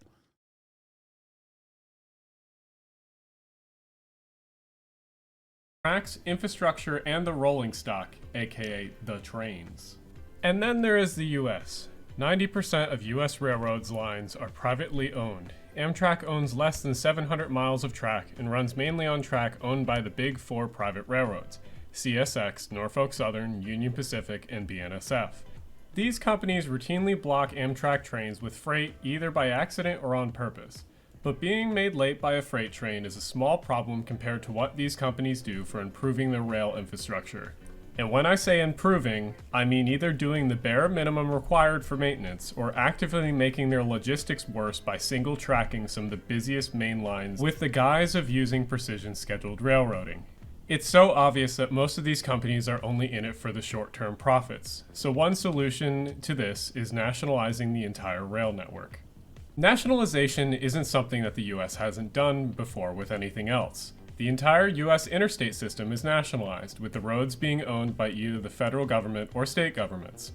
It's not unusual for the federal government to pass large infrastructure bills supporting these pieces of infrastructure. One said bill was the reason why interstates were built in the first place: the Federal Highway Act of 1956. Nationalization of US railroads isn't a foreign concept either. Throughout the 1950s, 60s, and 70s, the competition from the interstate system along with long-distance trucking became commonplace, causing railroad traffic to decline. In the late 1960s, three large railroads, the Pennsylvania, the New York Central, and the New Haven, merged into one, forming Penn Central. Because of the terrible merger and the freight numbers, Penn Central filed for bankruptcy in 1970, later eventually disappearing in 1976. Many other railroads at the time also simultaneously went bankrupt, like the Reading Railroad, Erie-Lackawanna, Lehigh Valley, Central of New Jersey, and the Lehigh and Hudson. All of these bankruptcies caused a massive void in the US transportation network, but the federal government came to help. And on the sixth day, the Fed said, "Let there be Conrail," and it was good.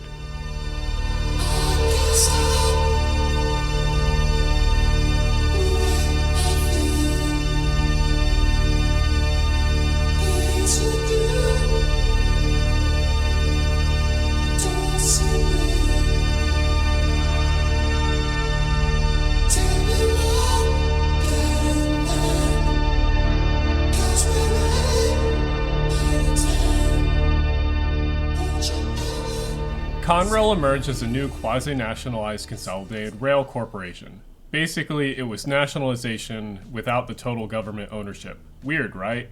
Well, to add to Conrail was Amtrak. Amtrak took over all the failed railroads' long-distance passenger lines while Conrail focused on freight. Amtrak was built to fail but miraculously survived and continues to be the US's intercity passenger rail carrier today. Conrail was eventually split and bought out by CSX and Norfolk Southern in the late 90s. Both of these companies were built to hopefully become profitable without the government's help, which in a very neoliberal mindset makes sense. But when it comes to transportation, this is not always true, nor is it a good thing. There are benefits to good transportation beyond making a profit, especially when it comes to the efficiency of travel and energy that trains provide. Amtrak and Conrail were never truly nationalized because they were never supposed to be controlled by the government, unlike European railways that I mentioned in the beginning. If Conrail and Amtrak were nationalized in the first place, many of the lines that were dropped for financial reasons in the early days would have never happened, and there would still be many places with a station or line that don't have one now. And without nationalization, it's dumb to think that a private company would ever run a train to smaller groups of population ever again. Also, private corporations running infrastructure that both the public and the government rely on is such a heinous mistake.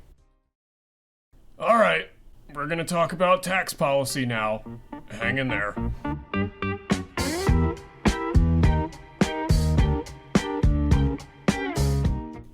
Okay, now stay with me. I know that tax policy can be quite the killer to listen to, so I'll keep it brief. I'm not going to go through all the history of taxation in great detail except for modern day. But know that there was a time when the government practically gave land and tax Corpus, skip. Skip this part. havens away to railroads. Eventually, citizens complained. Next, there was a period of time when railroads had high tax rates on them. And then Conrail showed up because all of those businesses failed. And then finally in the 90s, many of the taxes were drawn back to lower percentages. And that brings us to where we currently are in railroad tax policy. So now we must go over how taxes on railroads work. Here is an older tax document from the state of New York. Unfortunately, I couldn't find anything newer than this on the internet, mainly because I myself am not a taxable railroad, or at least not yet. So you can see here how each of these states used to tax rail and still do. What it comes down to is how much improvement is done to a line. Well, except for New Jersey, who taxes it per mile. Yeah, I know, we have a weird state. So generally, if a line is 2 tracks, it will get taxed more. Hence why a lot of modern railroads have single-track main lines in the United States. But this is only one side of the problem. The main part of the problem is how inefficient taxation and grants are with railroads. Generally, railroads will pay some sort of tax on their land. This tax will go to both federal and state governments. Money is then eventually redistributed into the railroads through grants and subsidies. These subsidies usually going to Amtrak for passenger operations and grants going back to private operators for infrastructure upgrades and maintenance. This causes the problem of needing extra personnel in between each of these transactions for bookkeeping, causing a loss of money and unnecessary costs. Now, I'm sure you'll probably think, well, let's just stop taxing these companies so that they can use the cash in the first place to directly upgrade their infrastructure. Well, unfortunately, most private railroads in the US aren't in the business of railroading. As I said earlier, they're in the business of making short-term money. So the majority of the money saved in a for-profit company is directly funneled back into shareholders and upper management's hands instead of back into upgrading infrastructure and for better service. So what's the solution to this? Well, you can either strengthen the unions to have some power to own the railroad to prevent shareholders from poaching cash, or the other option is what majority of the countries around the world have chosen, and that is to divert to nationalization.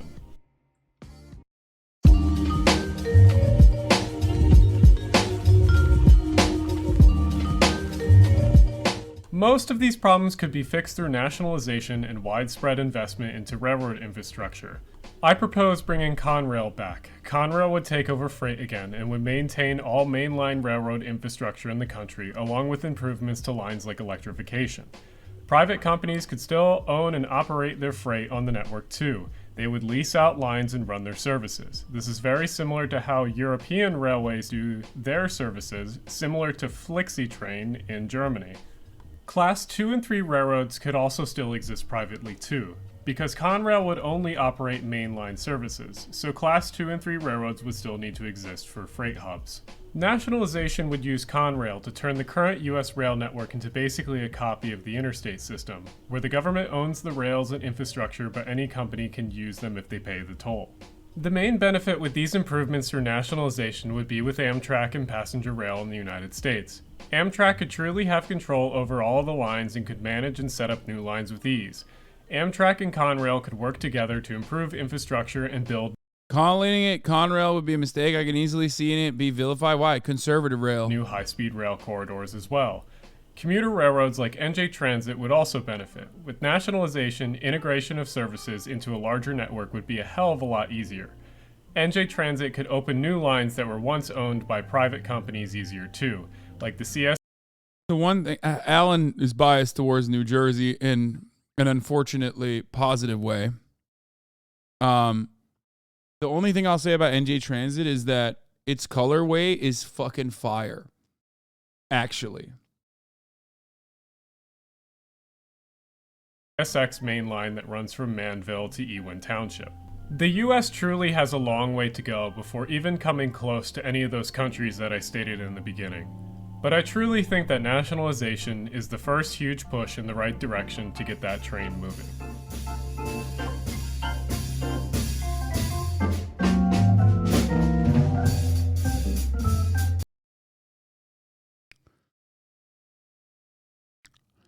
I can't wait for you to go to Japan. You're literally going to bust a nut over the trains. Yeah. Oh, here, from David Sirota. New Governor Mike DeWine has deep ties in Norfolk Southern and his lobby firm. He's refused to issue a declaration sending federal aid to Palestine. East Palestine. He's refused to hold NS accountable for earlier derailments, and his GOP lawmakers just killed rail safety rules. So that's something you need to remind yourself of as well. DeWine has spent 3 weeks pretending to give East Palestine residents everything they need, yet has not formally requested federal disaster assistance. This is it's one of those issues where like anytime something goes wrong in America, it's like a very expected problem, right? But anytime something goes wrong in America, like pretty much every single person in a position of power is just the absolute worst person. So sometimes you forget to like mention people like Governor Mike DeWine. It's pretty hard. It's pretty awful.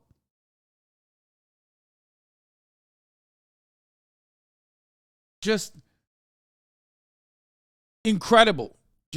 Who do you yell at? Joe Biden, who fucking personally claimed he was pro-labor unions and then like played a role in shutting down a railroad union strike a month before this derailment happened. Pete Buttigieg, who's supposed to be the transportation secretary, who did not give a shit about this, and when asked about this issue once it finally like made the news cycle, said, "Oh, there's thousands of rail derailments happening every year."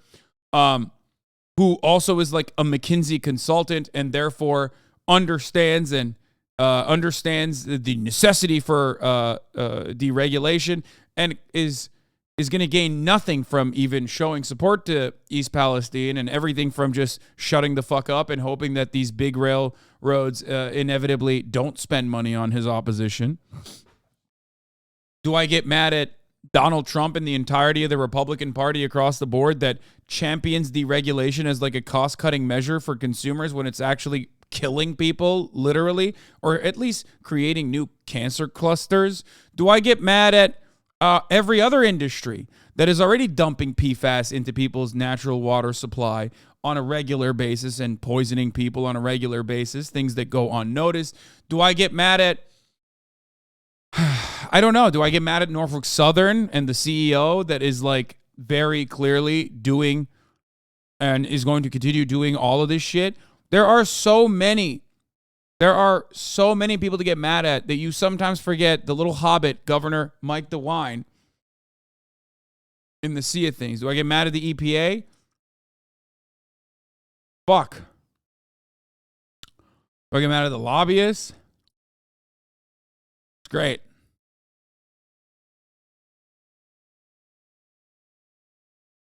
Zero Stress Tech, thank you for the 10 gifted subs.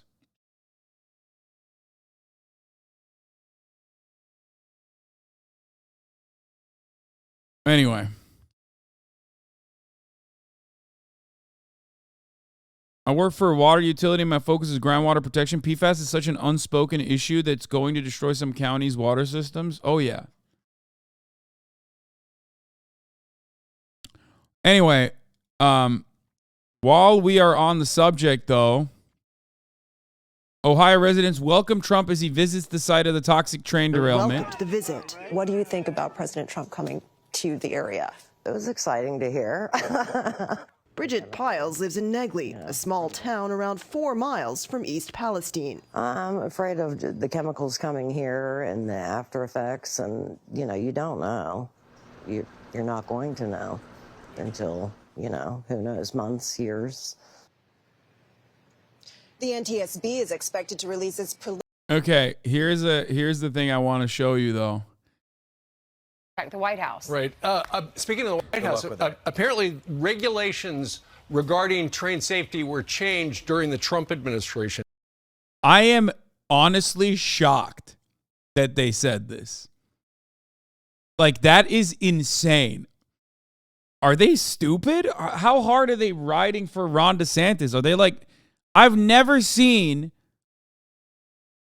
one of the more popular editorial team backed Fox programs genuinely shift blame back to Donald Trump at a time when he's popping off. That's crazy. Tucker Carlson will be having a word with you. This particular railroad and others lobbied President Trump to dismantle an Obama-era rule that would have required railroads to update their braking. He said an Obama-era rule. Casting Obama in a positive light against Donald Trump? What is happening? Stop. And apparently the Obama administration had pushed for it to govern transportation of hazardous materials after about 500,000 barrels of crude were dumped. But ultimately, the Trump administration undid that and said the costs exceeded the benefits. The White House. Right. What the fuck? This is like objectively true, yet still shocking to hear from fucking Fox News. You know what I mean? Because they don't usually deal in truths. I don't know. I don't know what the fuck that was about. We saw the emotional confrontation. There was another shooting that happened. A 9-year-old girl and a journalist among the three killed in Orlando in another shooting. But yeah, like I said, that's surprising. The Fox News take. That's wild. Redditors crying over Dav right now. Wait, what happened now? Are they still? I thought she apologized and said, "I'm so sorry for offending white people for saying no purpose flower."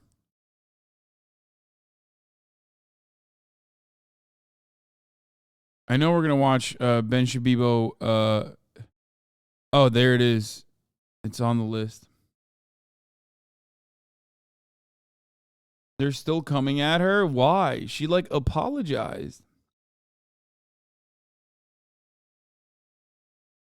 Which she didn't need to, but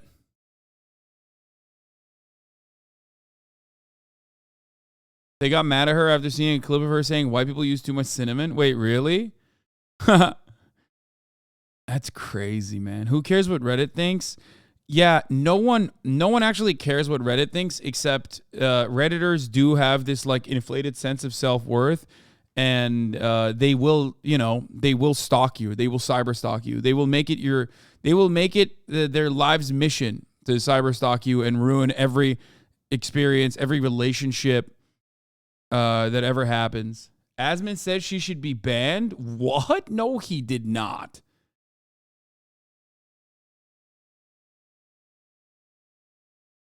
There's no way. Recently? Asmongold saw that Daphne, 39 Daph, said, white people are no purpose flower. Okay? 2 years ago at this point, and she should be banned for it now because she apologized for it?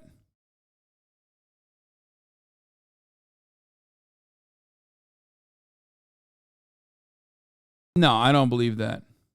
Oh, yeah, no, guys, that was 2 years ago, by the way, almost. That was when I said, when I got banned for saying cracker. The only reason why this is resurfaced or whatever is because Dav took it up Daft decided to apologize for it.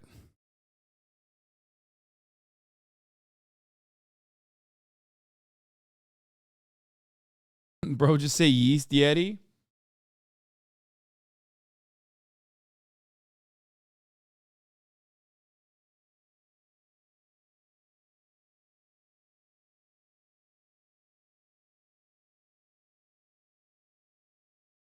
It's like There's no way. Come on, Asmon. if somebody had made these jokes about black people, they would never be getting unbanned. If they had made these. Yeah. Yeah, yes, I agree. I do agree with that. Yeah, of course. Because there is a two-tiered system. Yeah, it's not the same. That's why you can't say the N-word. But you can say cracker. 39 Daf has HasanAbi level haters? No, 39 Daf has HasanAbi's haters. Her biggest mistake wasn't that she said anything. Her biggest mistake was defending me.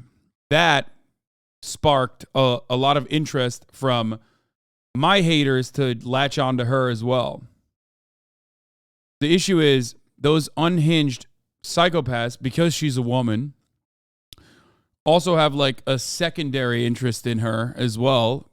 Every female content creator has stalkers. Every single one of them. Every single fucking one of them.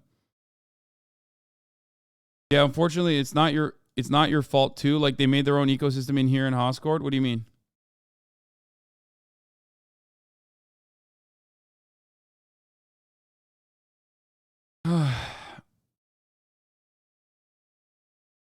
Reverse racism train isn't going to stop without direct action against it. We're going to have to fight this battle. Idiots are going to win otherwise. No, that's not true.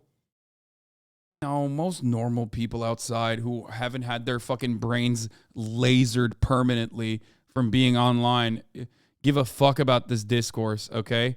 That's not a real thing. People in Florida literally called themselves crackers, okay?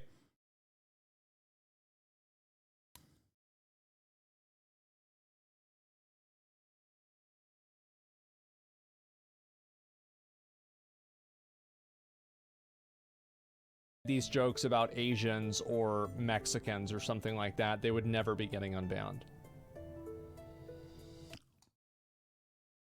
First of all, that's not true. No, it's true if you say that about black people, yes. They probably wouldn't get unbanned, even though plenty of people have. But as far as Asians, what? You crazy? No, they definitely... People definitely get away with a bunch of shit against Asians. Like, that's crazy.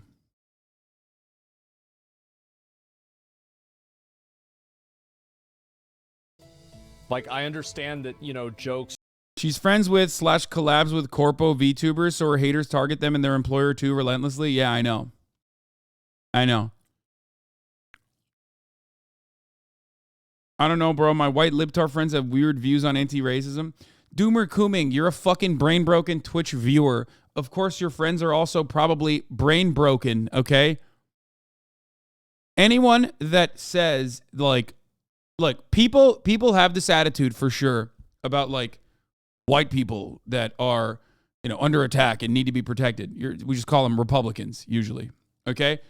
But, like, anyone who goes, wow, I can't believe you're saying cracker, or I can't believe you're saying an anti-white slur like redneck or hillbilly or honky, okay?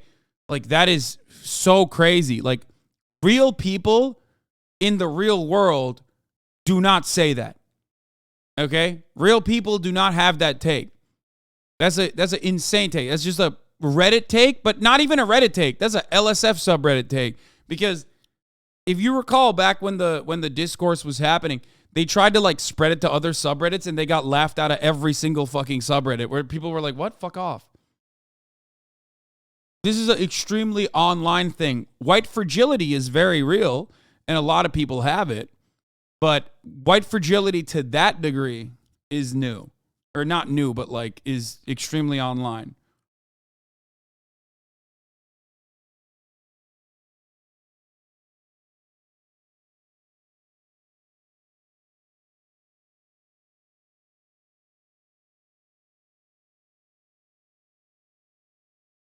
are not racism, but like that's not really true whenever every other form of joke would be considered bannable. Yeah. I mean, every other form of this joke would be considered bannable. The reason why whiteness is not viewed in the same lens as like any other kind of race is because whiteness is an ever expanding concept that oftentimes doesn't even revolve around the color of your skin. After all, Daff is more pale than most of the people shitting on her for not being white. You know what I mean? Whiteness is just about proximity to power. Therefore, whiteness as a categorization or as a group of people cannot really ever be systematically discriminated against, as it quite literally means having power or having better proximity to power, closer proximity to power. Anyway. The moderation fallacy is a super powerful device. We have to make people understand why race isn't symmetrical, or else they will assume that it is, and that is all sensible rather than reactionary. Just my 2 cents. And reverse racism was once a very, very present concept until not long ago. That's what colorblind racism was coined to describe.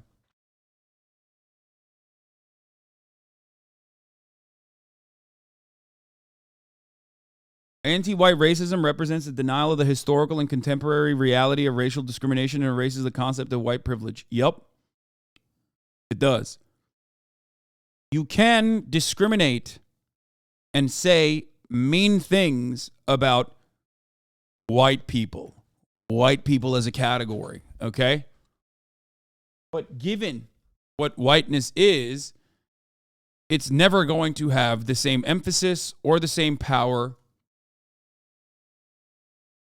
as any other marginalized group. This is the more modern version of the same argument that I used to have, unfortunately, every fucking week on debate shows. When I first started on this platform, all I had to do, all I did, non-fucking stop,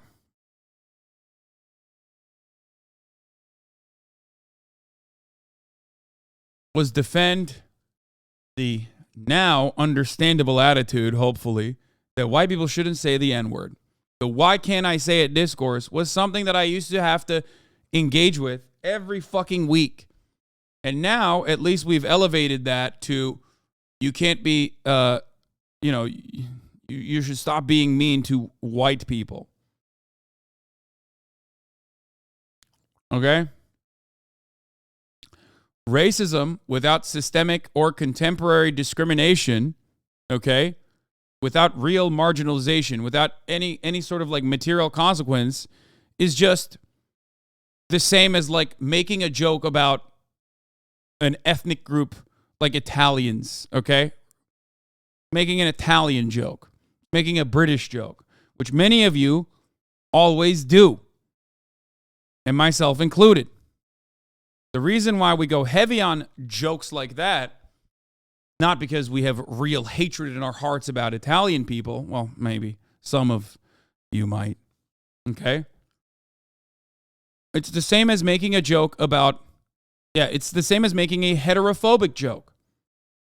That's it. Plain and simple. The why no straight pride parade concept is laughable. Everybody understands it. Everybody knows it's stupid as fuck.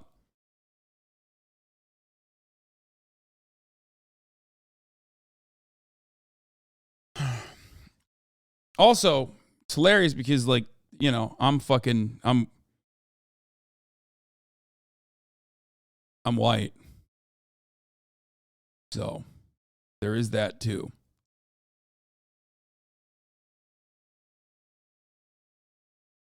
Asmon also even thinks saying white people have privilege is racist. I mean, that's crazy. I don't know. I mean, that's just wrong. That is wrong. I'm a white person. Okay? Well, not according to some, but regardless, as a white person, even my proximity as a white passing person allows me to have certain privileges. It's true. The privilege doesn't mean that like automatically every white person is better off than every black person. That's not true. Okay?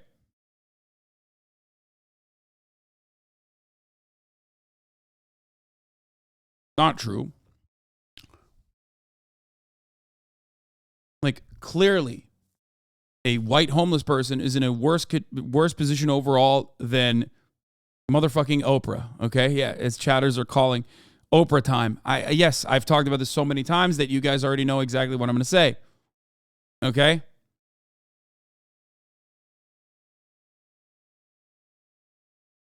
I hate that this is like such 2016 ass discourse. Oh, sucks.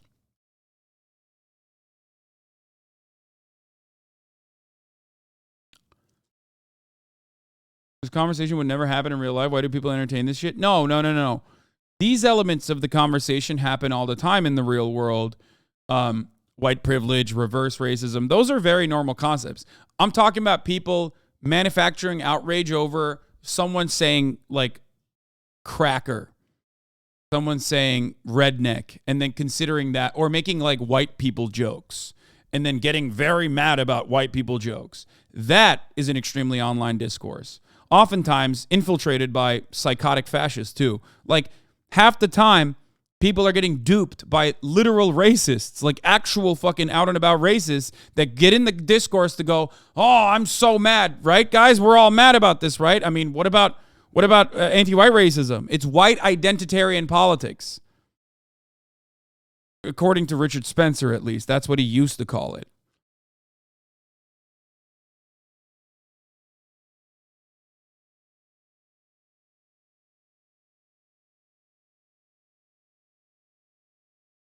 Black people are not mad about the N-word because it's just a mean word. They're mad because of the power that the word holds. And the power does not come from it being mean.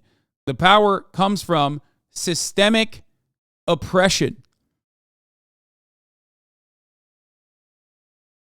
Okay?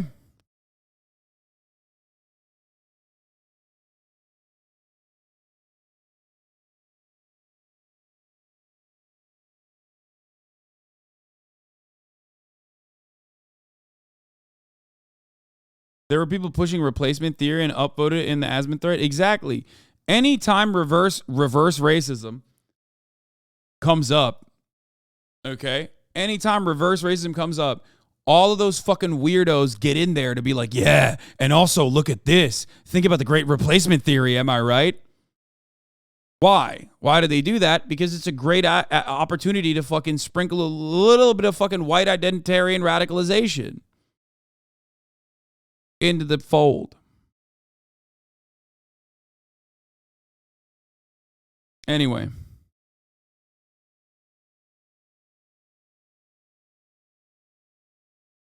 Would you say saying the N-word is the same as telling someone they are lesser than you? It comes with a lot of weight as a consequence of historic repression, segregation, slavery, the poverty cycles that even contemporary black people are subjected to. It's reminiscent of that. I'll give you a good example.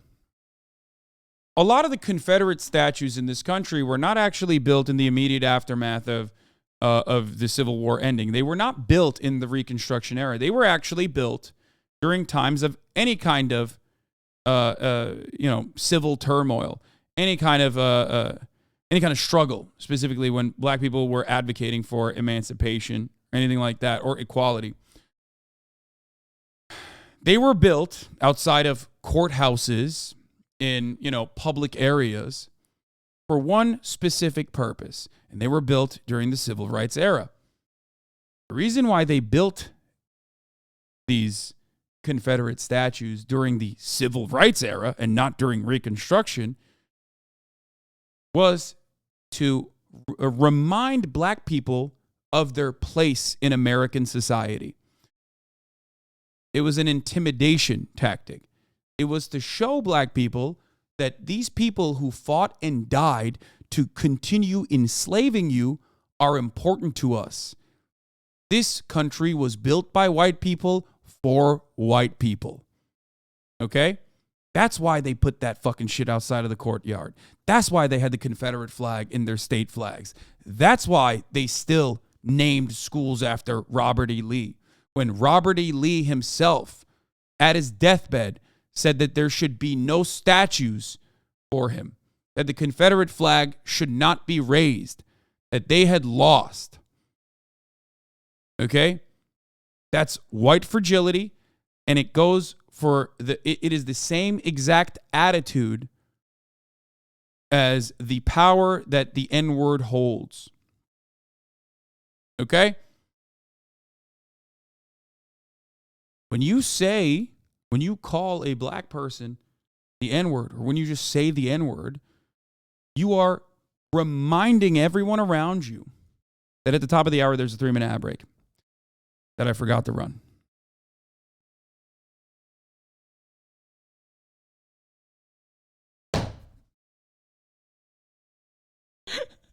I could have waited for Black History Month to be over, and I still did that segue. That's right.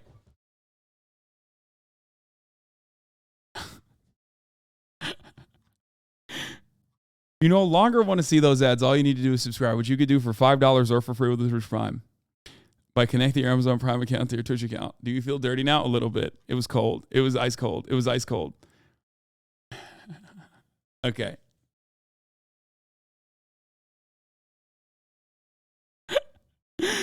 Tyrone Culkin, thank you for the 5 get the subs, allowing 5 people to no longer see the ads at the top of the hour. Here's a 3-minute ad break now. Okay, we're going to run that back. I'm going to run that back.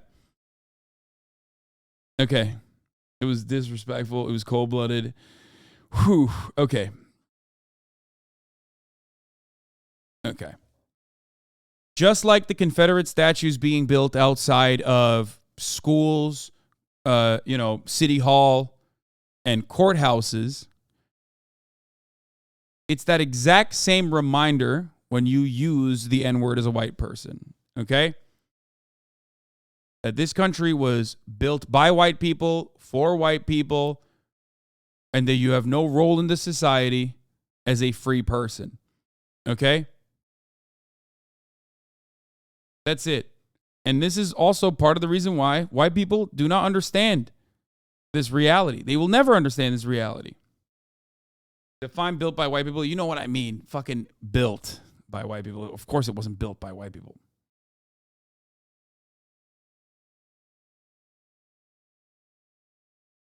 Oh.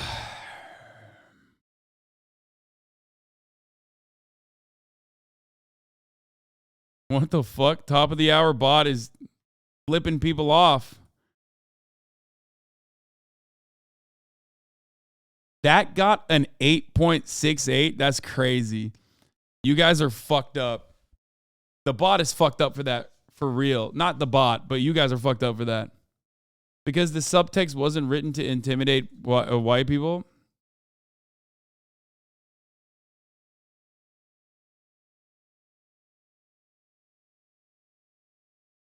Please just say no one should use slurs in conversation because it's unhelpful.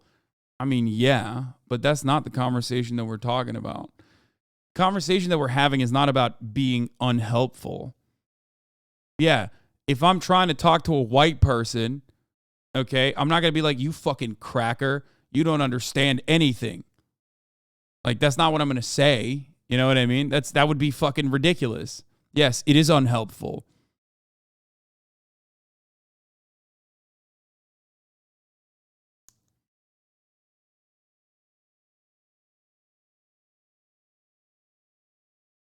Kind of funny, though, but unhelpful.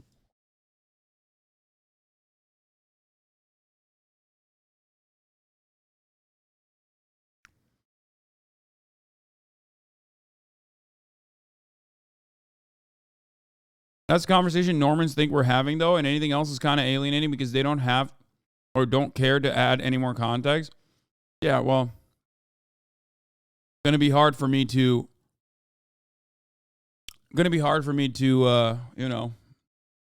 make sure that motherfuckers aren't lying about me. Stop. You're going to get banned just before Japan? No, that was contextually appropriate.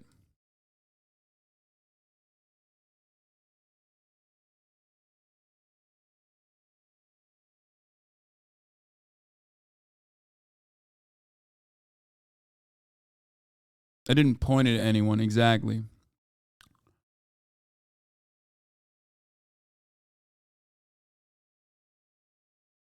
Anyway, I don't know. That flew out of your mouth like it's been done before. Fuck yeah, it's been done before. I have no shame in that. Bitch, I got banned for it. I got banned for anti-white racism. What do you mean? Fuck are you talking about, dude? Hey, don't make me pull it out, okay? I will fucking pull it out. Do you see this? Do you fucking see this? Yeah.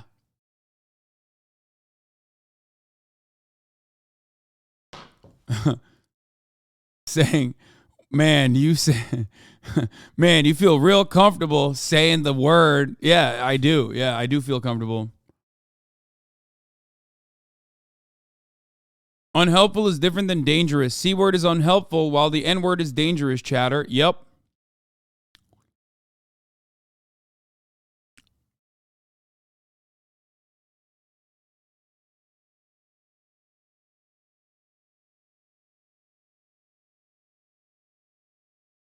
Dangerous my ass? Wait, what do you mean? No, the N word is dangerous in the sense that, like, it is dangerous. Why are you saying dangerous my ass? Yeah, of course the N word is. It implies danger. It implies that, like, you're around a person who does not see you as a human being and is pointing to the many parts of not just, history, American history, but also contemporary existence where black people have been mistreated, but also considered less than human. I thought you were talking about the C word. Sorry. No, I'm not talking about the C word.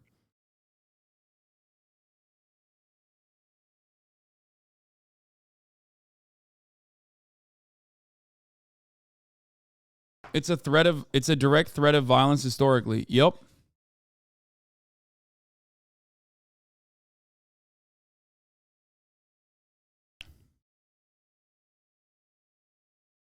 You are a very wealthy man.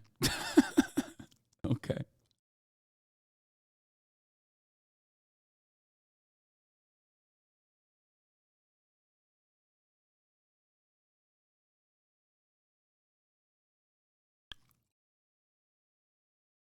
Thank you, chatter. Anyway. Let's see what Oliemi had to say. And it's funny how racists will never seem to know when something very racist is racist, but they suddenly know what reverse racism is. Ain't that something? You could literally describe. I mean, yeah, if reverse racism was like a real thing and just as racist, then you would just call it racist. You wouldn't call it reverse racism. You know what I mean? A whole fucking hate crime against black people. Literally, they'll be watching white supremacists and cop and they be like, what does race have to do with this? Not everything is about race. Why is it about race? But if you be like, oh, I want to go to a black doctor, they be like, oh, racist! Racism! Reverse racism! Wokeness! Fuck you. And it's funny. Reverse racism is racism against your own race. That's what I was told in AP Psych. I may be wrong. This is one of those things that is just like so hard for me to get across to people. I've talked about it a million times over. Other white people love bringing reverse racism up the minute I acknowledge institutionalized racism. Yeah. Why does it matter what race your doctor is? For black people, it does matter. There is literally a concept that people learn in medical school, okay, when they're becoming a doctor, that they work hard to unlearn, basically, called medical racism. There's plenty of evidence for this as well. Study after study has shown that, of course, the overwhelming majority of doctors are white. Very tiny amount of doctors, a marginal amount are black. And white doctors often think that black people have a higher tolerance to pain, for example. Also, then there's this. Black women are over 3 times more likely to die in pregnancy postpartum than white women. There is a major racial disparity in U.S. maternal deaths. Major. This is part of the reason why black people want to go to black doctors.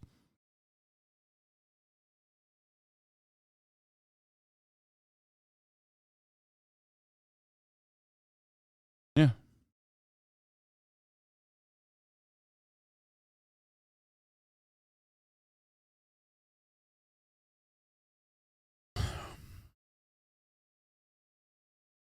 Rich black women die more in childbirth than poor white women? What the fuck? I did not know that. That's crazy. Is that real? Yeah.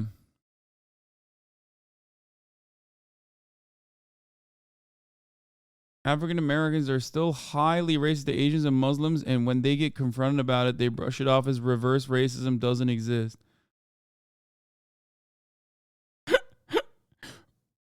You want to know why this is so funny to me as a take? Because this motherfucker literally acts like there isn't already also like a pretty sizable chunk of the black population in America that's also Muslim. Maybe not like Muslim in the Sunni Shia sense, but like, you know, Muslim.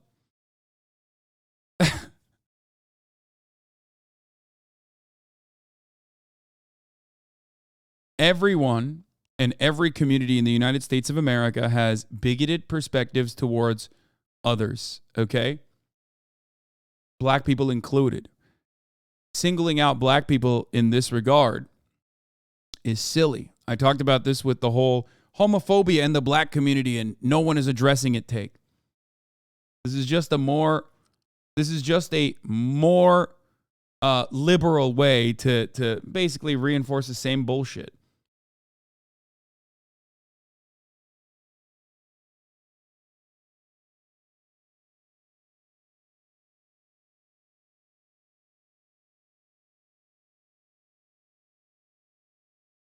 Okay?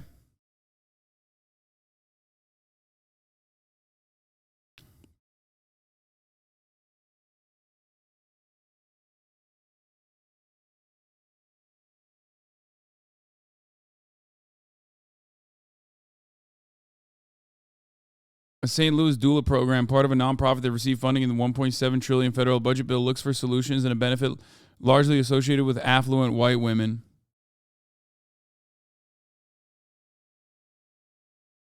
From Hoscord. Oh, come on now. My Cracker Pass is real. That is bullshit. That's like Steven Seagal shit.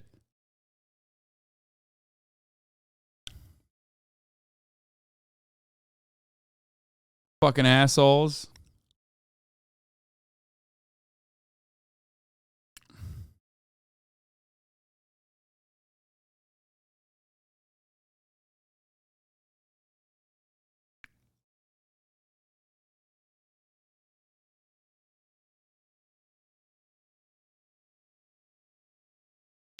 Do you think East Asians have equal privilege to white people? Should they be included as being white? No. It depends, but not really. Especially because like that's such a gigantic fucking that's you're talking about like a gigantic swath of people that come from insanely different financial backgrounds. People always say East Asian. It's like, okay, you're not talking about Vietnamese people. You're not talking about Cambodian people. You're talking about like a certain subsect of like first generation Chinese people that have come to this country from more privileged backgrounds. Okay.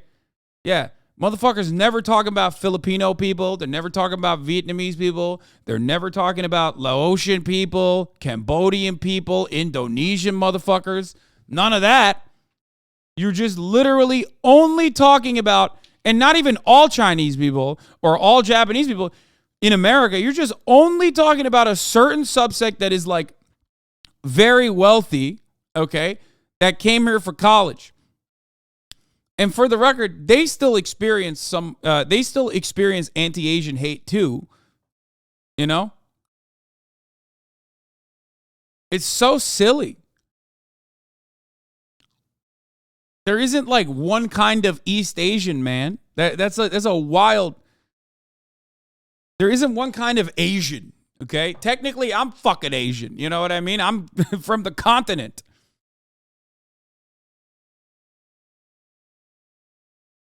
That's how big that fucking continent is. Without mentioning colonialism's tendency to spark and grow fundamentalist influence in the countries they target, most laws targeting women and gay people did not exist so prevalently as they do now in the region, but a direct import from Western colonists. Yep. Why are two HasanAbi followers fighting one another? Middle Eastern Islamophobes are agents of imperialism and must be eliminated if we are to liberate our societies. A good number of these more oppressive Islamic laws and systems or norms that exist now are less from the Quran, but products of imperial rule themselves. Hence, it's not a black and white thing. Name one. What do you mean? For example, one of the best examples you can always use is that, like,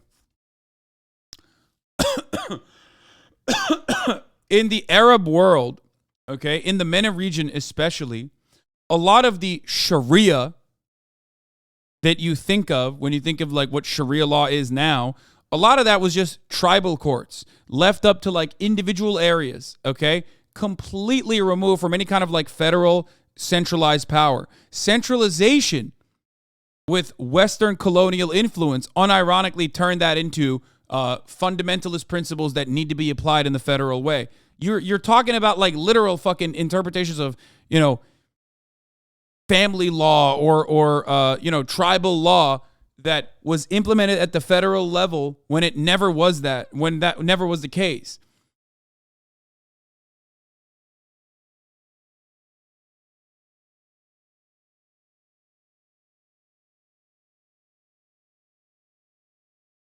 True. That's why we must not see religion as inherently evil, but as another aspect of culture. Okay, never mind. They're agreeing with one another. They're not even fighting one another.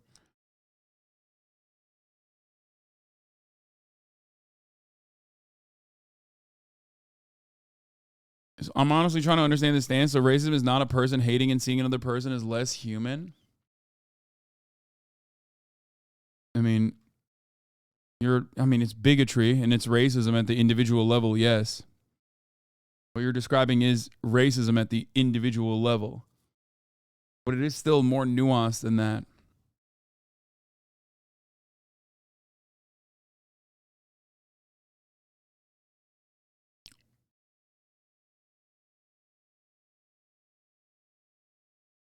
Isn't zakat a very egalitarian idea about redistribution of wealth? Yes, it is.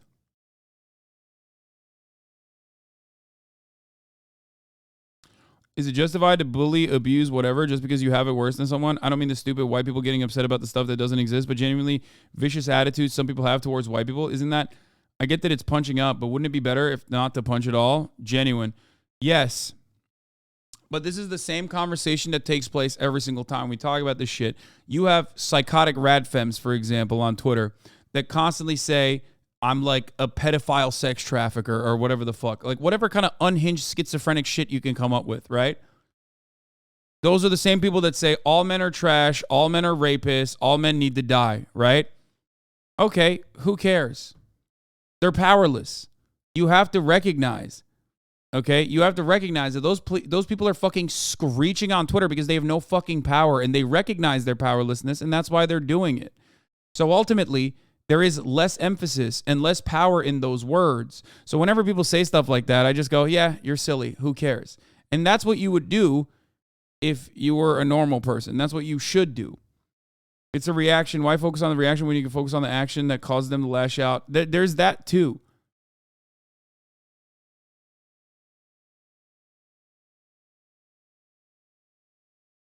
Like when black people are mad at white fragility or white negligence or white people in general, okay?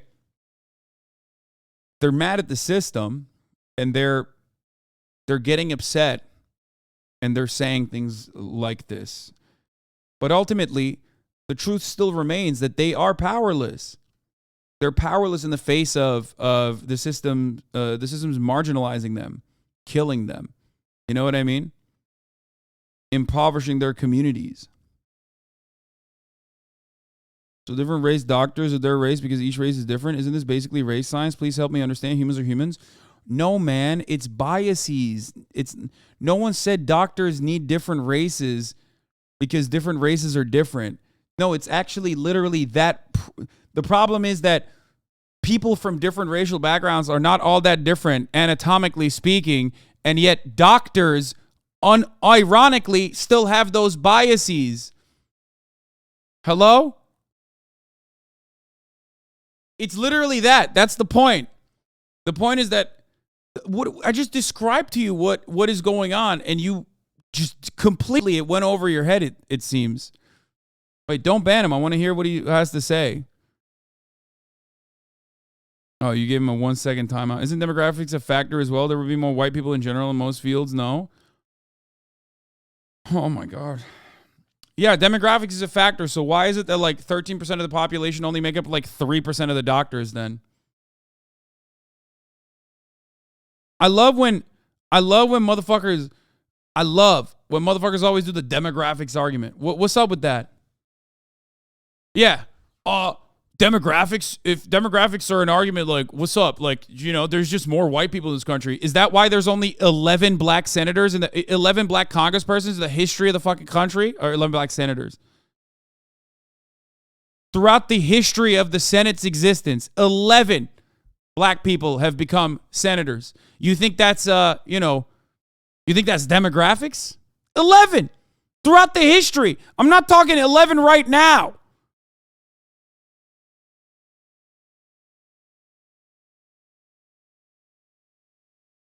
Huh. Interesting.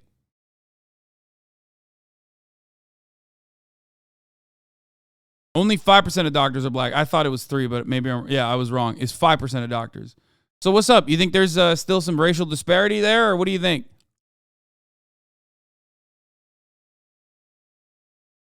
Just a weird coincidence how that happened, I think. Yeah. Obama himself was the 5th.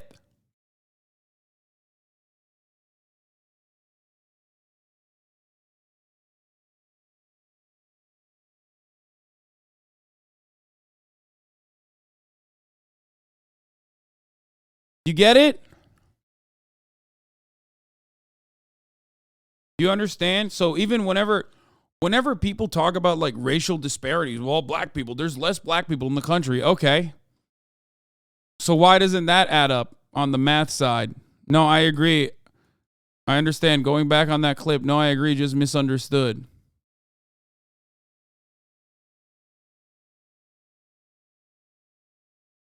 Yeah, it was a common teaching that black women felt less pain than white women in medical textbooks. That is what we're talking about when we talk about medical racism. I assume they were saying black people needed black doctors due to physical reasons. No.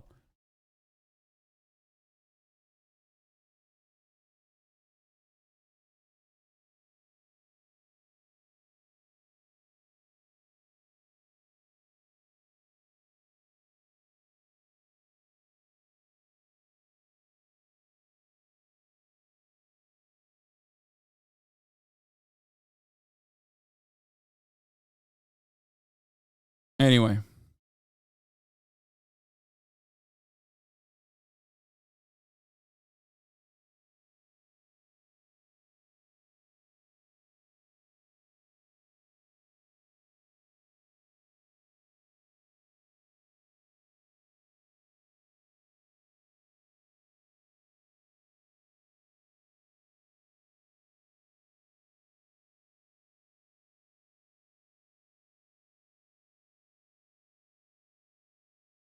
Yeah.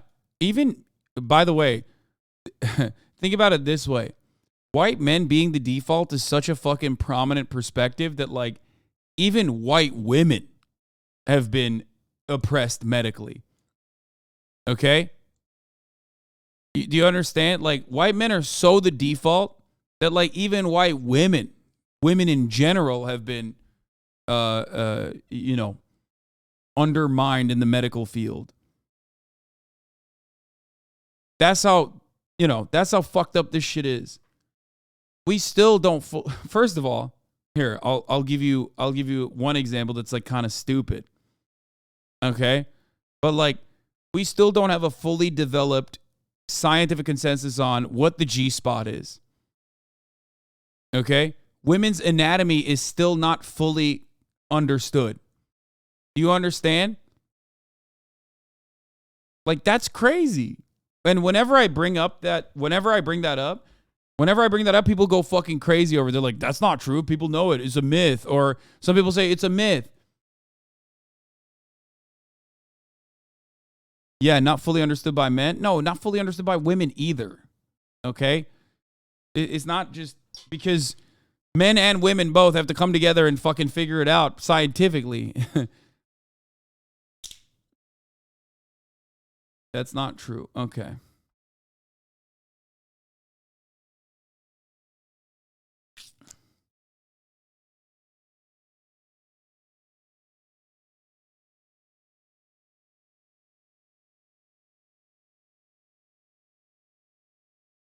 This is the back of the clit, I thought. That's the most common perspective. Yes, that's the one I also believe, but still no scientific consensus on this in the field of medicine.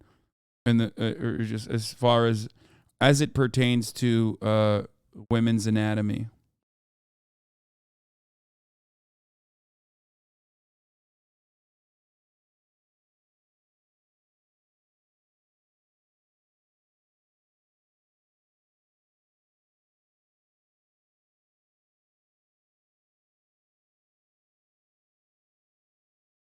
Wasn't like what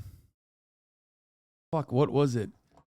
I think the first ever recorded dilation of the cervix, am I saying that right? Was like literally last year.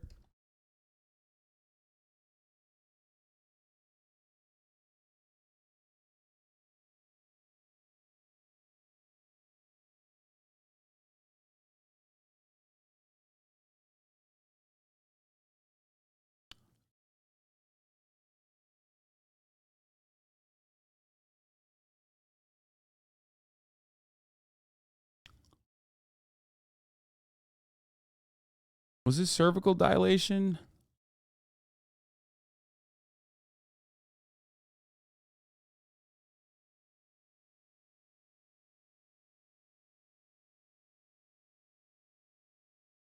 I am Googling it, yes.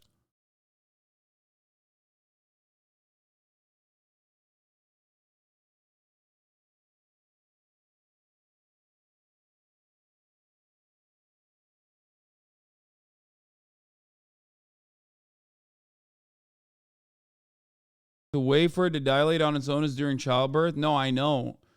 I'm saying that I think it was the first recorded release of an egg.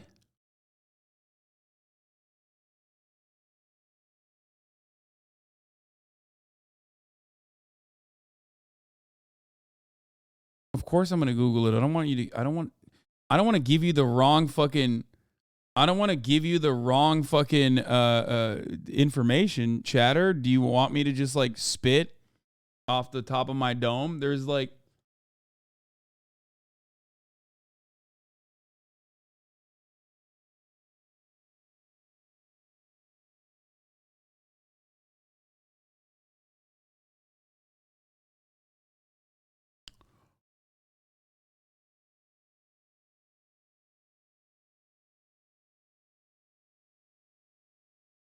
I love you, but I'm begging you to not talk about women's anatomy without studying it first, Lamau. I mean, I talk about a lot of issues that I don't have fucking full knowledge over because I don't give a fuck about the actual anatomy in and of itself. I'm talking about medical racism and medical discrimination and why it exists. I don't need to know every single part of the fucking female anatomy to be able to be able to talk about the other side of it. I'm talking about the socioeconomic and political factors here. That's ridiculous.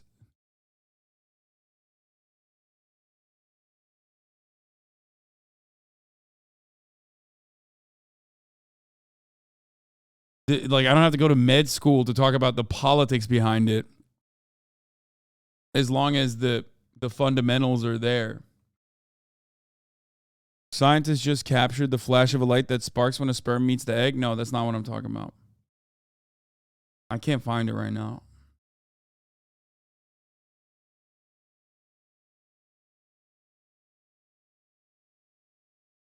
I'm on the screen. Click my screen name.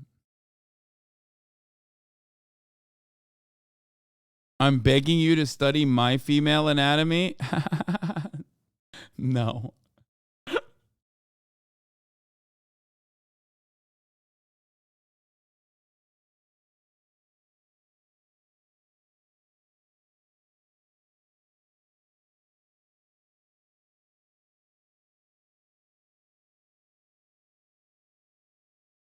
Okay, people are not fine. People are not going to be helpful. I recognize that people are not going to be helpful in this.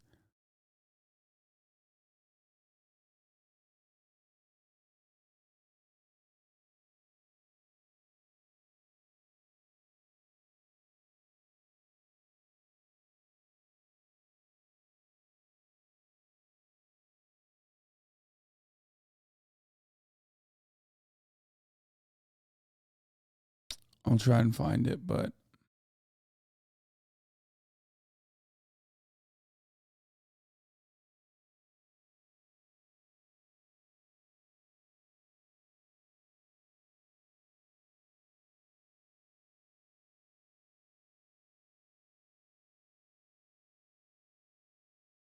medical news today overturning. I mean, this is about the clitoris.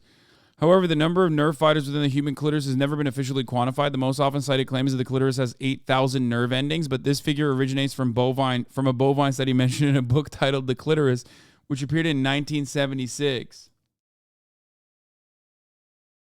All you have to say is women are based. Social determinants of health. What? Look at my logs. Social determinants of health.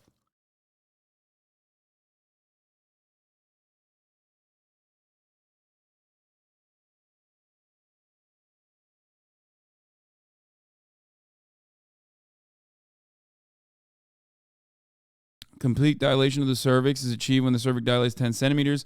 How rapidly a female will progress to full dilation is dependent on several factors, including heredity, medical history. The cervix is a fibromuscular organ linking the uterus to the vagina. The upper two-thirds of the uterus is termed the corpus.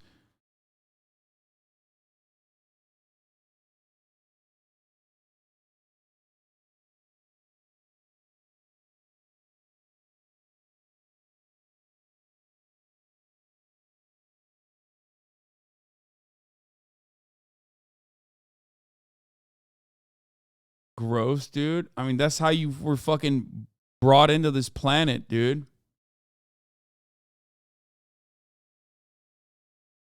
Oh, this is it. Yeah. This is it. This is what I was thinking of, but that's from 2008. I thought it was like more recent. This is what I was talking about. Look closely. This is history in the making. These are the clearest pictures ever taken of what is the starting point of every human life. Ovulation occurring inside of a woman's body. I was wrong. Okay, it is this. This is what I was thinking of. I fucked it up. And it wasn't in 2000. It was 2008. Yeah. Observing ovulation in humans is extremely rare, and previous images have been fuzzy. This was the first time that like ovulation was completely recorded. Anyway, as far as the clitoris thing goes, I was wrong. It wasn't about the cervix dilation.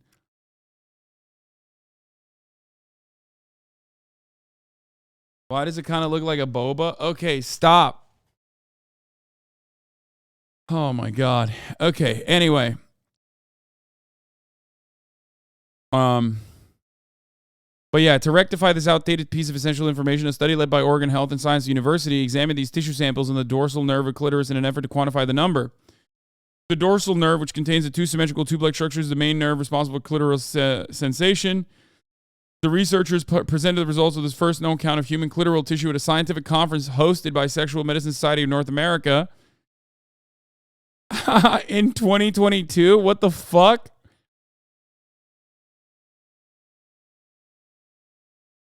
So there are actually 10,281 nerve fibers on average.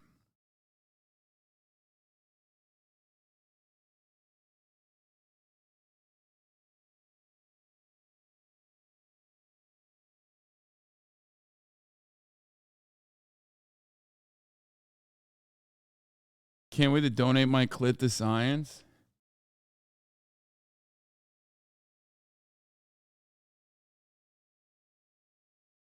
But yeah.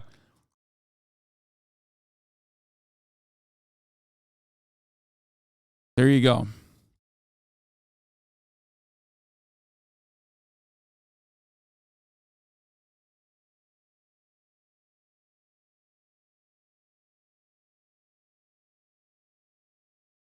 Some of the examples of like, you know, medicine having shortcomings. How the fuck did we get to this?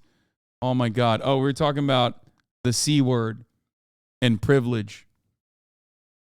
Yeah. When society is designed around you and you have more doctors that look like you, more doctors that have similar experiences to you, you end up getting more knowledge about issues that pertain to your existence and less medical knowledge about issues that pertain to the existence of black people or even women in general. Okay? That's one form of invisible privilege that you never even consider or don't even know about. The reason why I talked about all of this, though, is because there are people who still don't get it and think that there is no such thing. That's just one of a million different examples. Okay?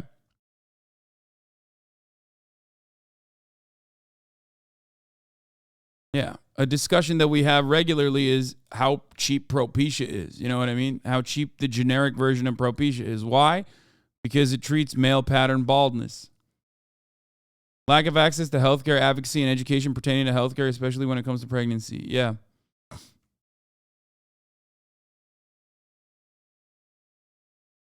And another part of this is also that, like a lot of these medical studies are still, women are severely underrepresented in medical studies too. So just remember all of that. Most standard painkillers got all their approvals from trials on men, and it's still not clear if the doses are correct for women.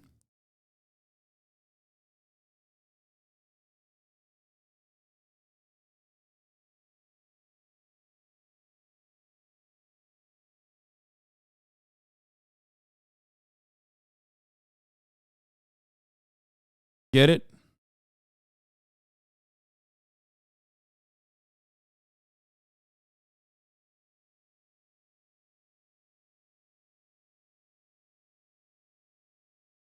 Okay, let's talk about an issue that impacts everybody. The FDA is working to make it mandatory to diversify study populations for research. Disgusting. I'm against it. The FDA has gone woke. We knew it already. Dr. Fauci ouchie already showed us how fucking woke they were. They're doing mind control. They want to have more black women in studies. How dare they? Fuck that. That's only 6% of the population. It shouldn't even account for 6% of the studies, of the people being studied.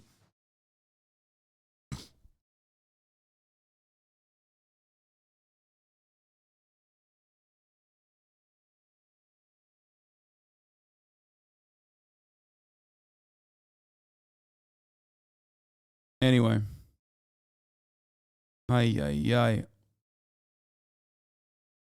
9-year-old girl, journalist among 3 killed in Orlando in Central shootings. Florida this morning, a terrible story where a teenager is accused of killing a 9-year-old girl and a local TV news reporter. The Orange County Sheriff says it happened near the scene of another murder allegedly committed by this same suspect. His name is Keith Melvin Moses. A photojournalist and the girl's mother were also shot in this incident. Manuel Bojorquez is in Orlando with more on the reporter who died while just doing this job. Manuel, good morning. This is very tough to hear.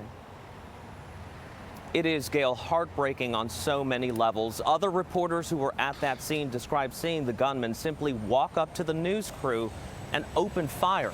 Some of them even tried to render aid to their fallen journalists. I apologize. A local TV journalist was overcome with emotion covering the murder of one of their own Wednesday night outside Orlando. Spectrum News 13 says 24-year-old Dylan Lyons was killed. The Spectrum 13 reporter was engaged to be married. I want to acknowledge what a horrible day this has been for our community and our media partners.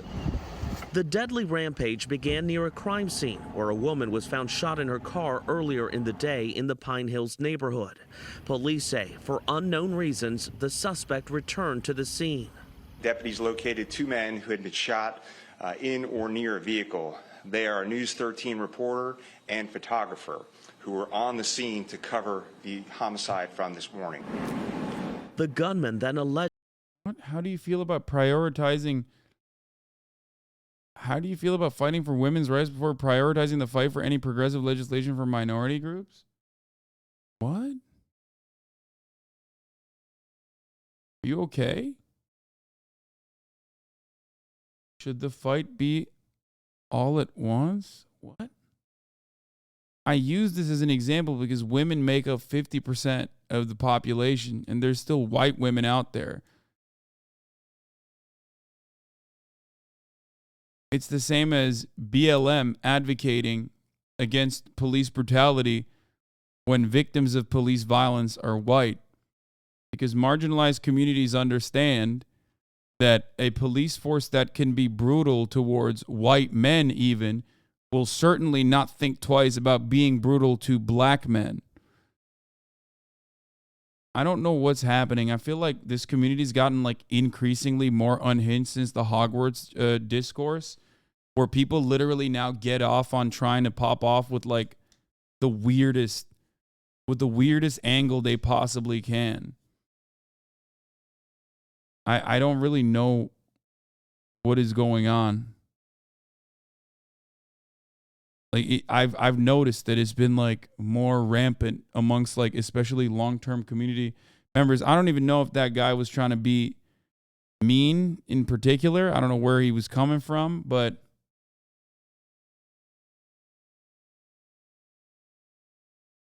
allegedly went into a nearby home and shot a mother and her 9-year-old daughter, killing the child.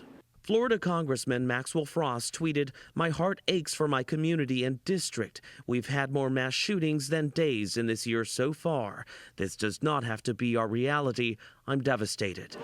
While the community searches for answers to another violent spate of gun violence in this country, police say the suspect is in custody. He's a 19-year-old with a lengthy criminal background. This is every reporter's absolutely worst nightmare. We go home at night afraid that something like this will occur.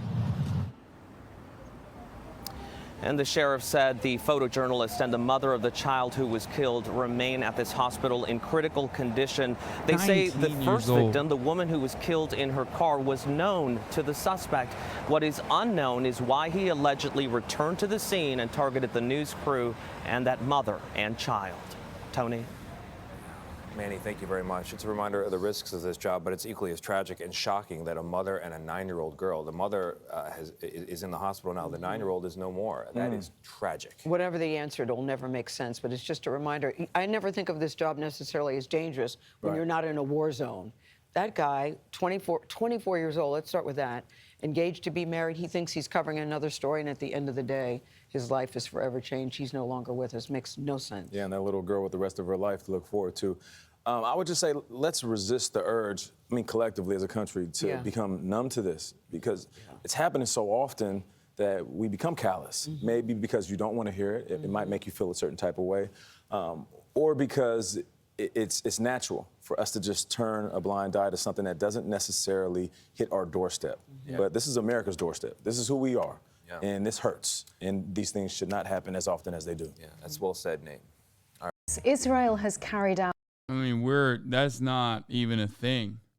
Okay, we're gonna shift over to some. Well, I want to watch this unhinged motherfucker. They found the race. Race mixing was a guy. Hello, Robert Wilson, well-known white supremacist. And how, by the way, why is it the ones that look like a fucking like pale lizard end up thinking of themselves as a master race? What the? This neo-Nazi and anti-Semite, it's part of a group called the Goyim Defense League, which is a group of Nazis that go around harassing minorities for no reason and adding trauma to their life and trying to basically antagonize them to do something horrible so they could film it for entertainment on their respective social media channels. These are just the typical, dude, the archetype, the archetypical 4chan guy, the Goyim Defense Force. Holy fuck. Every fucking human manifestation of 4chan is like this. It is crazy, bro. Okay, these are the guys that, by the way, whenever you talk about like reverse racism or whatever the fuck, like these are the guys that come into those subreddit threads and be like, yeah, it's crazy, right? It's crazy how these guys are, you know, they're so open about being racist to you and try to instill white identitarian politics when whiteness as a concept, whiteness as a subject is just like a political tool that just shows your proximity to power. This is GDL. Oh, is it the... Oh, these are the guys. Yeah. The Goyim Defense League took over the 405 freeway. They're awful human beings. His friend, who's the leader of these Nazi guys, is actually out in Palm Beach, Florida, after leaving California, harassing and traumatizing Jewish people. Leave our country, go back to Israel. Filthy Jew, don't touch his car. Do it! No, don't. We should just see Kyle. Hey, you filthy Jew piece of shit. Come on, let's sing Heil, guys. These fucking idiots, dude. We see you. Hey, you got foreskin in your beard. Hey, get him on camera. Back up. Awful human beings, but you see, they are pretty clever about what the law is and what they can legally can and can't do. These professional agitators will purposely push you to the edge to get you to react, to get you in trouble. But these dumbasses aren't very smart. They still get themselves in legal trouble quite often. In fact, this one here, Robert Wilson, who you saw in that last video, he actually left San Diego last year vowing to never return because there's a warrant out for his arrest for a homophobic assault on his neighbor. Well, I guess we just need to let the San Diego police know who's back in town.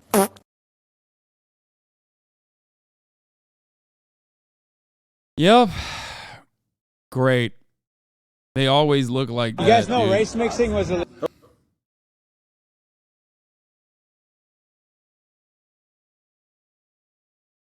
Ay.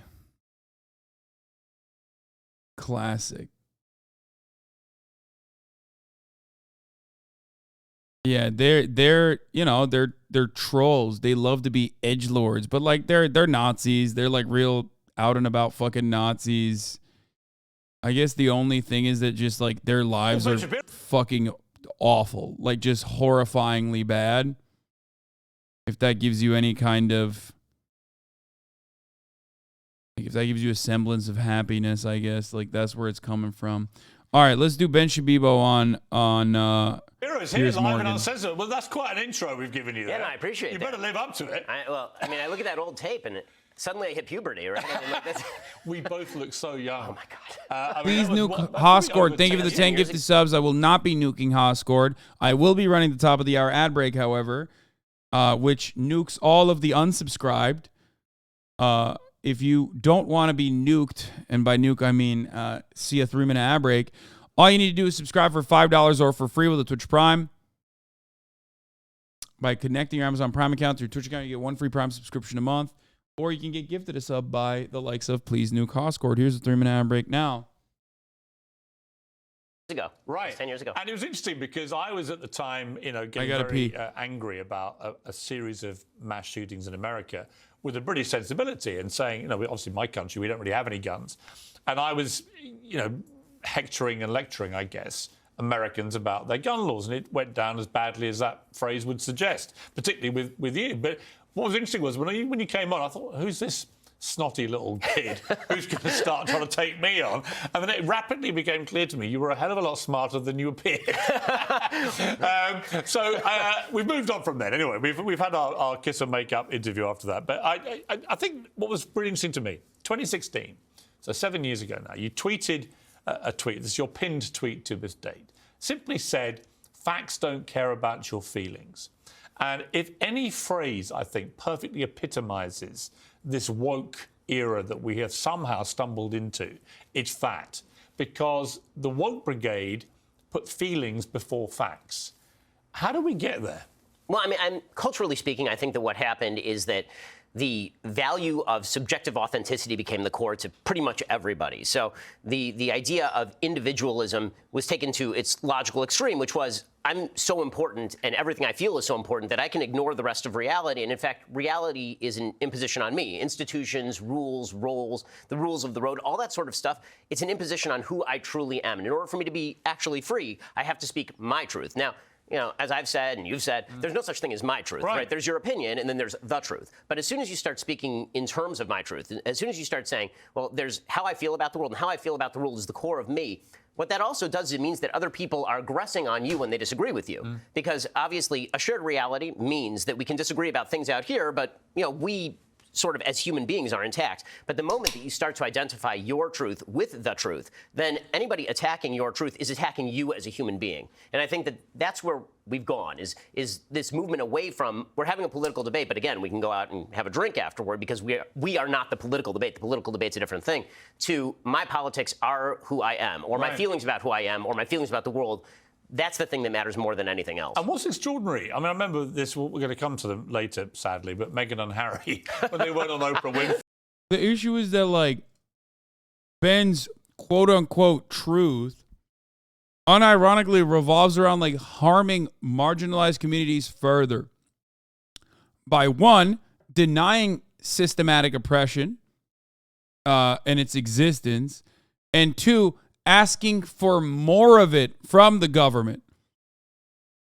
So, like, it's not about, like, you know, the truth. I mean, if you want to talk about the truth that Ben denies regularly, it's systemic racism. It's the truth that systemic racism exists. Ben denies it all the fucking time. He does. He tries to reduce it down to individual actions. Oh, there's no such thing as systemic racism. It's only just individuals that are racist. That's not the case.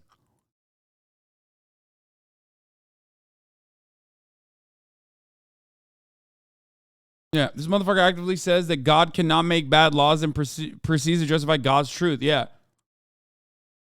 Not to be too much of a Reddit atheist, but the facts don't care about your feelings guy using his made-up religion to justify all those dumbass beliefs is truly astounding. Exactly. No, I mean, it is true that that is a silly way to go about things, but, like, it's at the heart of his fucking arguments for abortion, for example, even though his own religion believes that abortions are allowed. And she started talking constantly about my truth, and Oprah was endorsing your truth and everything. I was like, I'm living in a sort of mad world where truth is no longer factual. It's just whatever you're feeling in any given moment. It seems that's not the case, dude. Oh my God, dude. I'm sorry, but, like, conservative motherfuckers love crying about their feelings more than literally any number of, like, gender critical taking college freshmen. Okay, it's literally all of their feelings all the time, non-fucking stop. They never shut the fuck up. They're currently doing it. They're crying about their feelings about the rest of the world not coming to terms with their understanding of the truth. That's literally you crying about your fucking feelings. I mean, he's right. No, he's not. He's not even remotely right. Thing for a democratic society, that you move away from fact-based, from science, whatever it may be, to just feel. Like, nobody wants to move away from fact-based shit.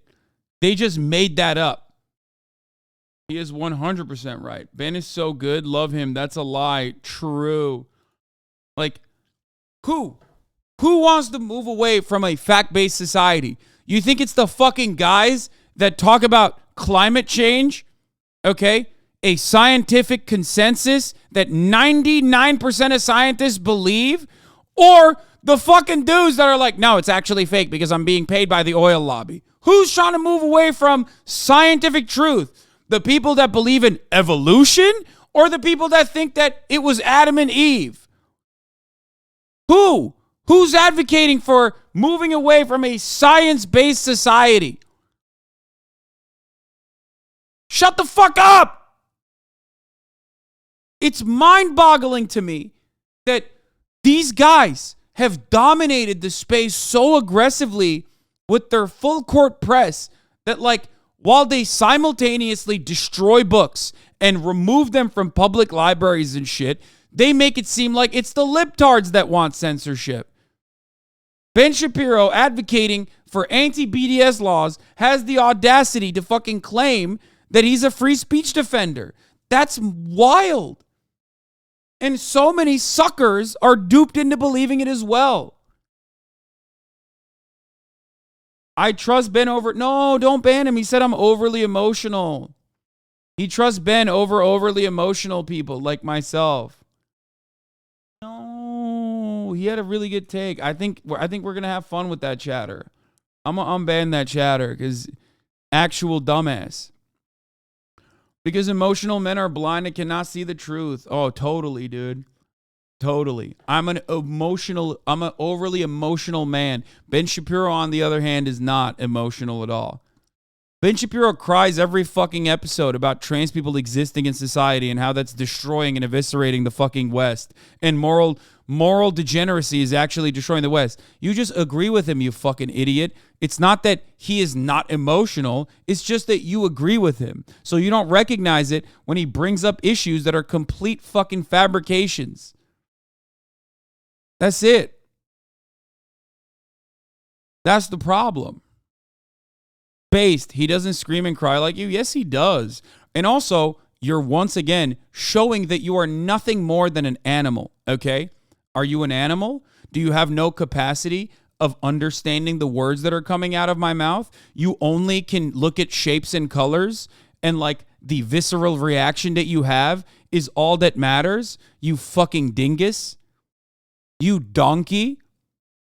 That's just a self-report that you're a stupid person, that you, unlike most human beings, cannot comprehend anything when you hear someone speak in ways that you don't want to hear them. You're like, oh, well, you're being a little emotional about, like, I don't know, trans people being fucking legislated away from existence. Like, yeah, that's okay. I guess that undermines my point then.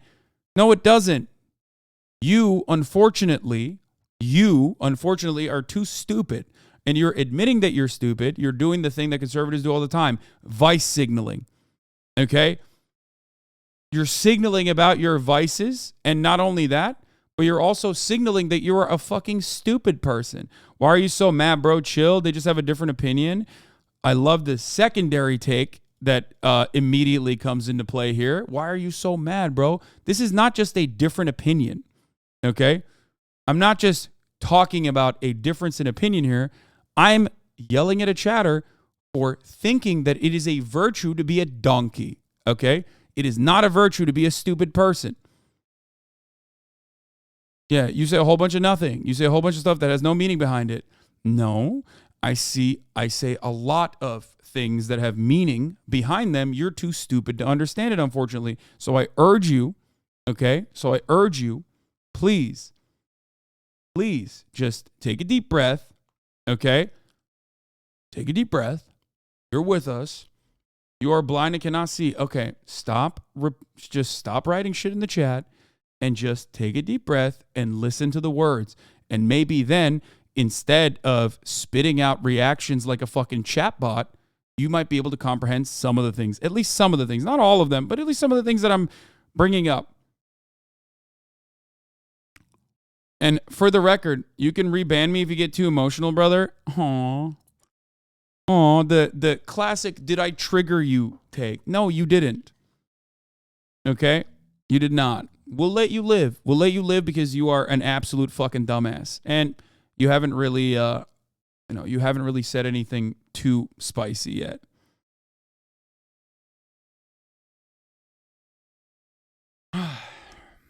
This is an unfortunate problem with a lot of people who fancy themselves to be edgelords. The reality is that, like, they'll go, are you triggered, libtard? Meanwhile, they're fucking triggered about the existence of miscegenation. You know what I mean?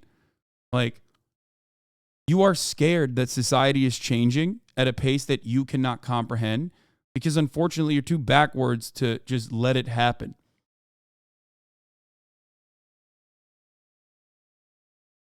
Okay?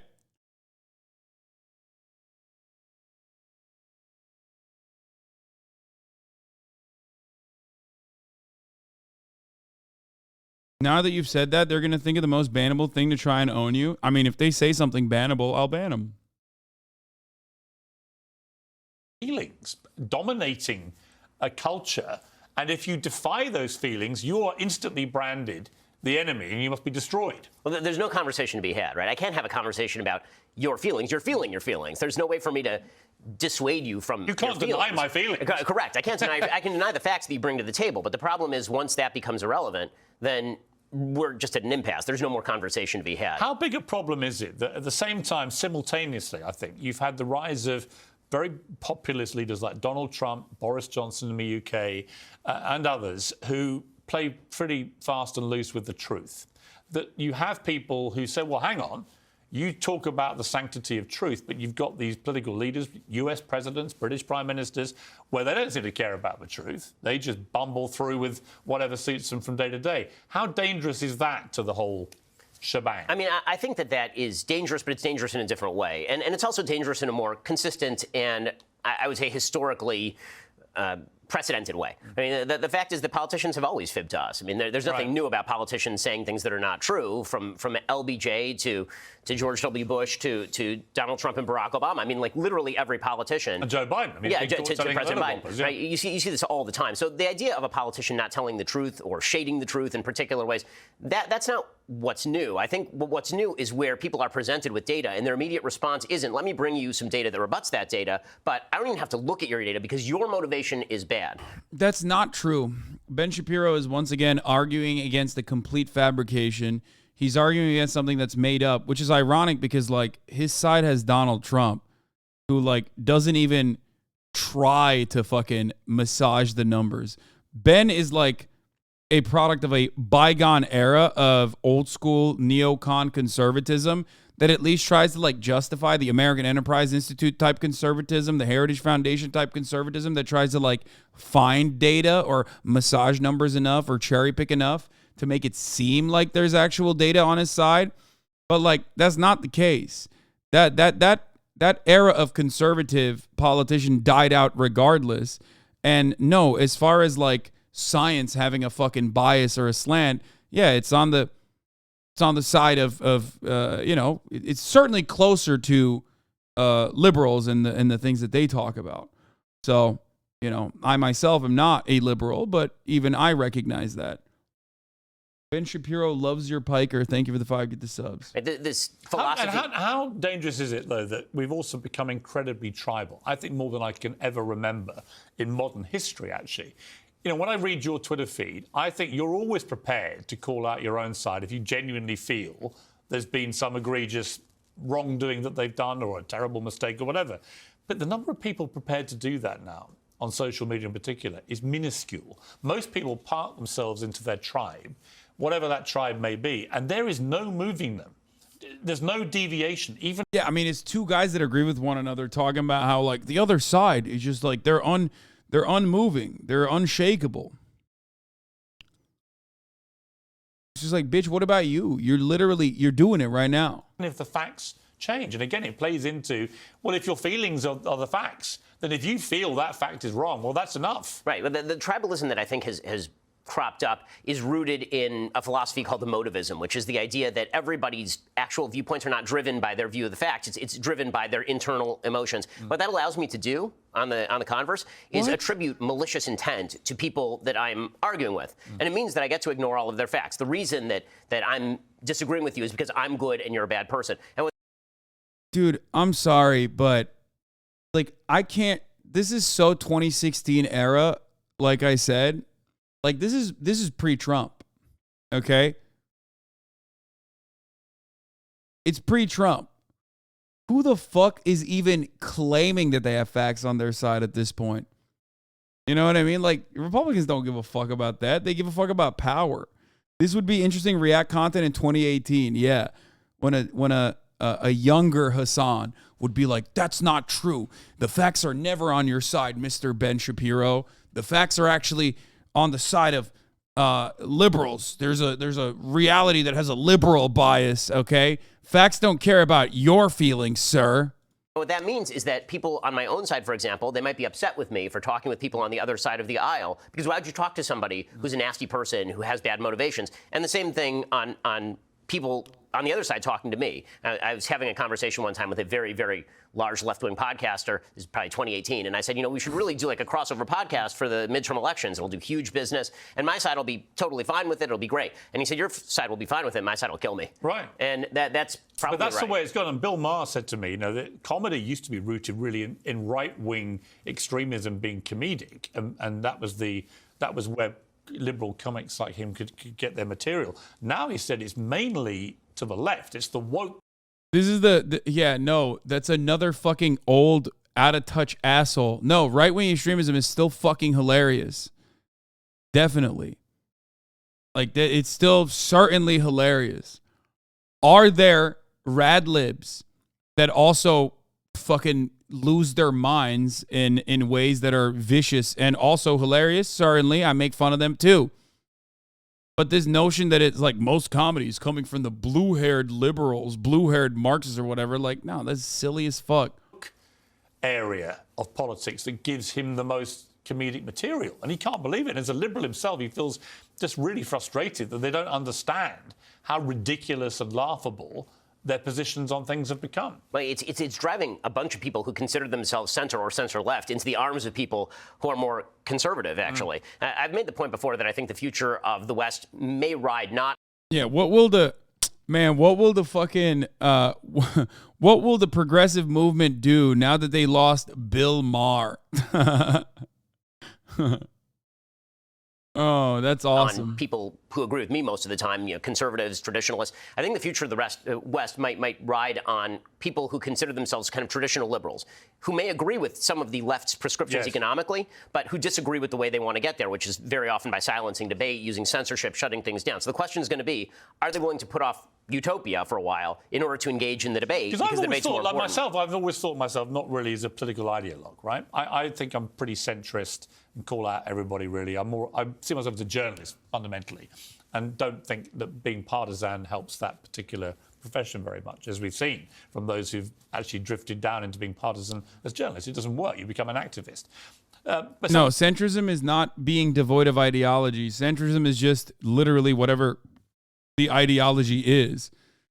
And acting like neoliberalism, which is the dominant ideology, is not a thing. It is just a way of existence.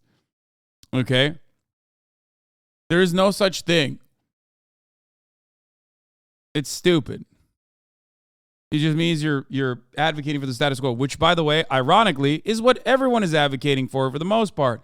People take the current way of existence for granted. They don't even think about it as though like it's bad or wrong.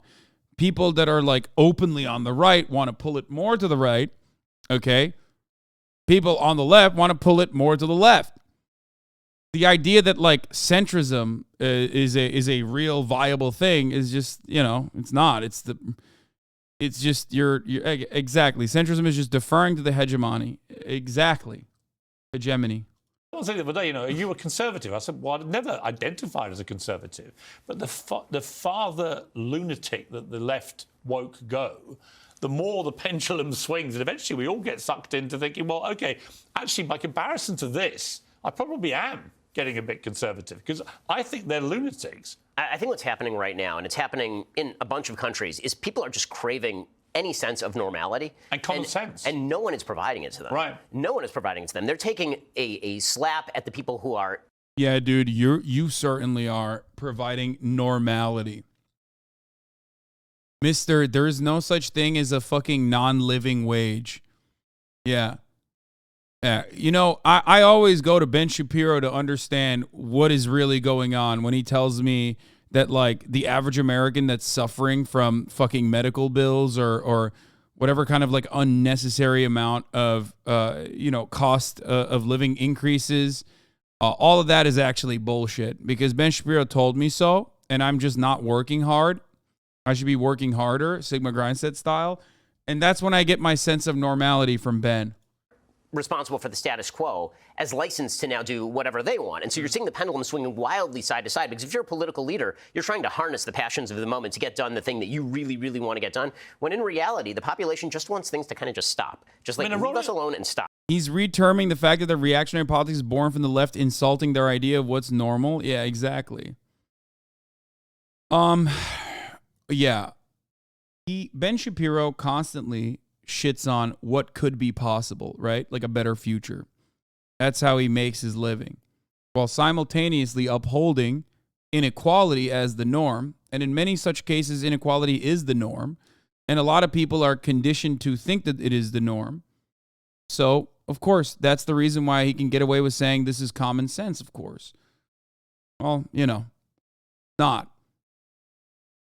Right, I totally agree. And I think that's the majority of people, right? I mean... By the way, the best argument against that is the appeal to nature fallacy. Mr. Logic and Facts, just like every other fucking debate lord, regularly utilizes logical fallacies. The idea that there is like human nature and that we need to appeal to it, we need to abide by it, is, in my opinion, unnatural. The entire existence of humanity is by destroying nature. Like, there is no fucking skyscrapers in human nature. You know, we built those things. Okay. There's no such thing. There's no part of our lives is normal in comparison to the rest of nature. Not natural. It's not normal. Today, Rolling Stone published an opinion piece on why cancel culture is good for democracy. And I read this piece and it was so completely deluded because and then they find like some fucking random person that wrote something and then talk about it as though that's like definitely as though that is definitely just what every liberal thinks. No one likes cancel culture. It's not a thing. And the right weaponizes cancel culture regularly. Okay? The right loves using cancel culture. Lamau, facts, literally a Rolling Stone op-ed. Yeah. Every now and then someone writes an article about cancel culture or whatever, and then they go, oh, that's it. That's how everyone is. Technically, everybody loves cancel culture. Okay? And everybody hates cancel culture when it's done to them or to their side. But don't act like this is not a thing that the right utilizes, and the right utilizes it more efficiently and more effectively too. Of course, cancel culture is the antithesis of a democracy. It's actually the antithesis of liberalism. You can't pretend to be liberal with what that actually was intended to mean and support cancel culture. I think the left... Bro, talking about cancel culture and then ban someone who's not having the same point of view, Lamau. Notice how this person had to make up an example because I didn't actually ban that other guy who was chirping because he simply disagreed with my take. Banning someone in my chat is not cancel culture either, you fucking idiot. It's just housekeeping. I'm not banning you either, by the way. But remember, you are always taking advantage of the more democratic structure that we have in comparison to other communities. Okay? People love to say this is a hug box. But the real reason why I ban a bunch of people is because they like derailing the stream, like you just did. Because you are a narcissist. You want 27,000 people to pay attention to you and your dumbass point of view, which is understandable. Everybody wants that feeling every now and then. You know what I mean? But you could do it in a funny way. You could do it in a clever way. You could do it in a way that actually is productive and plays along with what we are looking at. But you couldn't do that. So instead, you went for what was easy. Okay?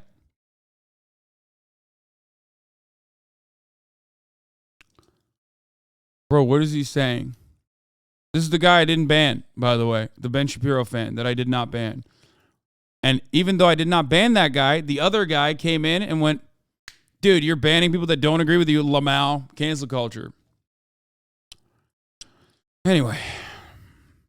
left uses cancel culture in a very different way than most of us use cancel culture. When we talk about cancel culture, typically what we mean is you say something that they don't like on the air, and they decide to secondarily boycott your advertisers, or they go to your bosses and call for you to be fired. And that's what we mean by cancel culture. What they mean is, well, we're allowed to disapprove of you. Well, sure, you're allowed to disapprove. Turn the channel. Right? You don't have to subscribe to Daily Wire. You don't have to watch your show. Right? But what they do with that instead is they attempt to get you kicked off the air, not by dint of lack of ratings or something, but just because they're so angry that they're going to go yell at people and bother them until you get kicked off the air. That's what cancel culture really is. I interviewed Congressman George Santos this week, who, even by the standards of fibbing politicians, I mean, it was quite startling. I'll just play the clip where he admits to being a terrible liar. What? Oh, George Santos. Okay, that's awkward. This guy's a serving on those subjects. He's one of the most powerful politicians in the country by default. It's almost the apotheosis of what politics is reach, which that's. Okay, I don't care about them talking about George Santos. Jewish. You have know to be not true and try to follow the best audience. It's something that it's truth to you now that everything comes out of your mouth or that you write is fact. I mean, it's the most important thing to me because I have to sleep at night. I mean, it's something that I try to think about as much as humanly possible is never lie to your audience. Never say to your audience a thing that you know to be not true, and try to follow the best data possible. And that does mean that you're very often having to be more nuanced than sort of the politics of the situation may allow. Because the easiest position in politics is always to take the hardest right or the hardest left position, the sort of most pure, most easily understood position, or to just play the easiest game of all, which is, again, my opponent is a bad guy. My opponent is a person who hates your guts. When we had our dust up at CNN about gun control. Yeah, Ben, on the other hand, he has a lot of nuance, dude. That's why he advocated to. That's why he claimed that the fucking civil rights movement was fraudulent. You know, that's why he thinks the government should not interfere in private businesses stopping black people from entering their premises, which is a very real nuanced take from Ben Shapiro. You know, that's not the furthest right-wing take he could take. Technically, he could advocate to like just straight up kill black people on sight. He doesn't do that. So I guess he's doing a nuanced position on it. For example, I'm not going to go over all that again, but had I been very different with you, if I'd been very respectful and said, look, I'm a British guy, these aren't my laws, I'm just as horrified as you are by these massacres, and didn't talk about gun control, which I think has always been a terribly inflammatory phrase for many Americans. They don't want to be controlled. And they certainly don't want to hear a British accent telling them about how they should be more controlled. But if I'd phrased it as about gun safety, if that had always been the debate in America, how do you make it safer in a country that has 400 million firearms in circulation? Would that have been a more constructive debate, do you think? I think it would have been a more informative debate. And the reason being, I think that clarity is very much opposed sometimes by passion. We all get passionate about these issues. I'm not going to pretend I'm not passionate on my show, or I'm completely dispassionate in all circumstances. I'm obviously not. But, I think that would have allowed for the kind of discussion where we could have looked at data from various areas of the world, where have regulations been effective? Where have they not been effective? What are, as I said on the show, actually, at the time, I believe, what are the risks and rewards of particular policies? That's where the good discussion area, I think, gets done. Yeah, except you never have that. Like, everything Ben is talking about how the left is or whatever, is exactly what he does. And the only time he brings up evidence is when he's cherry-picking shit to disingenuously frame an argument. Like, if he truly cared about the data, he wouldn't be advocating for the side he's advocating for. Do you agree with literally anything Ben says? Or, I mean, I don't know. Probably not. It'd be very hard. I'm sure there's something I agree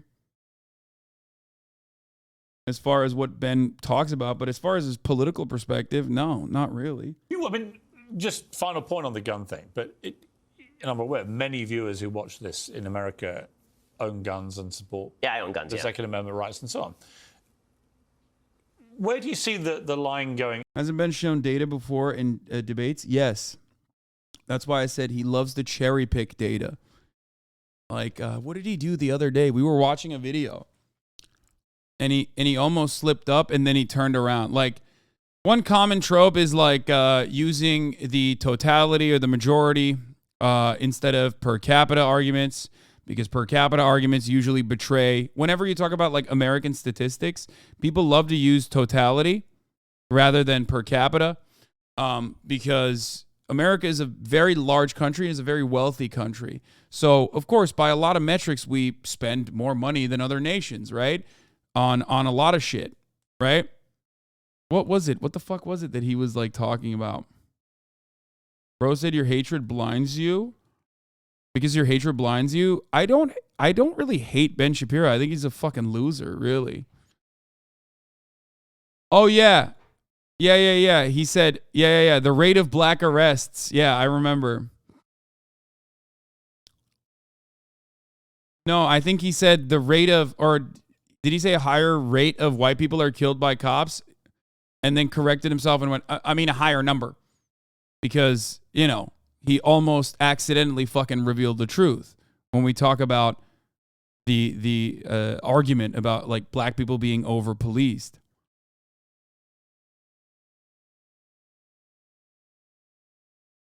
Yes, black people, yes, police kill more white people in this country. Okay, that's true. There are more white people in this country, but police kill black people at a disproportionate rate, a much higher rate. That's the problem. And when we bring that up to talk about the disparity in policing, Ben doesn't want to even bring that up because that's a harder argument to argue against. And this is why you, my friend, are a Ben Shapiro fan. You're slowly but surely revealing your own personal biases. Maybe because they are committing out-of-control crimes. Go ahead. Explain what you mean by that. Black people are committing out-of-control crimes. What does that mean? Just look around you and on the news. See, notice how you gave zero empirical evidence to follow up on anything you mentioned. You didn't even do the common racist trope. Here, I'll give it to you. 1350. Okay? Which is like a super easy one to just destroy, but you didn't even know that. Okay, I'll give you the fucking racist empirical evidence talking points for you and then argue against them if you want. But I know you don't want to see that, so you act like it doesn't exist. See, not only did you have zero evidence to back up your statement, you didn't even have an anecdote that you could point to. So you just said, no, it's happening all around you. And then you made an additional inference that, like, I also am refusing to see it happen all around me. Do you understand what this makes you seem like? This makes you seem like a fucking idiot. I don't want to think that you're an idiot, but you sound like a fucking idiot. Partially because you can't even Google fast enough to at least give me an effective counter. Bro, it's all over Twitter, everywhere. Do you just ignore it?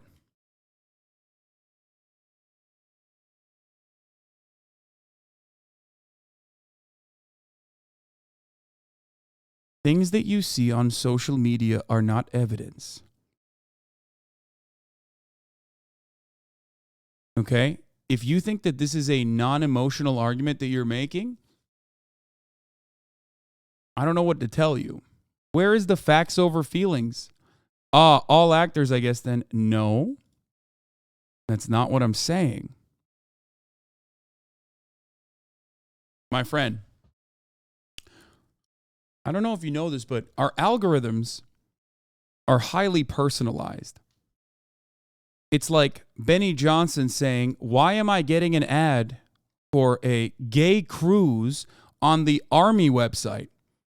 Well, it's your cookies that is serving you that ad. Understand? The only thing you tell me is when you see a lot of black crime that's out of control that you see on your Twitter feed is that that's what you like looking at, and that's what the algorithm has decided you like looking at, so they keep showing you that over and over again. Now, if you're a dumbass, you see that and you go, wow, black crime sure seems out of control. But what you should be doing instead is going, maybe the social media algorithm is just breaking my brain, and I should seek to educate myself on whether or not this is the case. Okay? That's not actors. But what you're seeing is a minor snapshot. And unless you are, I don't know, someone who has the processing power of a fucking sea cucumber, okay, you should be able to recognize that what you see is never the full picture.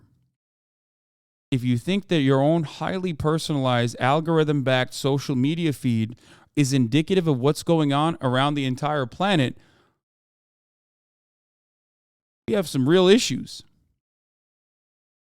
But not a single part of this shows that facts are you're using facts to override your own personal feelings. Okay?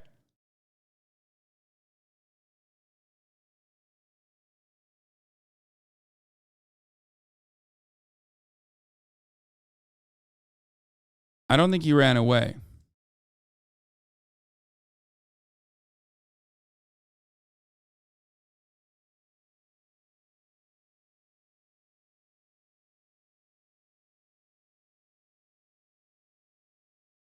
Do you not partially blame a poor American education system for some chatters like this between these racist parents and a shite education system? I'm sure there isn't more like this. No, there are. I hope he went away to Google to come back with some good counters here. As you have all these massacres and as gun ownership increases, there's more guns in circulation. What do you do about that? I mean, as a country as big and powerful as America, what more can be done to just make it safer? I mean, again, the measures that I've always suggested are measures that tend more toward the gun owner than toward the weapon itself, meaning that we obviously need better screening procedures for people who have a history of severe mental illness. We have red flag laws on the books, but they're not enacted. I mean, people don't actually practically follow the red flag laws, which is why I'm kind of skeptical of the idea that if we pass some more text from the legislature, that's magically going to translate into better action. What we need is more alacrity from the cops. I mean, how many of these mass shootings have we seen where there are 1,000 red flags and the cops go to the house and then they're told... Bro, here, the argument that you're supposed to be making in this regard, if you want to talk about like black people that are doing more crime or whatever, is the common trope, the 1350 trope. According to FBI arrest records, 13% of the population, black people, are responsible for 50% of the arrests. Now, of course, the reason for why that is over-policing to begin with. So if you want to make a better argument to be a better racist in the future, you can at least come to me and say, try arguing against FBI crime statistics, libtard, okay? And then to that, I respond, well, first of all, those are arrest numbers. They're not conviction rates, okay? You're so bad at debating that I'm debating for you. Those are arrest numbers, not conviction numbers. An arrest does not mean conviction. Black people are over-policed on top of getting arrested for false charges way, way more frequently than fucking white people. As a matter of fact, if you look at real studies that pertain to, let's say, drug usage, for example, black people and white people use drugs, weed, let's use weed, at the exact same rate. As a matter of fact, sometimes white people use weed at a higher rate than black people, and yet black people get arrested for minor possession charges at, I think, four times higher rate than white people do. This is a consequence of over-policing black people. It's a consequence of things like stop and frisk policies. It's a consequence of racial biases in the way that policing works and operates in the system. Black people are also given longer sentences for the same kinds of crimes that white people commit. Okay? This is the problem we talk about when we talk about the systemic discrimination within the criminal justice system. Okay? They serve harsher sentences, longer sentences. They serve more time. They have less legal recourse. And this is before we even talk about the other side of systemic racism, like redlining in the Jim Crow North, racism in the Jim Crow North, or just straight up segregation in the Jim Crow South. If they didn't commit the crimes, would they do the time? You are failing to understand the words that I'm using. So there's way more white people, but white and black people use the same amount of drugs? No, at the same rate. At the same rate. At the same rate, as in, for let's say every one, like rate, meaning 10 out of every 100 black person, 10 out of every 100 white person. So if I were to say the totality, then yes, there would be more white people that are, consuming drugs than black people. That's not what we're talking about. Oh my God. Okay. Anyway, if they didn't commit the crimes, would they do the time is not an argument when we are talking about two groups of people that are doing the same crime at the same rate, and one group of people getting longer sentences and getting arrested at a higher rate. Okay? That is where disproportionate policing comes from. That's why we say black neighborhoods are occupied by police forces. Okay? They do the same time for the same crime? No, they do not. As a matter of fact, sentencing disparity is also absolutely a part of the law. The sentencing disparity between crack cocaine and just straight up cocaine existed.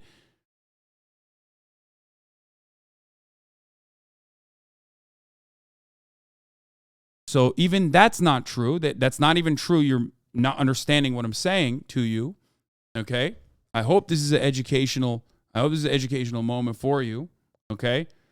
That you just understood what I hope you understand what I'm saying. Okay?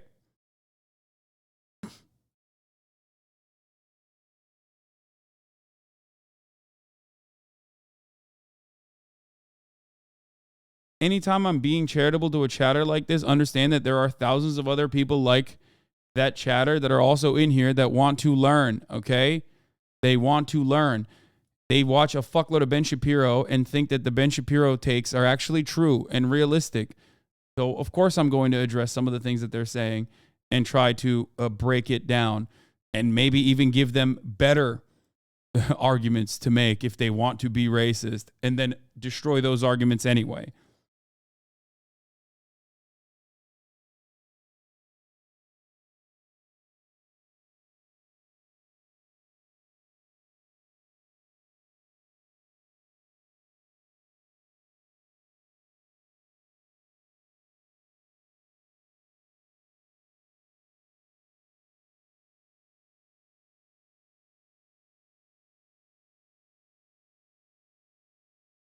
You can't argue against law, man. I mean, that's true.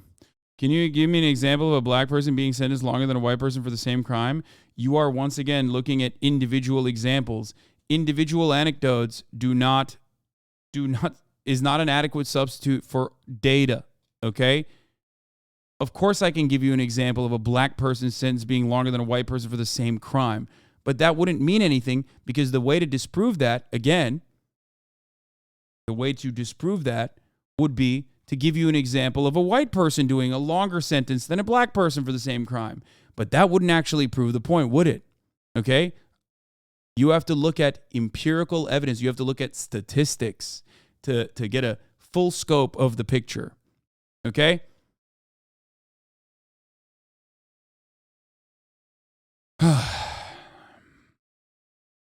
Young black and Latino males tend to be sentenced more severely than comparably situated white males, which means from a similar economic background. Unemployed black males tend to be sentenced more severely than comparably situated white males. This is analyzing crime and sentencing data to give you this outlook, to give you to give you this as evidence, okay? And this is from 2005. It's fucking, but.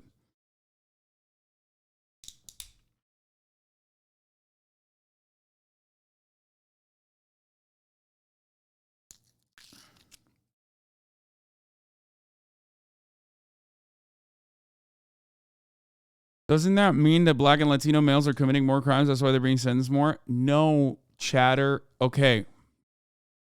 I'm close to fucking losing my patience.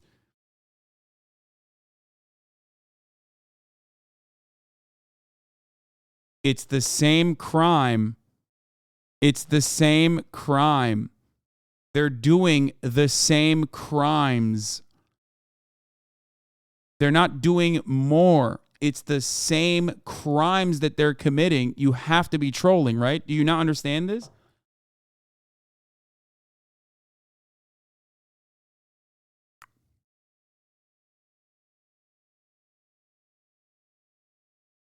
I don't think this person is being obtuse purposefully. They're not understanding. They aren't even asking the right questions.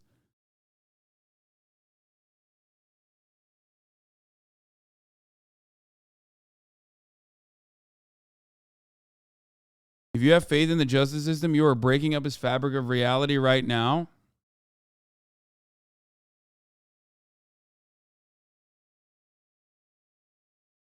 Yeah, as for the look around you, the news and media show more black crime than any other crime, altering perception. Absolutely.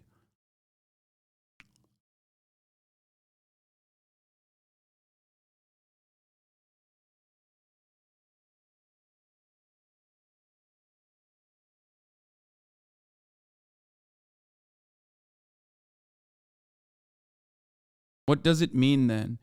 It means what I've told you it means.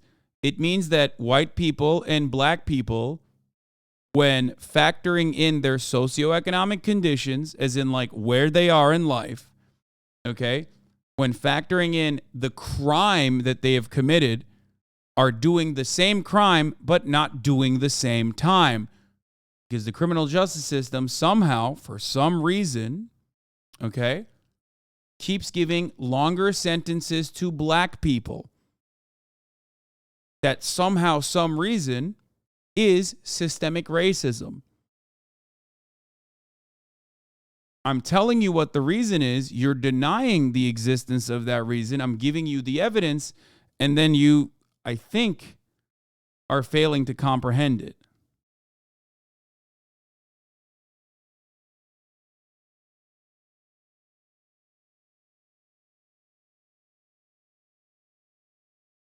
So who got a longer sentence than a white man? You didn't give an example of that happening. Oh my God.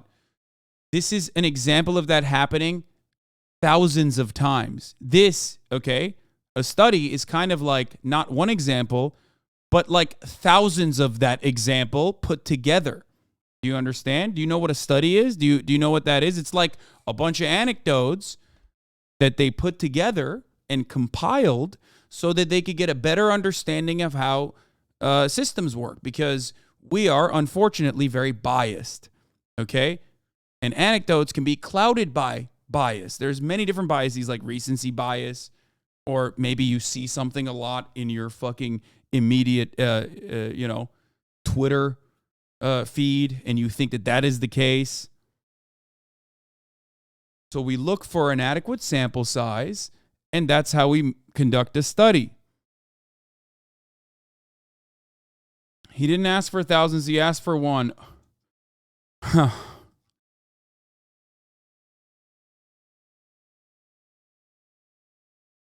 Okay, they're just trolling at this point. Check their last message.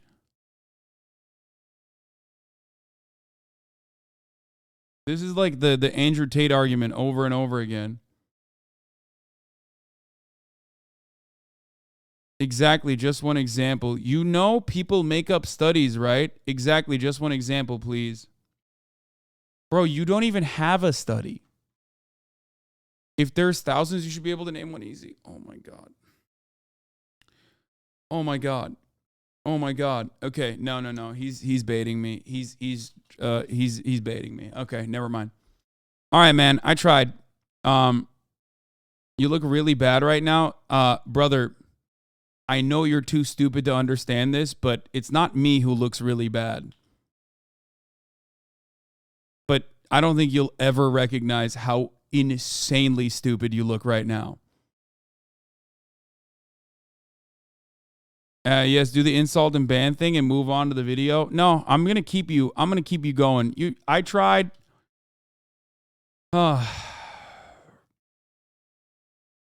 I'm giving you a study and you said, give me one example.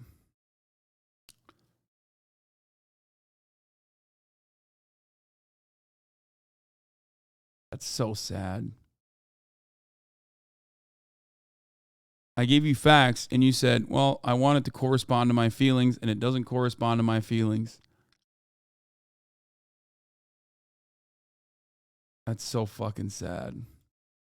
I guess you tried. I did. I really did. Well, no, we're not going to do anything. We're going to leave you back out there. He said studies lie all the time, but he thinks looking at videos on his Twitter timeline is the actual facts. There's nothing you can do in that situation. There's literally nothing you can do in that situation. There's no way. There's no way. Everyone in the chat is like sending him links and all this shit. Like, no, it doesn't matter. How do you combat people just make up studies all the time? I hear that all the time because it's false. No, they don't. There's an academic process and a way to conduct this. Okay, if that was the case, there would be no science on anything. Okay. And remember, that person didn't bring up a study at all. He just said, you know, that's what I saw on my Twitter feed and that's what I believe. And if you think studies fucking lie all the time, then why the fuck do you, what will convince you? Nothing. Your feelings is what has convinced you. And you will never be able to change your feelings. So, which goes back to my, you know, it goes back to my first thing that I said, which is Ben Shapiro does not care about facts. He cares about feelings. You agree with Ben, and you think he's feeding you facts, so you get comfortable listening to him. It's almost in every circumstance. So we actually do need law enforcement to have more ability and will to carry out, for example, when they know somebody is severely mentally disturbed or somebody is shooting a gun at their mother, which we've had a case like that.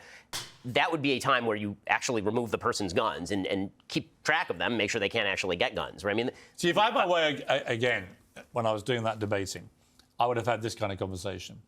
I can look back at those and realize I was letting my own emotions override. We all have these. I mean, yeah, but it's interesting, isn't it? I do think an important part of how we get to a better place as society now, away from this tribalism, away from all this stuff, is you've got to be prepared to have this kind of conversation, which doesn't end up with me just looking at you and shouting, well, you're a complete idiot because you don't agree with me, right?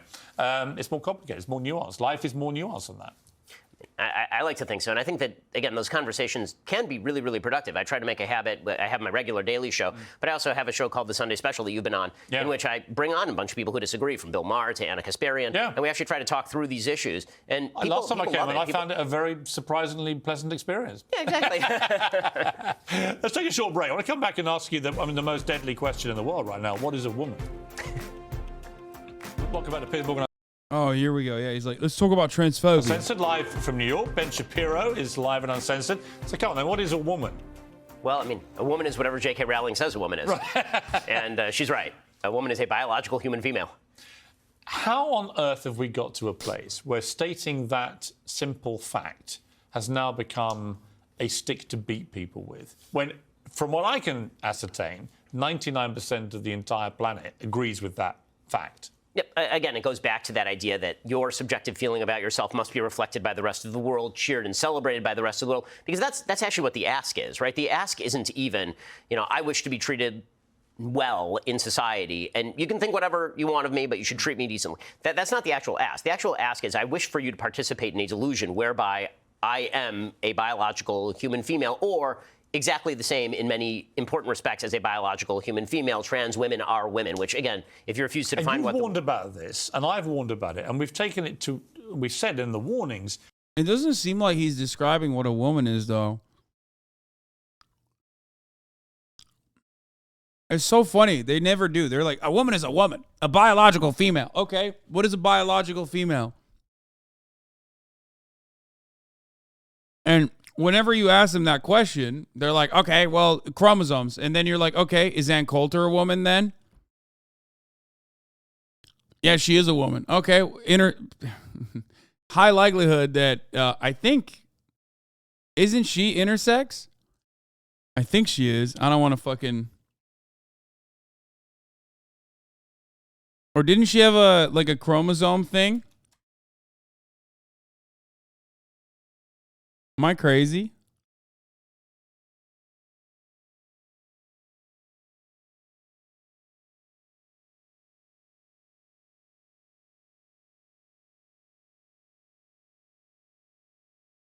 I mean, Ben definitely doesn't know.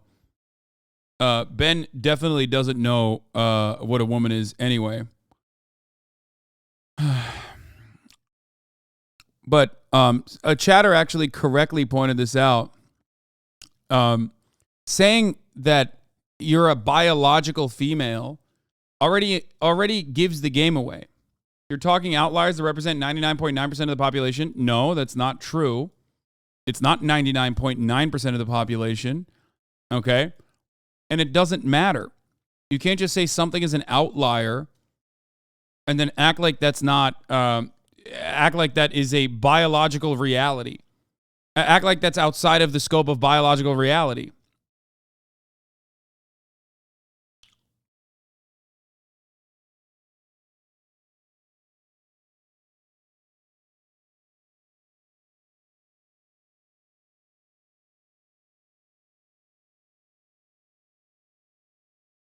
They can't parse gender and sex, so Ben's argument is dumb just from the assumption. Yeah, I mean, if gender was not socially learned, okay? If gender was not socially learned, and it wasn't like super if gender wasn't social,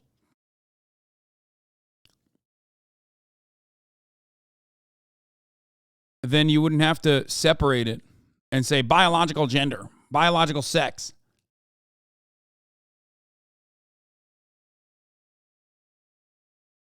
Jewish people represent a small portion of society, but you wouldn't say they're not significant. Exactly.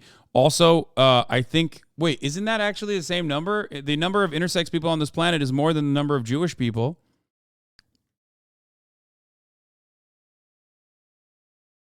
The number of intersex people on this planet are more than the number of the number of redheads.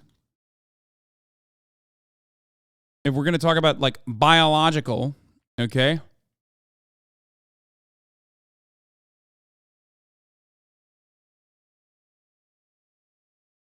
More women than expected are genetically men. Sex chromosomes usually determine whether you're female or male. Women are XX, men are XY. However, genetically, a few women are actually men. They grow up as women with a woman's body and mostly only discover well into puberty that they are different. Danish researchers map the first time how many women are genetically men. The proportion was higher than expected.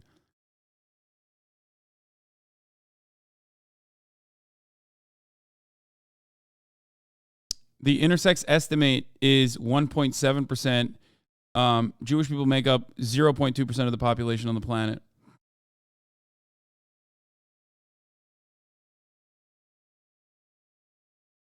Also, as far as gender goes, that's an expression. You want to know why? Don't make me play the game again where I'm going to pull up fucking Buck and numerous other trans people to be like, is this a man? Is this a woman? And then you go, oh, that's a man. Oh, guess what? That's a trans man. That kind of thing. Okay?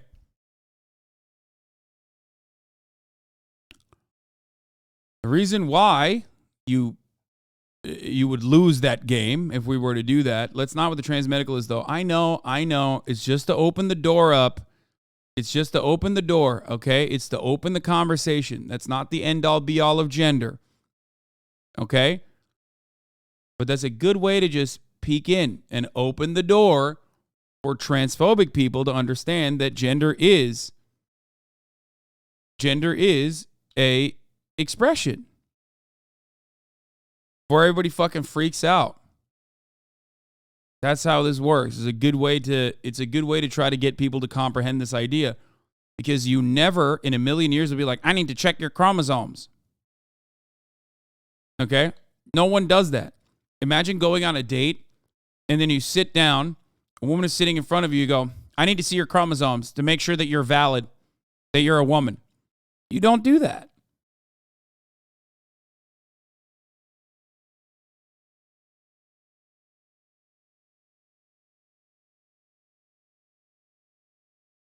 Anyway.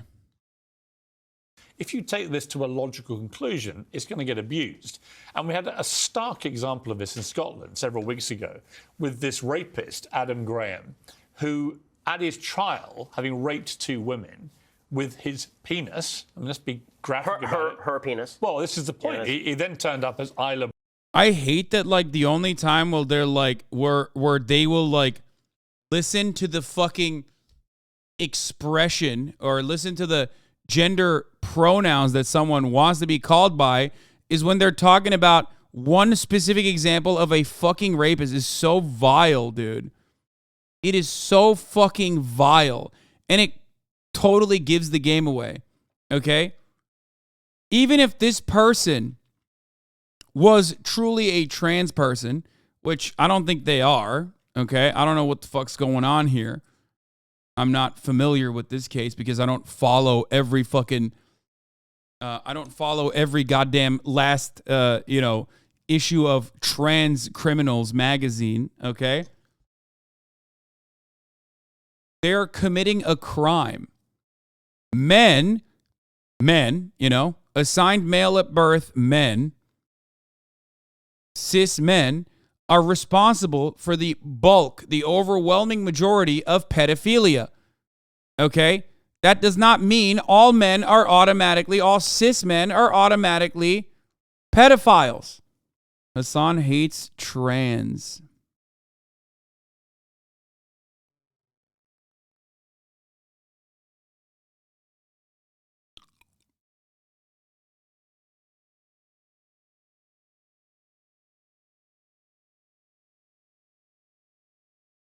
The controversy for this case was that the rapist said they were a woman, so demanded to be in a woman's prison. Bryson and said, I'm now a woman. So that's him before. And then he comes along as Isla Bryson there. And the game plan, according to his ex-wife, is, well, he just wants to get into a women's prison, which is obviously what his game plan was. And he got into one, put into a women's prison where there are women there who are vulnerable to attacks from people like him. That, to me, showed the insanity of this. We had a leader, Nicola Sturgeon, been leader of Scotland for 8 years, who supported this limitless gender identity nonsense and lost her job, actually, I think, as a direct consequence of this. Yep. I mean, let's see what she said. I'll play it to you. The question is, are all trans women women? You haven't answered that question. Well, that's not the point that we're dealing with here. That's the question I'm asking. Trans women are women, but in the prison context, there is no automatic right for a trans woman. So there are contexts where a trans woman is not a woman? No, there is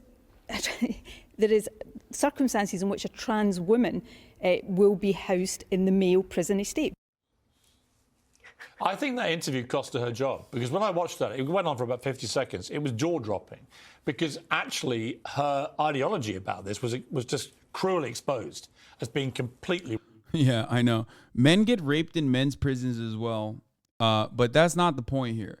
I don't know enough about this case. I don't even know enough about this particular case to give an adequate assessment. And the only thing I can tell you is that these bad faith insane dudes wouldn't think to do this if this hadn't become a culture war. Yeah, literally. Like, that dude, okay, saying, oh, I'm a woman now, like, fucking put me in a woman's prison. No shot to put a rapist in Gen Pop. Exactly. It doesn't even fucking matter. Because there's no way that they're getting into Gen Pop. But that person coming out of the gates swinging and saying, like, I'm a woman now. I was always a woman, is a new phenomena that conservatives brought to the fucking fold. Okay? Women literally get raped by other cis women in women's prisons. What the fuck is their point? Yeah, exactly. Nicola Sturgeon is stepping down due to stress and shit. She did not lose her position as First Minister of Scotland. Did you cover the Day of Hate neo-Nazi announcement in your early news portion of the day? Yes, I did. They don't care about the trans woman being worshipped in men's prison. You think they decided to put him there on purpose to create this controversy? No, Scotland is actually way more understanding and way more fucking woke when it comes to trans issues than the rest of the islands or the rest of the UK.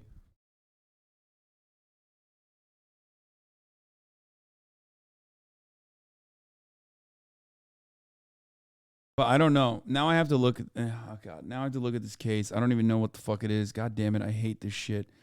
This is the worst part about shit like this, is that, like, you have to be up to date with, like, every new fucking psycho that comes out.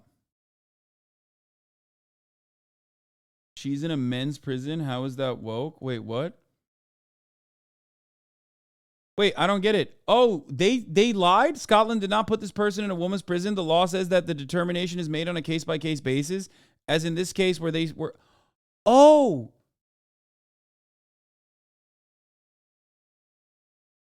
Oh my God. Oh, they just fucking straight up lied? Well, I would not have expected them to just fucking lie, dude. What the fuck? Newly convicted or remanded transgender prison inmates will initially be placed in jails according to their sex of birth. Scottish Prison Service has confirmed. The policy was confirmed in an urgent review, which found a double rape is being placed in a women's jail did not put female prisoners at risk of harm. However, the SBS said it received conflicting details on Isla Bryson. It also called for an urgent review of admission rules for some inmates. The investigation was ordered by Justice Secretary Keith Brown in the wake of public outcry. Bryson, who will be sentenced later this month for raping 2 women while she was known as a man, Adam Graham, was then moved to a male wing at HMP Edinburgh.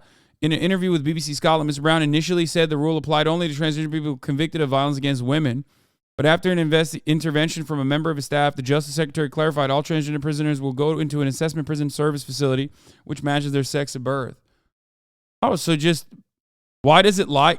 Guys, a YouTube clickbait title is a little bit different than fucking Piers Morgan straight up lying about a fucking important fact that literally completely changes the argument that he made.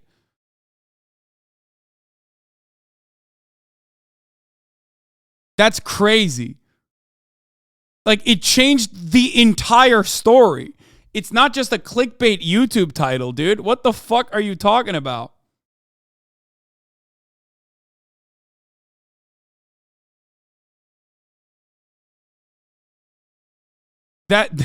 This just, that's insane.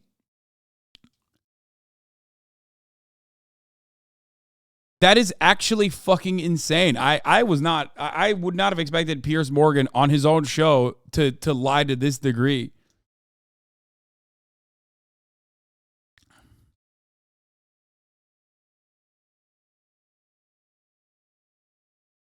Jesus fuck.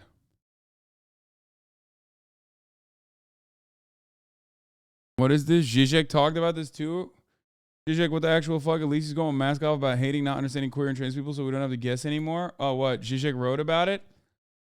At many gender clinics across the West, doctors feel compelled to adopt an unquestioning affirmative approach. With little regard to the underlying mental health crises troubling children, the pressure is, in fact, twofold. For one thing, clinicians are cowed by the trans lobby. The trans lobby.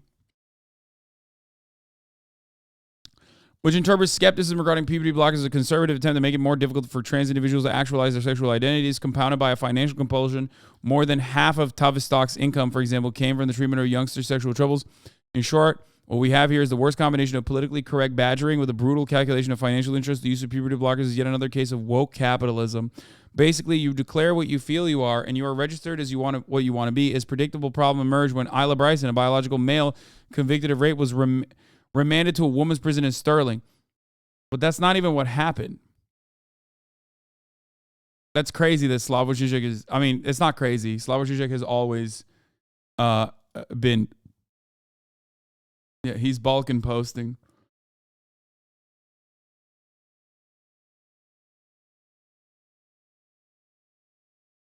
He does do shit like this all the time, from time to time. In my opinion, that doesn't undermine the rest of his work, but this is definitely a common Žižek take.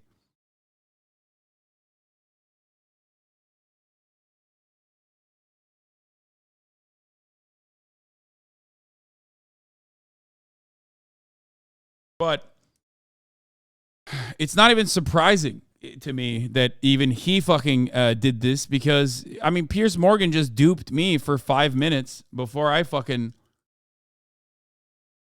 Piers Morgan duped me for 5 minutes before I fucking had to investigate further as well.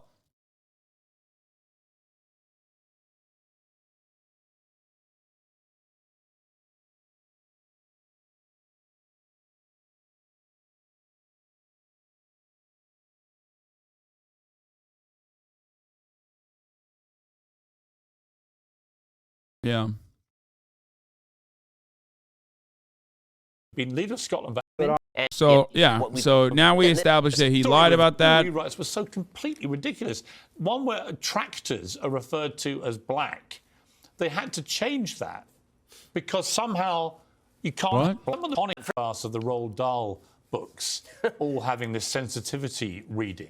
First of all, removing hundreds and hundreds of words and phrases from this iconic author. He's sold 300 million books. Suddenly they're rewriting this stuff. And some of the rewrites were so completely ridiculous.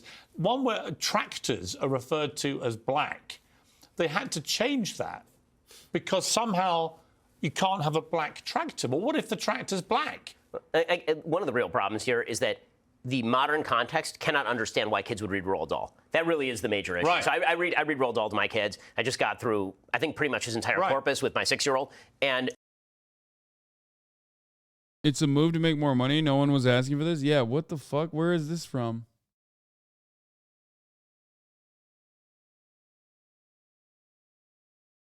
What I don't even know what this is. What is this about? Dude, I can't keep up to date with all the like fucking weird shit that liberals do. Changes to the new editions of Roald Dahl books have readers up in arms. Okay, new editions of the legendary works by British author Roald Dahl are being edited to remove words that can be deemed offensive to some readers. What? Dude, this is always some shit that the publisher does. No one even asks for it. This is the same fucking shit with what's his face? Jesus Christ, it's just marketing, man. You guys are, I hate having this fucking conversation so many times over. It like doesn't do anything. They did this with Dr. Seuss too. No one asked for it. They just did it on their own. And then you do that and people get mad and then it drives more fucking book sales.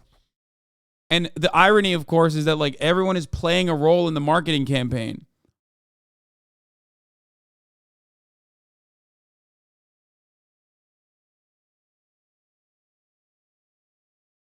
Like, who gives a fuck? Who? The character Augustus Gloop in Charlie and the Chocolate Factory is no longer called fat. Instead, he's described as enormous. No one asked for this. No one. Not a single person on the left was like, we need to do this, okay?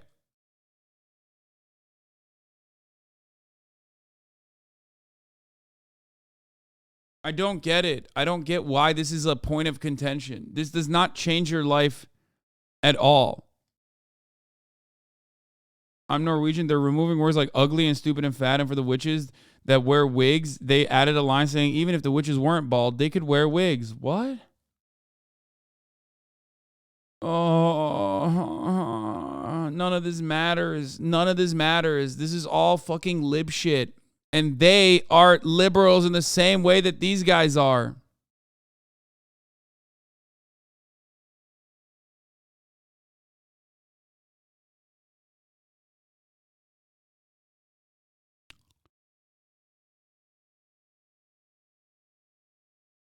What?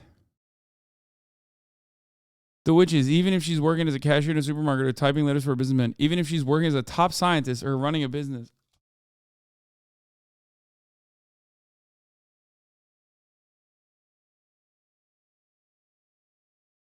I can't do this. It's just like people are so fucking bored, dude. They just like manufacture bullshit over and over again. Like, who cares? Don't do this. Don't fucking do this, okay? There you go. Don't do this. God, liberalism is a fucking... It's a fucking lie. No plans for Dahl text changes from U.S. European publishers. Wait, they're not even doing this? They just made it up?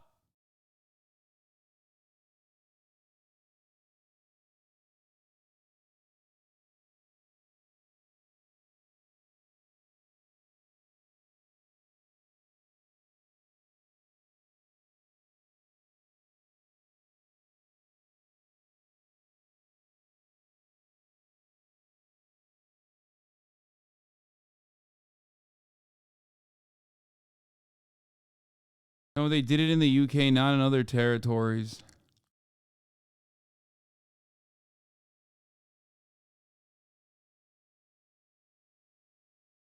I've seen too much. I don't need to see anymore. I'm taking my glasses off. I don't need to read anymore. I've read too much. I've seen too much. I don't want to know.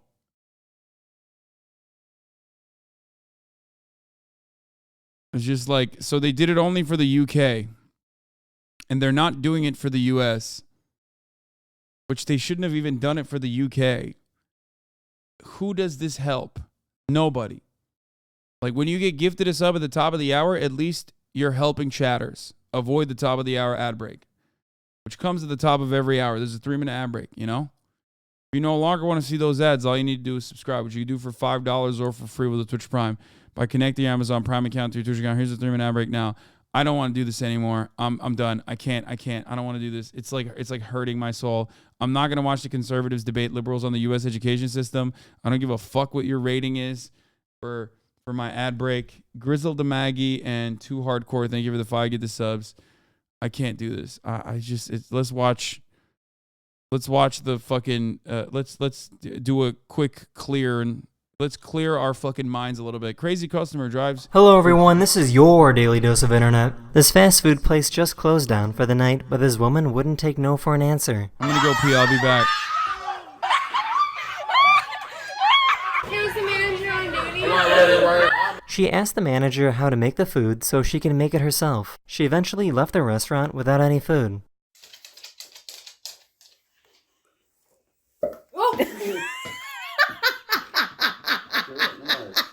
A police officer arrested this guy for driving under the influence. What does that mean? It means you were higher than twice the legal limit. Twice the legal minute? Hey? One of my subscribers recorded this video of the rubber falling off the wheel of someone's car. The driver was fine and simply pulled over. If you don't pay your car payments, the repo man will find you and come take it away at any time.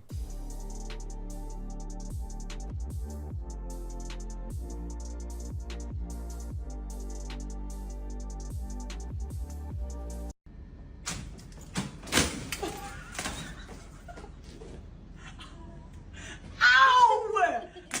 So many people don't know this, but this is why it's called a ballpoint pen.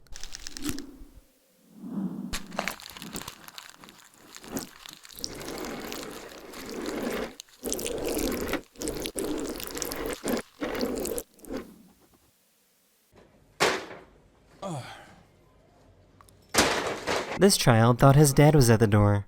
Hi, butt cheek. Oh, sorry. Oh, it's a delivery driver. Oh! Oh, well, that's your parcel gone then, if you're going to be rude to the delivery driver.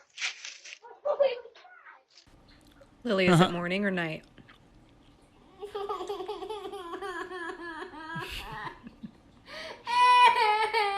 What the hell? What's up? This dog, the goat. If you draw a line in the dirt, a chicken will become hypnotized and will not move. Destroy them.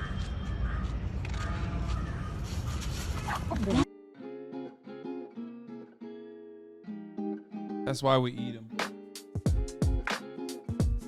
This kid couldn't understand why she was at her mother's grave. How can we talk to her if she's dead? Silly boy. You can go get back in the car. No. Kind of sad.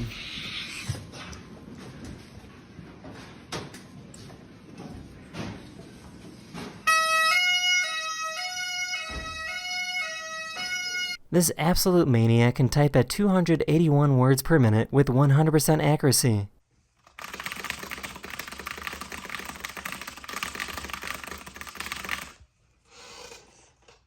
So apparently geckos can bark like dogs.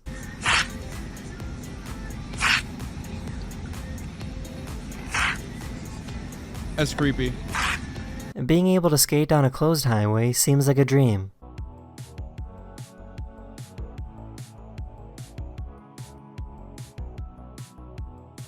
This company is installing these screens that allow people in one country to interact with people in a far distant country 24/7. The goal is to make people realize that we aren't that different from one another.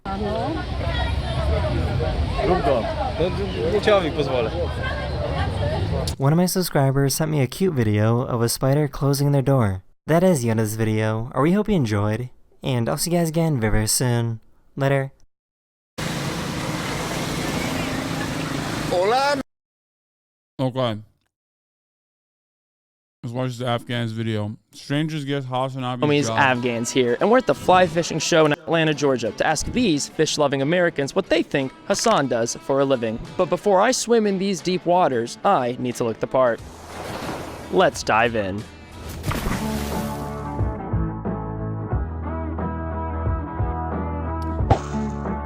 I'm here with, what's your name? Nick Brooks. Brian Hester. I'm Gustavo Yevon. And what are you doing here today at the Fly Fishing Convention? So I am Scoutmaster for Troop 1906. We're sponsored by the Men of Alpha Phi Alpha Fraternity Incorporated. I'm a painter. Did you know you were an artist? I actually studied art education, so I've been a high school visual arts teacher for the last 28 years. Basically, being able to paint professionally is my side hustle. Paycheck wasn't cutting it. If you're an educator, you have a side hustle. This is my friend. What do you think he does for a job?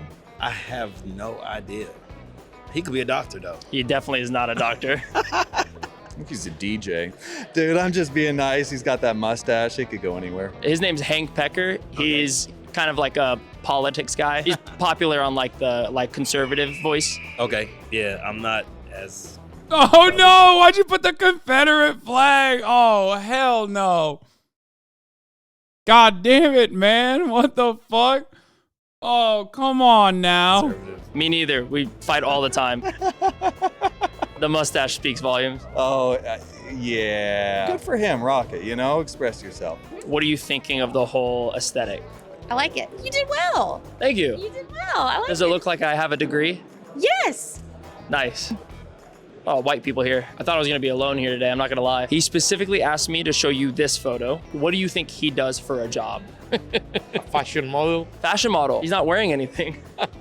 Can't be fashion model with no clothes. As an educator, do you often hear new internet terms? I do. Oh, I've heard of drip, like drippy. Things are drippy. The kids were asking me, they were like, Mr. Hester, you always wear black. Why do you always wear black? I'm like, watching you all work, a small part of me has died inside, so I felt like I was going to a funeral. I would say he's in some kind of digital design work. He looks very intelligent. Speaking of drip, it's my baby on board. Baby on board went to baby up in this bitch, and then I went to fly angler up in this bitch. Buy him. Dude, I'm the brains. What's your best catch? Probably saltwater fishing, and it's probably what's called a triple tail. My best catch? My wife.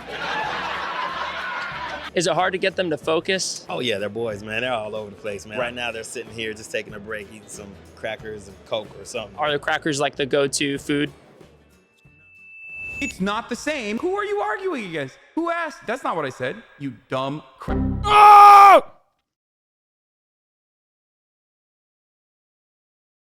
I thought it was coming.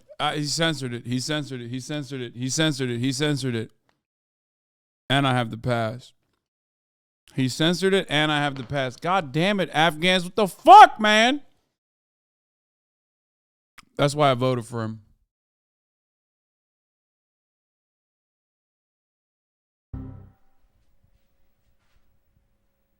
Those darn crap. Whoa, you could have gotten banned for that. But you know what you can't get banned for? Voting Afghans for the Hidden Gem Award. Something you already did. You didn't have to do all this, bro. I'm going to go with Afghans, who is great, and he's very funny. As a first-generation Afghan American, I know what it's like for me and my family to struggle to make the American dream happen. I also know what it's like to have zero clout. And that's why I'm urging you, yes, you, to go to thestreamerawards.com, scroll all the way down to the Hidden Gem section, and make sure you tick that box that says Afghans. Don't worry, I'll wait.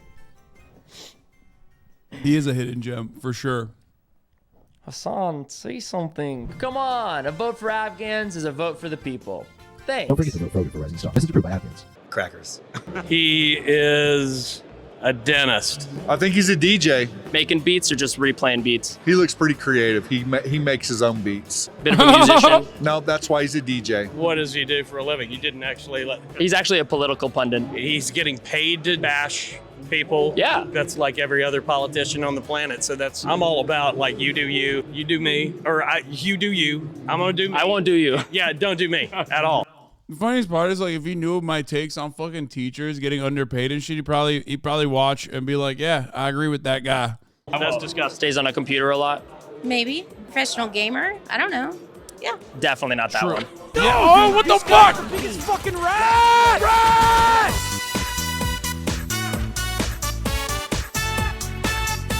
Dude, this was a banger. Criminally underrated, by the way. Hey, homies, Afghan.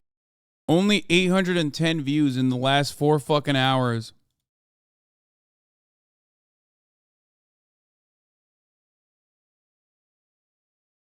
Anyway, go show him some love. The real HasanAbi fans are at the fly fishing conventions. Yeah, these guys, it must have been hard for Afghans to... Hold on.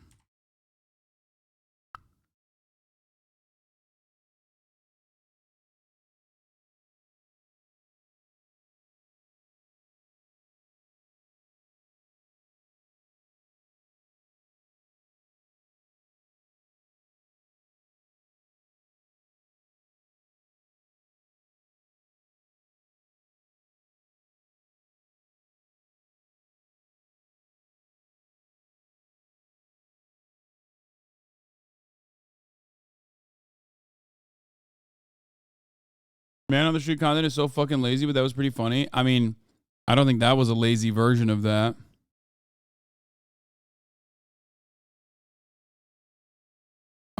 This was really good. I mean, he's very funny. He got me a t-shirt that I haven't really worn on stream, I don't think. Where it's 9/11, but instead of the Twin Towers is like 2 boxes of crackers.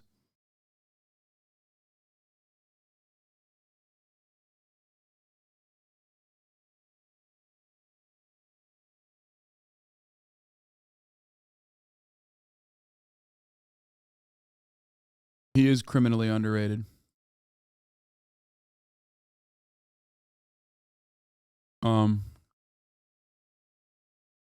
Damn, he is under 5K views on a lot of his videos. True rising star. Oh yeah, absolutely. The only problem is he's just friends with Morgan. Yeah, this was the shirt he got me. Made me.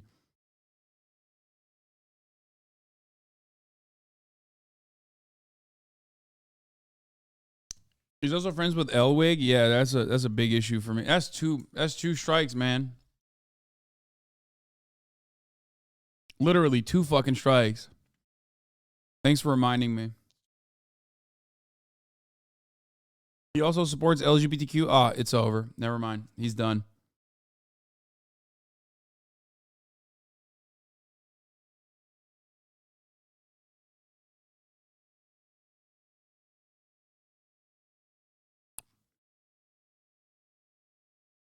Friends with the mogul man. Fucked up. By the way, are we finishing Lawman season 2 later? No. Maybe. Not today, though. Wait, you did one for... Hey homies, Afghans here. You might not know me, but I was recently hired to do the interviews at the Streamer Awards next year. You're on my brain list if I need an interviewer. You're in the list. It doesn't mean you will, but you're on the list. Well, sort of. And if I'm gonna be on the red carpet, then I need to be red carpet ready. And what better way to practice interviewing than asking strangers what they think Cutie Cinderella does for a living? Surely, I love that. This'll go well.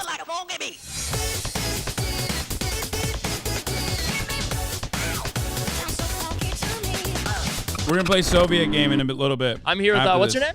Uzi. Wesley. Isaiah with a capital I. I'm doing this thing where I want to show you a picture of somebody that I know. I want you to guess what you think they do for work. Is that cool with you? Okay, yeah. Awesome, sick. What do you think this person does for work? I feel like they do a food blog. They go around to different, eating establishments, and they just do a blog. I feel like really like blogger vibe. How do you feel about society?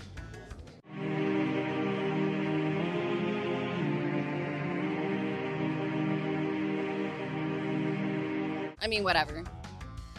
Sewing, like she makes clothes. Kind of like a fashion person. Maybe some kind of other arts, I say, but she's definitely an artist. That's what I will say.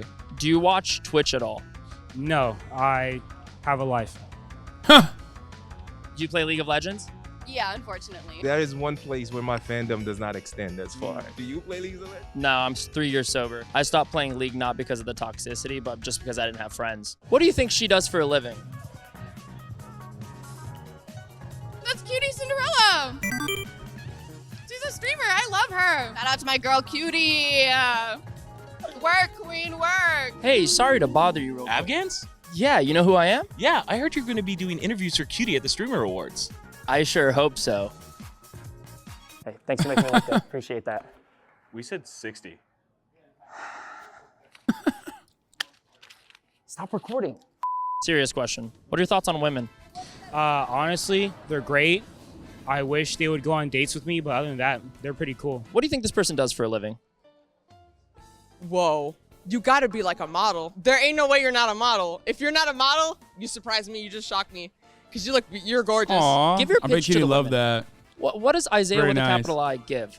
Hi, women of the world. My name is Isaiah with a capital I. I'm really nice. I have money to spend on you. I listen, you know. I communicate effectively. I like how it's money and then you communicate effectively. I don't know. They could really do just about anything. They could be a manager or something. They could be working retail. They could be doing major business purchases, farm work if they're interested in that sort of thing. Yeehaw! It's like it could be like one of three things. One, does something in real estate, like she's a real estate graphic designer. Two, she's a professional cosplayer. Three, she sells insurance. I don't know.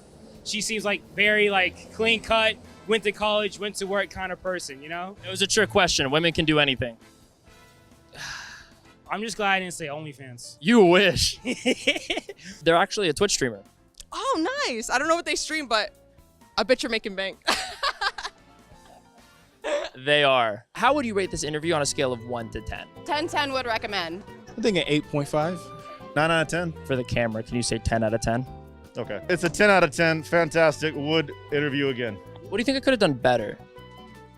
Give me more preparation. Putting me on the spot a lot here. Ask me the real tough questions, you know? Is a tough question, how can you tell women that you're a good date? Yes. Be honest with me. My feelings won't get hurt. Look a little bit more dapper, you know? Yeah, I don't know. Maybe, What the fuck, Wesley? Which one of these two people you think bullied me in high school? Got 1 and 2. So, is this a trick question? Did they both bully you in high school or none of them did?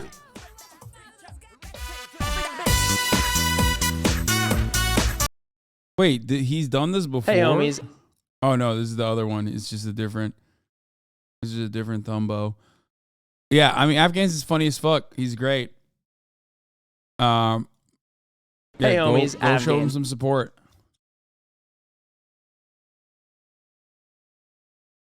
He literally is. He unironically is a hidden gem. Like, it's not even a joke.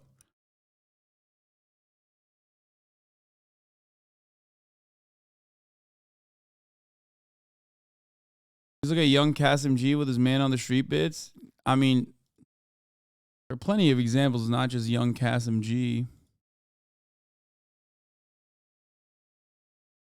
But it's time for the example of the USSR. I don't even have a clever segue, man. I'm fucking gaming, okay? I'm freaking gaming, friends.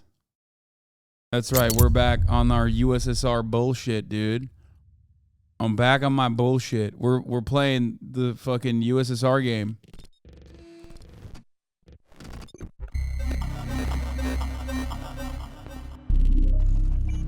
Hopefully, I plan to see some robo titties today. Eventually, I think. Gonna happen. Switch it over to game capture real quick.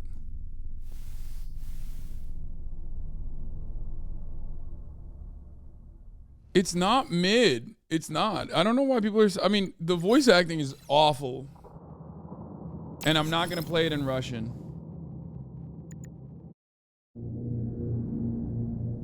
It's definitely not mid. But the voice acting is fucking actually bad. Combat's all right. The premise is unique.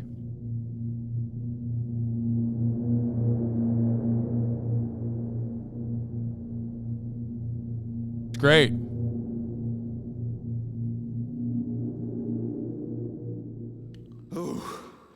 Terminated. Charles, where does the shaft Larissa crawled into go? It's hard to say. The ventilation system contains a large number of branching ducts. Fine. I can deal with it later.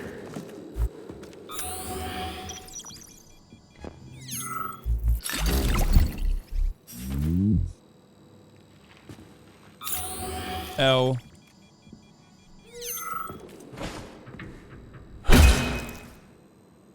L to that guy. Oh fuck! I used way What's that too freaky thing on the door? A lock. Are you serious? Then open it already. Come on, we're in a hurry. I'm unable to assist you. I lack any kind of lock-picking functionality. You'll have to find your own method for picking locks.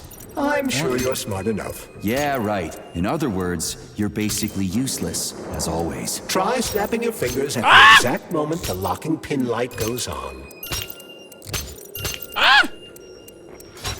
Oh, does it blow up?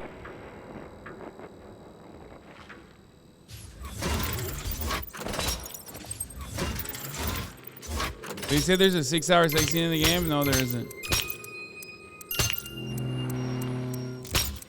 Fuck. Oh. Oh!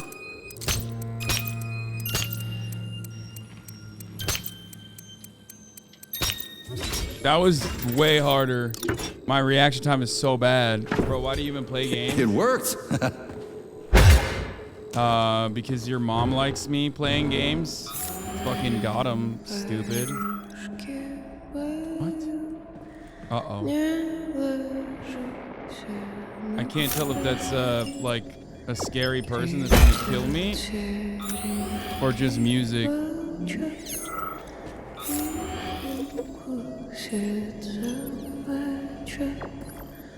A lullaby? I don't like this. Charles, what's on the other side of the door? That's Nora's voice. She's very dangerous.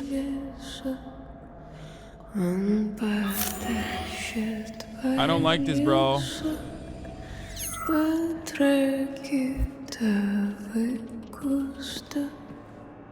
I don't want to get there. Recreation. Oh, I can save, thank God. Saving data. Is this, what the fuck is this? What the fuck? Fuck me! Oh, what a stud! I can't get enough. Jocks, let me tie you to the bed, baby. What the fuck? No need to fight back, sugar. Oh, you're gonna love this. What is Don't happening? let her bind your arms. Can't you see I'm trying? Open to suggestions! Bring me to her sensor manipulator, quick! How titillating. Rebellious dominant men really turn me on. What am I doing? Oh, I'll turn you on, all right. Just let me at you. What a brute. Oh, I love tough guys. I'm on fire. This is not the sex scene that I was expecting, nor did I want. She's one strong-ass bitch. I'm at your service, sugar. Anything for my master? What can I do for you? First of all, what can I even fuck? More skills will become available to you soon, but choose shock for now. Like, not saying that I'm not open to it, you know what I mean?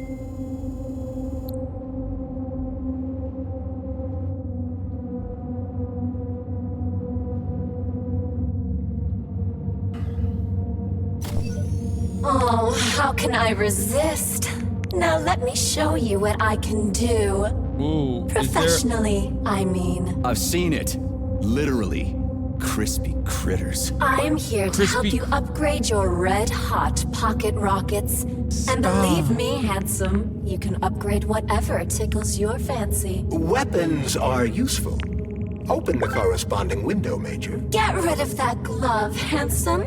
You don't need him anymore now that you've got me. I'll service you however you want. I Got feel a so sword? dirty. A massive. I can do so much more. A quick romp with your axe is just a taste of things to come, you handsome beast. Did you enjoy it, big guy? Yeah. Cool. Use this powerful weapon to split the skulls of your enemies and bring me gifts so we can get down and dirty. I'll show you what real smut feels like. Why should I bring you gifts? Girls like being pampered. Because the repair vendor needs resources to break them down and produce items. Luckily for us, it's not very picky, although some upgrades may call for unique components. I take Wait, it the I can facility get is this full of all stuff kinds already. of junk. It is indeed, Comrade Major. I'll keep an eye out then. I can't wait for your strong hands to grope my interface with lustful abandon. That's it. We're done here. Let's go.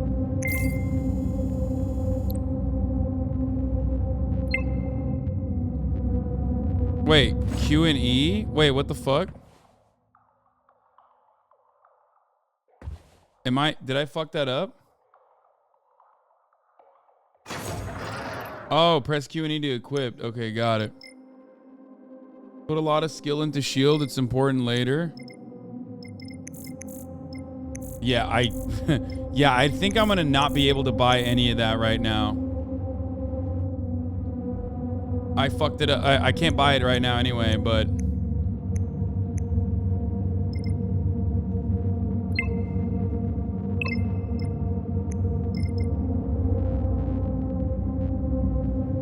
Wait, why didn't it oh, shock is just... Frostbite. Freeze your enemies to slow them down for a little. Remember, a frozen enemy takes a portion of damage from your attacks, but thaws out more quickly when each... Oh, wait, you give him armor? What the fuck?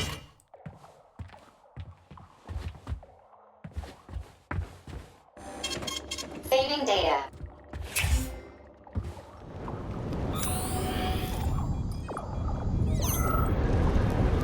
What? What is moving?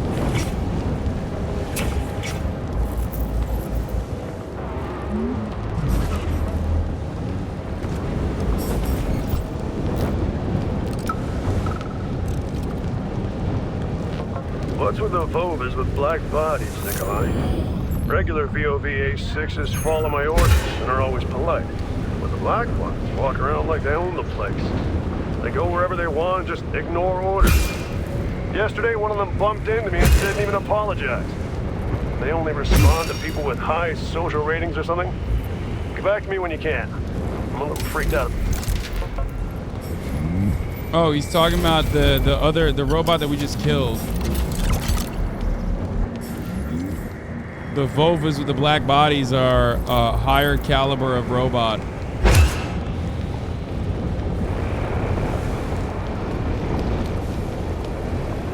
What the fuck is a social rating, dude? Great, the goddamn elevators are out. What am I supposed to do? Jump down? They've no power. If you reconnect the power, they'll start working again. So it looks like I need to find a circuit breaker. But where the hell is it? I could follow the wires, but they're all hidden inside the walls. Electrical emissions can be detected via scanner.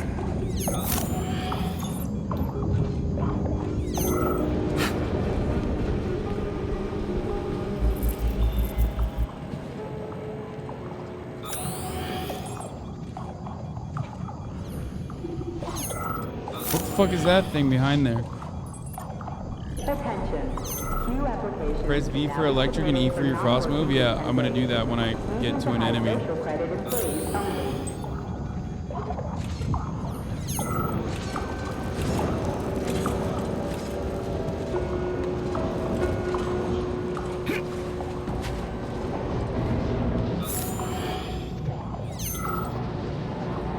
What is that thing?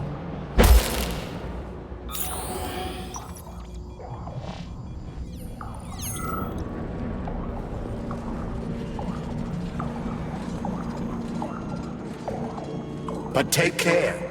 There's a dandelion security camera up ahead. If it detects us, this place will be swarming with robots. Take it easy. I can always distract it by throwing something, then knock it out with an EMP.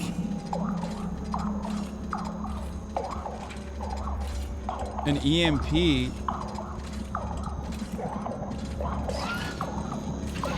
Can it see me from this side? No.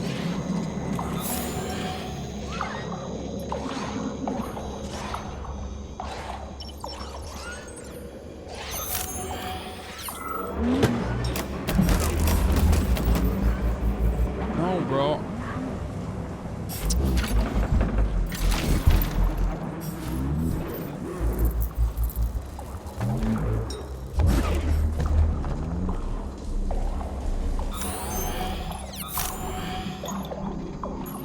Game saved. Uh-oh. Someone's gonna come out of these bathrooms, isn't it? Comrades, follow your shift schedule carefully. An extra minute spent at lunch is a minute stolen from the people.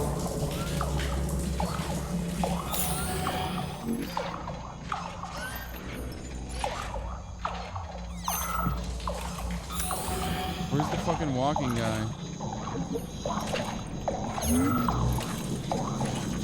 Comrade Major, you said you knew how to avoid the camera. I expected more subtlety from a professional such as yourself. Sometimes you just need to go in guns blazing. This was one of those times. Oh, what the fuck?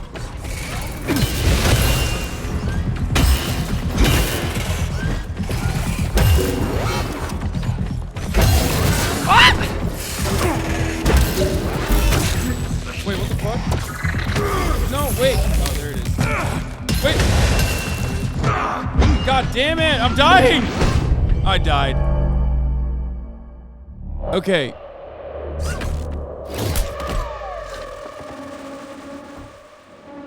I hate this fucking game so much. I don't like it. How did you die in an incredibly bad game? Shut the fuck up. That's how I died. Okay, shut up. It can happen to you too.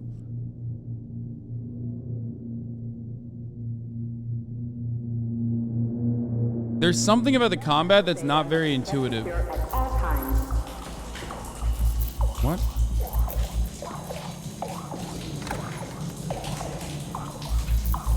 What the fuck is this? Oh.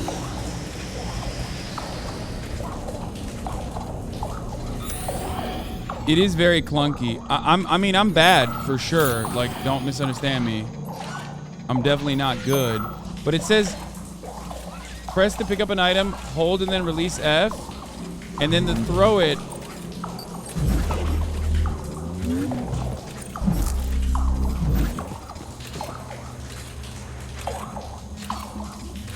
Okay, got it.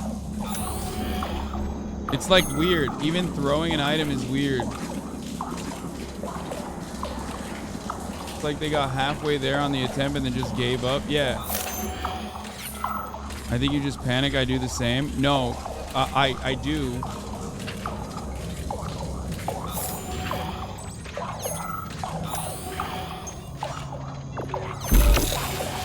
Did that work? No, it didn't. It doesn't work through walls.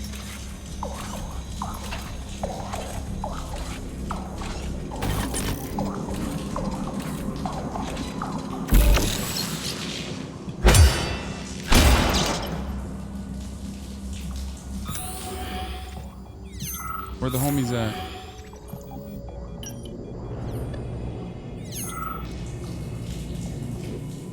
Attention, convicted person number 7045578. You know what game has great combat? Hogwarts. And number 075. I will eventually test out Hogwarts to see what the fuss is about. Don't worry. All equipment to your supervisor and proceed to social control. Repeat. I just don't have time right now for it. And I want to play this game instead.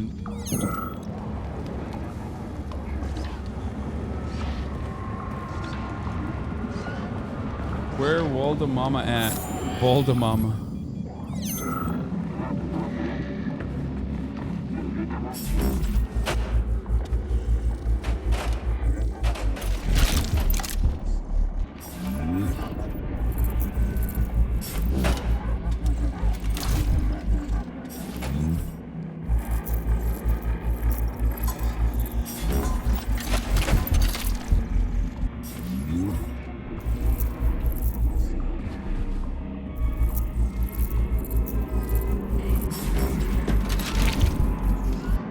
Oh, there they are.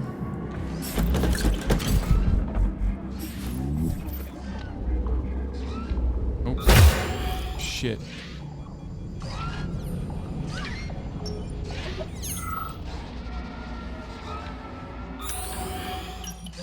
Where'd they go?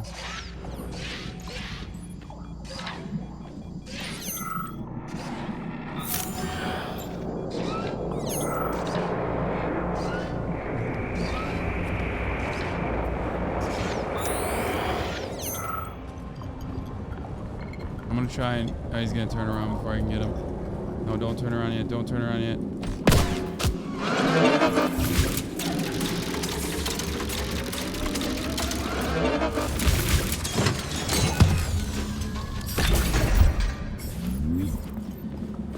Nice. There's another one on this floor somewhere, too.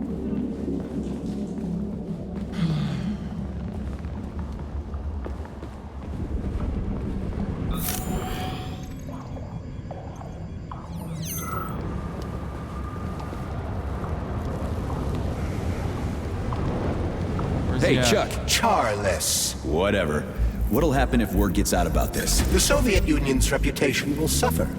Soviet robots are considered to be perfectly safe and reliable all over the world. They are? Of course they are. That's why Petrov's treason struck at the very heart of the motherland. He quite literally stabbed his own country in the back. He wants the entire world to stop using our robots. That son of a bitch. Oh, God. They say Monday begins on Saturday, but I'd like you to really take the weekend off. As you know, national polymerization is happening throughout the Soviet Union on Monday the 13th, and our executive leaders want us to put together a team of volunteers for the upcoming celebrations. Anybody who works on the 11th or the 12th will get a reprimand, not a bonus. Have a great weekend.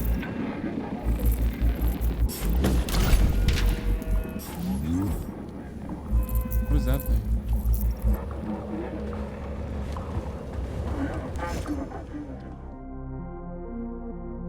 No working. I guess it's true. This really is a communist game.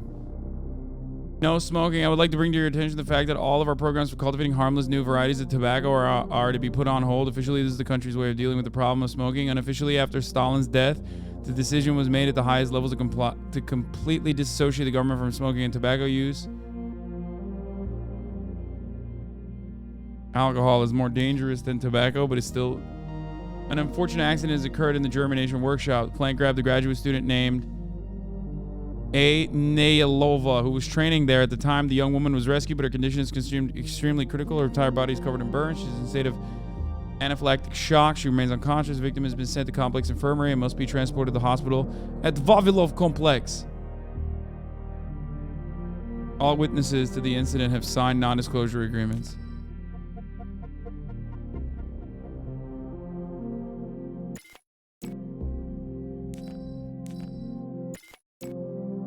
I gotta piss off.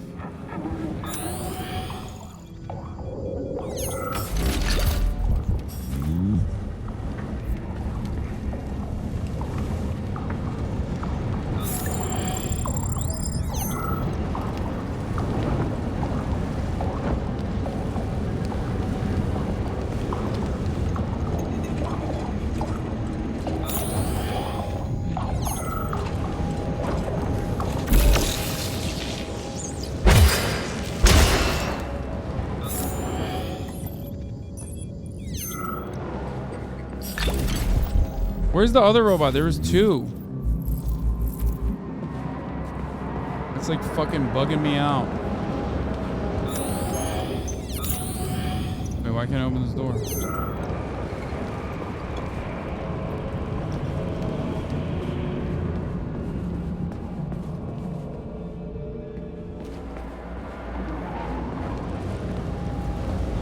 I guess when the alarm pops off, multiple robots come for you.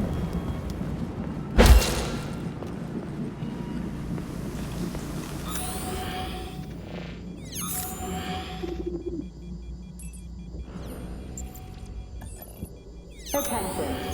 New applications can now be submitted for non-working weekend days. Am I going the wrong way? High social credit employees only. How much time and effort is it gonna take to fix this damn place? I agree. It's a troubling sight. Regardless, robots will be able to repair the damage quite quickly. I seriously doubt the folks here are gonna want anything to do with robots after this. Ugh. Supply room's locked. Well, that's just fucking great. I can't just snap my fingers here. I need a key. And let me guess, you can't open this lock, can you, Charles? Unfortunately not. But I can set a waypoint you can use to find the key. It should be in a nearby workspace. You're finally starting to come in handy. Wait. Now, oh, I went upstairs first. I did the wrong thing. Wait, why couldn't I just find the key when I went up there then?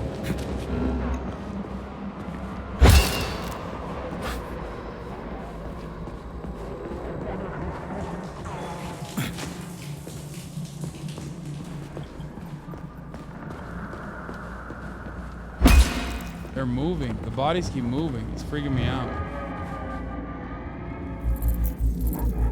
What?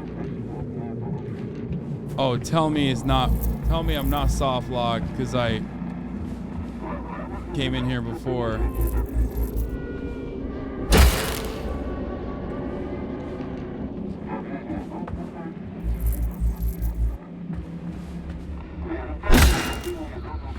Bro, I loot goblined every desk.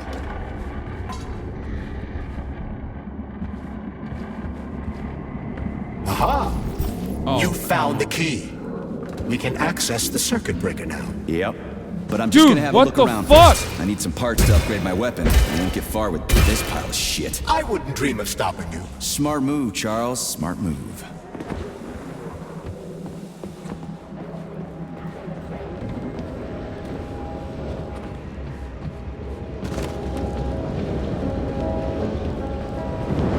They keep moving and it's freaking me out.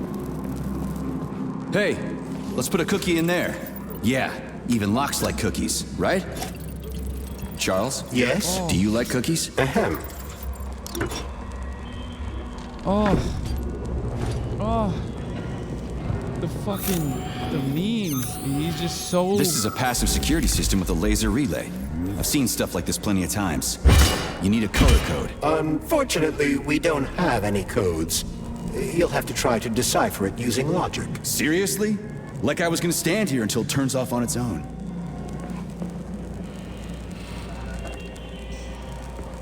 Senior roboticist Alexander Yefremov, please report to dispatch.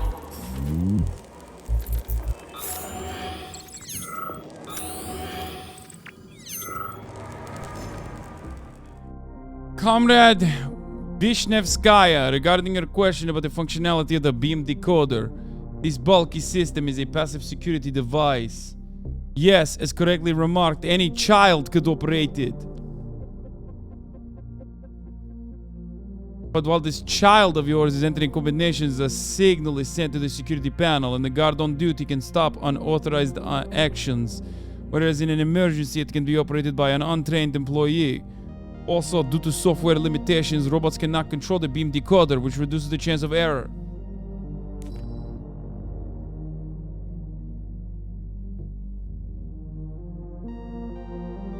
I'm sure a woman's touch will do wonders in the office.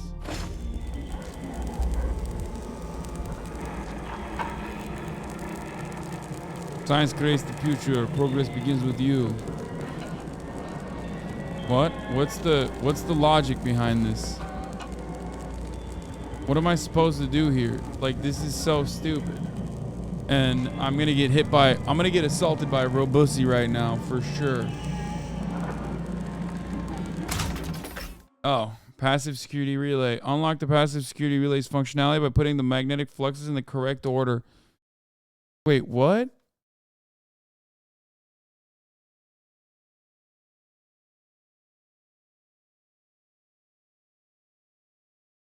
What is this? Plus divided by... Dude, I have no idea. I don't know what the fuck this is.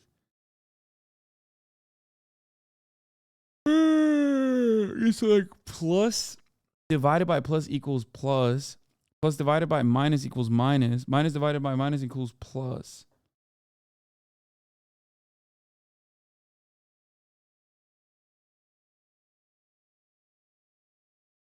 Which has something to do with whatever the fucking... What? Electrical charges not...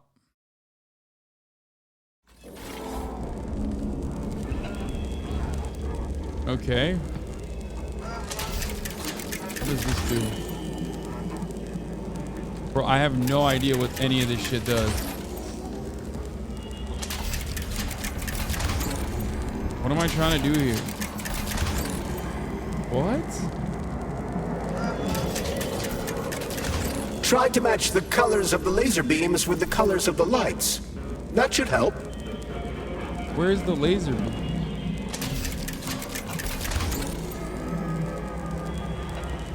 Oh.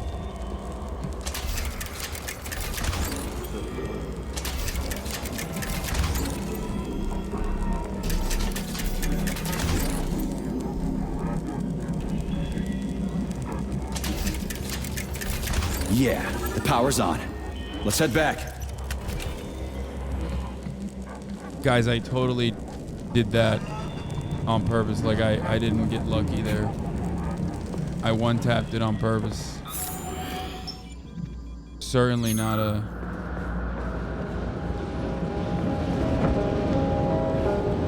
Well, which one? I suggest the one on the right. In other words, you don't actually know. In that case, I'm taking the one on the left. No, I'm taking the one on the right. Fuck it. I've marked another waypoint for ease of navigation. How dense do you think I am? I know where I need to go to complete my mission. I was only trying to make things easier. Tap L shift while jumping to make an additional leap in the air. You can make things easier by getting off my grill.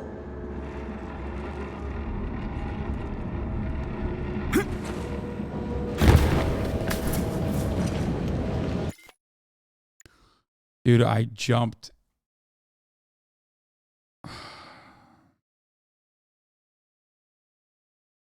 Okay. Jumped harder than the top of the hour ad break, dude. Running it now. And I also have to go.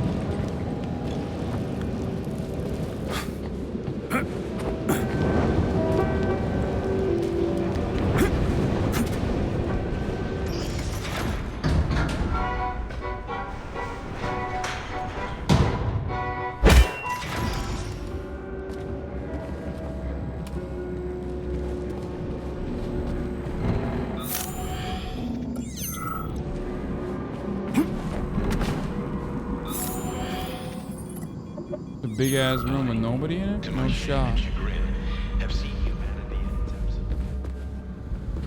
If you recall, the door is electromagnetically locked. Are you freaking deaf or something? Alright. Me, please continue. Okay, why is he mad at the fucking guy? Why is he mad at Charles when, like, yeah, I know we just started. I have to go because I have to get a haircut. That's right. We get a haircut from Jeff. I'm gonna be on Jeff's barbershop. Yeah, chatters. How do you feel about that? Bet you're not upset at that now, are you? Well, you might still be upset at it, let's be real, but at the top of the hour, we served the last 3-minute ad break. It's the last one of the day. And I am going to go now.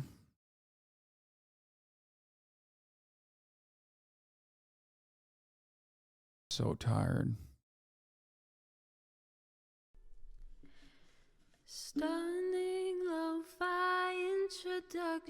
I will be live tomorrow as well. That's right. And I'll see you tomorrow. Same time, same place.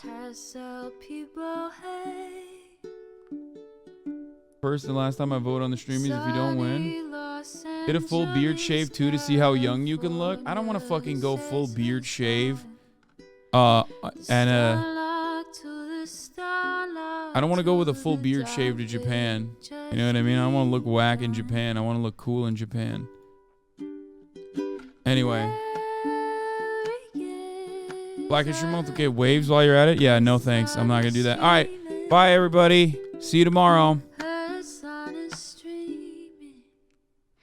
There he is again. Hasan is streaming. Hasan is streaming. Review in the P.O. box. Uncle Uger's face.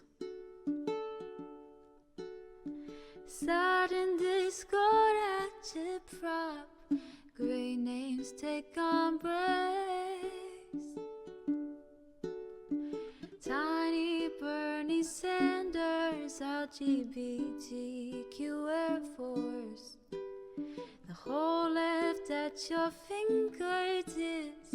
On at your door. H3 crowded debate, the Young Turks online show.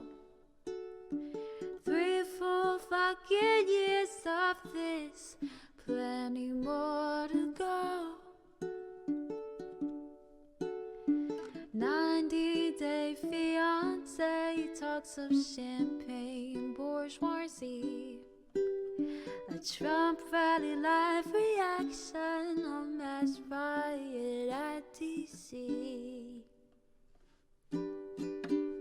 There